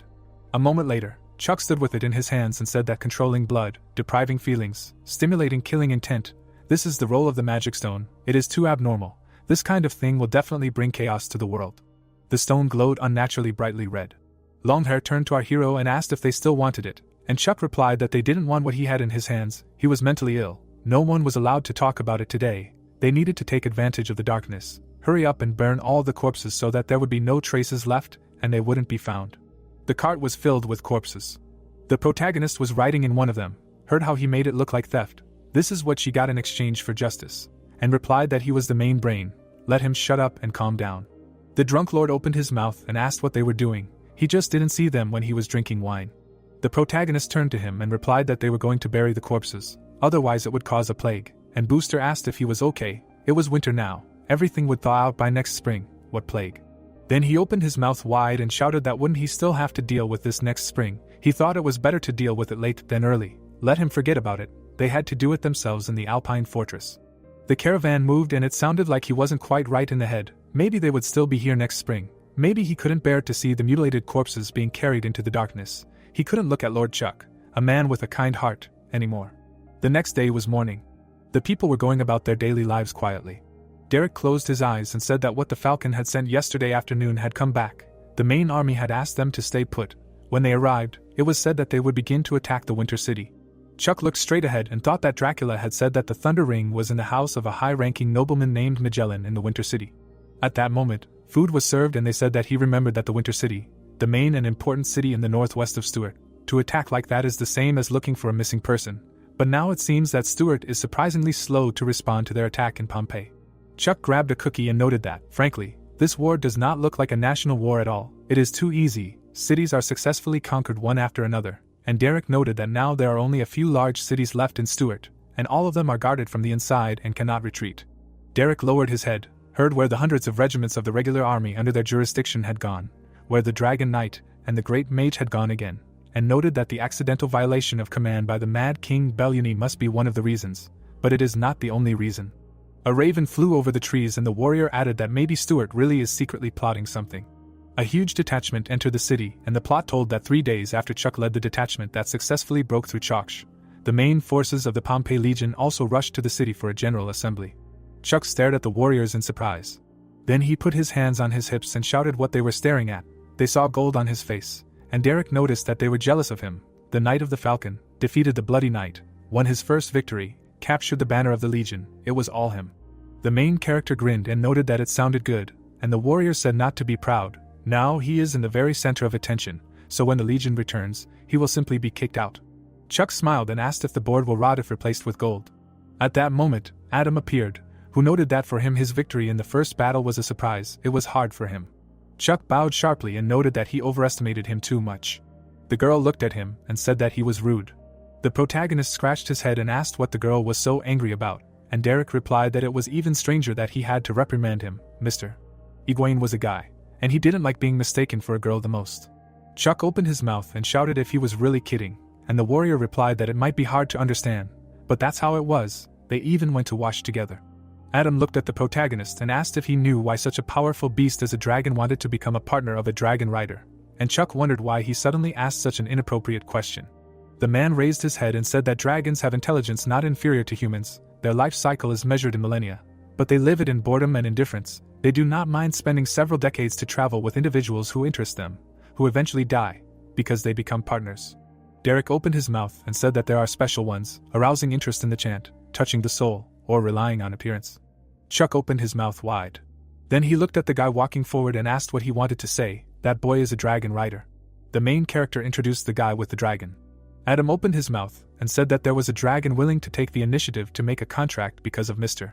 Egwene's appearance. In terms of aesthetics, there is no significant difference between humans and dragons. Beauty is beauty. He had heard that after the defeat of the friendly forces, he took responsibility for re-attacking the enemy army. Mr. Egwene recognized his fearlessness, so he came here on foot, not riding a dragon. The guy was looking at the bright light at that time. At that moment, a strong wind appeared. A dragon appeared in the sky and Adam noticed that it was Mr. Egwene's dragon, and the name of this wind dragon was Osiris. The red dragon hovered in the sky. Then the griffins appeared and Adam added that, to tell the truth, this is the first time since the contract between Osiris and Egwene, when they went on a sortie beyond Pompeii. Except for the dragon, there are also 9 falcon knights. They have amazing maneuverability. Chuck raised his head and said that frankly, he was delighted. If he ever got a flying beast to ride, he would fly over the heads of other riders and shit on them. In the next frame, the gates of Winterhirsch appeared. The ruler approached the edge of the wall and asked if there was any news, and the servant replied that none, not a single message had arrived. The man remembered the people entering the gates and said, "What are the upper classes thinking about? They themselves declared this war, so now they pretend to be dead. At first everything was fine, their city received a large amount of provisions and reinforcements." Then he remembered how they left and added that suddenly, for some unknown reason, reinforcements from other provinces from afar were transferred one after another, and the delivery of supplies abruptly stopped. The ruler introduced Beluni and noted that it was obvious that the war would affect the fate of the state, but they were acting carelessly. The servant gritted his teeth and noted that they needed to think carefully about how to use the power of the provinces to resist the country. They only had 30,000 city guards and 10,000 volunteers among the civilian population, and the Pompeians had 200,000. The old man opened his mouth and said that anger was often accompanied by stupidity and excessive aggression. Then he put his hand on his shoulder and said that they would do everything possible and leave the rest to the god of light. Everything around him trembled sharply. Griffins quickly appeared over the city. Heather looked straight ahead and asked if he thought they could really take it by storm. The local city walls were much more majestic than any she had seen before, and Chuck and Derek noted that there should be no problems. In books on the art of war it is said that 10 times more enemies may be needed to besiege a city. Maybe the difference with them is small, but it is there. A woman appeared on the wall in the pipe. The main character looked closely at her figure and wondered who it was. It was hard to tell by her clothes. Maybe a Stuart pastor. She had a stunning figure, in modern parlance, a MILF among MILFs. Derek looked at him and asked what he was watching, and Chuck replied that he hadn't noticed anything strange yet, just the usual security and patrols. The warrior looked at the table and heard that they had completed their reconnaissance. Nothing unusual had been noticed inside the city walls. The Griffin riders looked beyond the walls and added that there were equally half-ruined buildings and low walls, and they didn't have many weapons and crossbows to counterattack. Derek took the magic radio and told them to get back into line, and Heather asked how soon they could occupy Stuart after the reconnaissance report. Chuck put the pipe away and replied that if there were only 2 countries on the continent, everything would have gone much easier. Then he imagined a dark silhouette and added that the reality was that, in addition to Stuart and Pompeii, there was also the Holy Lotus West. The protagonist folded his arms and said that they clearly weren't going to just watch Pompeii or Stuart suffer a total defeat in the war. The view of the camp opened up. It was said that the engineers began to collect wood for production. The installation of siege equipment took 10 days, and these days were the calmest before the battle for Winterfell. People were carrying equipment. It was thought that while one side was preparing siege equipment, the knights were sitting behind the wall. It was thought that the other side was adjoining the wall and preparing for battle. In the end, the big battle finally began. The heavy weapons of Pompeii are ready and the tabernacle is open. A view of the hills opened up. People were standing behind the rocks. Looking to the side, the man said that they should keep the pace, keep the line, to which the man replied that he understood. The people were moving forward.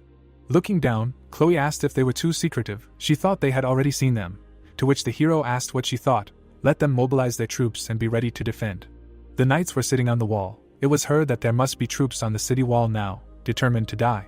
Frowning, the guy said that everyone was in position and ready to attack, to which the man replied that they should wait for his command. They would be ready. The catapults were loaded. The people stood still. The protagonist clenched his teeth tightly. Frowning, the man shouted a command. The knights hid behind the wall.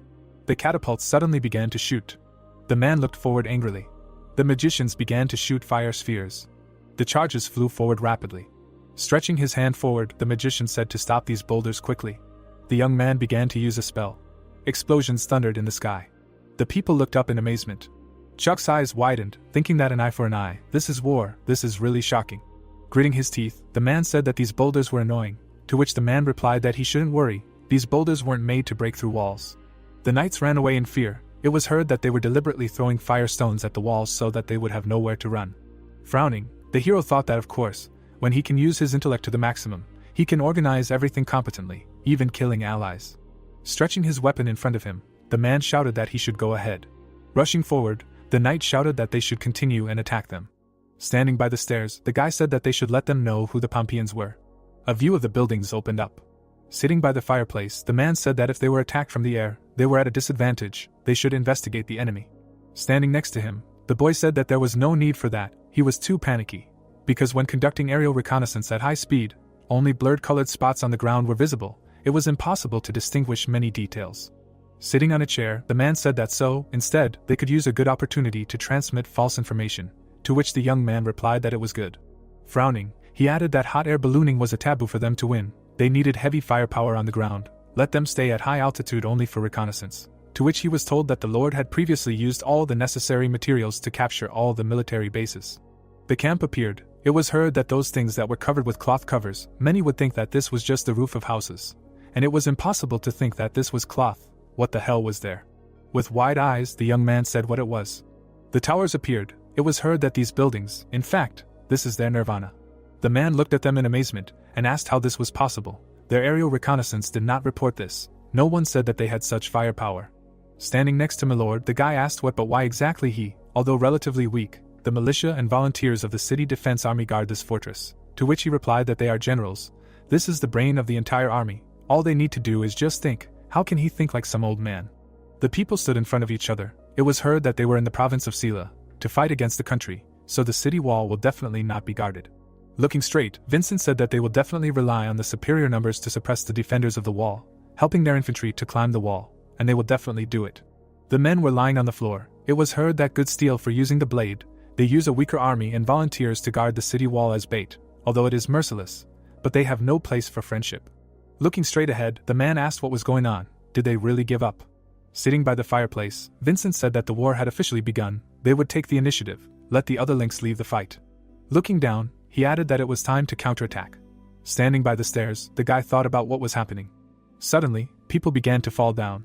Gritting his teeth, the man said that there were siege-heavy weapons and throwing towers, to which the knight asked what, but the report did not mention this. There are only houses behind the wall. The hero clenched his teeth tightly. Frowning, the man said that he should tell him, now that they were already attacking the wall, even if they were torn to pieces, they had to take the city. People started to climb the wall. They started to fight, and it was heard that they should kill them. Larry frowned and said that the hell, where is the mage? Let him hurry up and provide support at the front. Looking straight ahead, Vincent said that it was time. Let the mage act as support. The mages attacked. Arrows rushed forward. The people on the wall fought. The knights fought each other. Frowning, the hero said that this was wrong. They had been fighting for a long time and still could not attack them. What would they say to this? To which the man replied that because Winterfell had equipment called magical extraction, this was his greatest merit. Such equipment was not available everywhere. The protagonist turned around when he heard that it could be launched using the energy that the mages possessed. It saved his own magical powers, to which he asked what about theirs. They didn't have one, and Larry added that the device was too heavy and the structure was also too complex. No one could carry it. A glow appeared around the mage. It was heard that it was like two children fighting among themselves. When one was thirsty, he drank milk. When hungry, he ate meat. The other might have an empty stomach, but with tears in his eyes he fought envy. Chuck's eyes widened, asking that they used it for the siege at the very beginning. And what about the fire trebuchet? Where is the fire mage? To which the man replied that they couldn't win just like that. They needed a stunning success. The mages stood in a circle. It was heard that everyone was here at the moment. They needed to rest and restore their magical power. Frowning, the hero asked what an unexpected advantage in strength. Can you win this way? Putting his hand to his face, the man said that the planning and strategy are so precise. I wonder who is in charge. Looking straight ahead, the protagonist said that the siege is very important. People were fighting. The thought arose that they were really losing. The dragon opened its mouth wide. Raising her hand up, Chloe said that she should look at the sky. Dragons were flying in the air. They were directing flames towards the city. The attack came flying at the building. The knight was sitting astride the dragon. The man's eyes widened in amazement. He clenched his teeth tightly. Clenching his fist, the knight said that he should report the situation. Retreat first. Retreat to a safe distance or go back. To which the guy asked what to go back. Standing still, Chuck asked what it was like after the attack. Just leave. Standing behind the man, he added that this height is estimated to be 3,000 yards. This no longer counts as a return. They want to go back. To which Larry replied that there is no way, he can only buy time. Let them retreat temporarily. This battle is considered lost. Looking up, the man said that everyone should give the order for an emergency retreat. Let them run as far as possible. To which the warrior replied that they seem to have retreated to their camp. Let him go and see. And the protagonist said that he will go too. Suddenly, they rushed forward.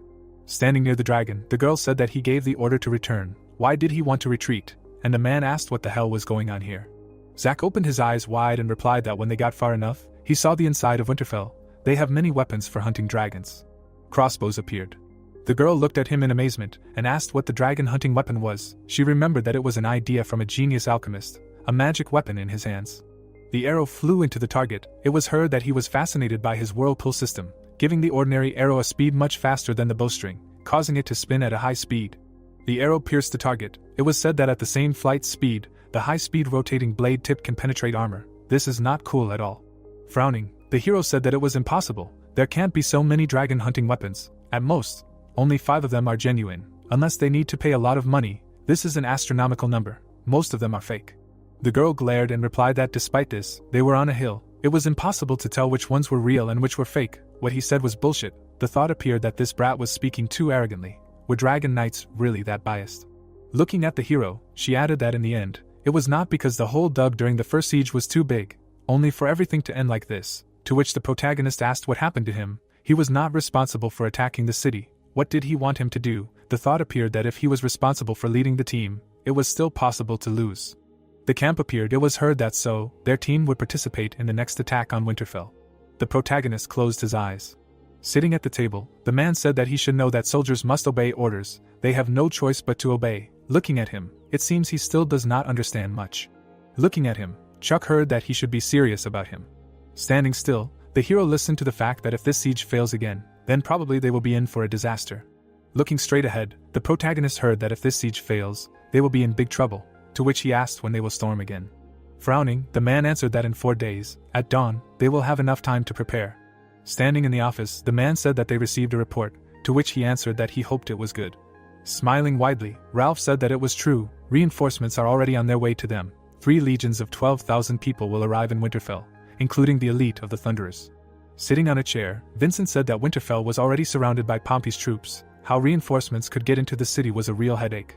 To which the man replied that they seemed confident in their strength, and thought they could hide from the enemy, taking advantage of the darkness of the night. Looking down, he asked when they planned to arrive, to which he was told that in 3 days, at dawn. People were standing at the gate. The man held a torch in his hands. Taking a step forward, the man said that they were Thunderers. They came from the capital. Let them enter. Raising his hand, Vincent said that he heard that 3 legions would be arriving, to which the guy replied that they had some difficulties. It seemed they were the only ones who could help them tonight. The man looked ahead silently. Standing behind him, Ralph asked what was wrong. They needed to receive reinforcements as soon as possible. Standing with a torch in his hands, Vincent thought that something was wrong. Despite the strict discipline and the ban on talking, the soldiers who had come a long way did not show even signs of fatigue. Closing his eyes, he added that in the pitch darkness, when nothing can be seen, no one took measures to ensure the safety of the soldiers. The man widened his eyes, wondering if this could be. Standing in front of him, the creature asked if they could enter. Ralph's eyes widened in amazement. Smiling, Vincent said that now that they were defeated, the fall of Winterfell was only a matter of time, so there was no point in sacrificing people unnecessarily. Stretching his arms out to the sides, the creature said that there was no need to be discouraged. One of the dragon knights would soon arrive to help them, to which the man asked if that was true. There were 3 dragon knights in the Empire. Which of them would arrive? The man's eyes lit up and he said that they said he was a golden dragon himself, but as far as they knew, he had recently died in battle while leading a siege against an evil dragon. Standing in front of the monster, the man asked how the dead could protect them. Smiling, the zombie asked why not. Lowering his head, Vincent said that it looked like the other 2 legions had fallen by his hand. Raising his hand, the monster replied that they had eaten their flesh and drunk their blood, a real delicacy. Standing in front of him, the man said that it looked like the emergency evacuation from the capital last time was their doing. Let him tell them what had happened. Grabbing his weapon, the zombie said that he didn't need to know about it. The monsters rushed forward, and he added that it was because he was going to die soon. Raising his hand up, Vincent said that he was going back. The boy looked at him in fear and screamed that it hurt. The boy froze in bewilderment. His eyes widened and he made sounds. Looking straight ahead, the zombie asked what was wrong with him. He seemed to be losing consciousness. The gates of the fortress appeared. Chloe looked at him in surprise and asked what was going on. Frowning, the hero replied that he had just heard something like screams, to which she asked if it was true, and he added that maybe someone had slipped and fallen in the shit. Standing behind him, the man said that dawn was coming soon, it was time to begin the attack, to which the protagonist replied that the inevitable could not be avoided.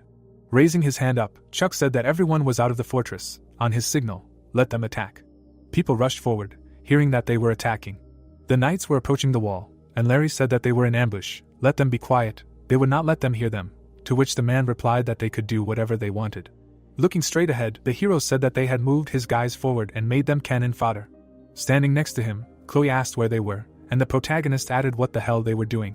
Stretching her hand forward, the barbarian said that they were over there. Looking at the city, Chuck said that seeing that the enemy was already here, at least calmed him down a little. Frowning, he added that he should wait. People were running forward quickly. It was heard that these soldiers did not look like they were going to attack. The thought came that it looked more like they were running away.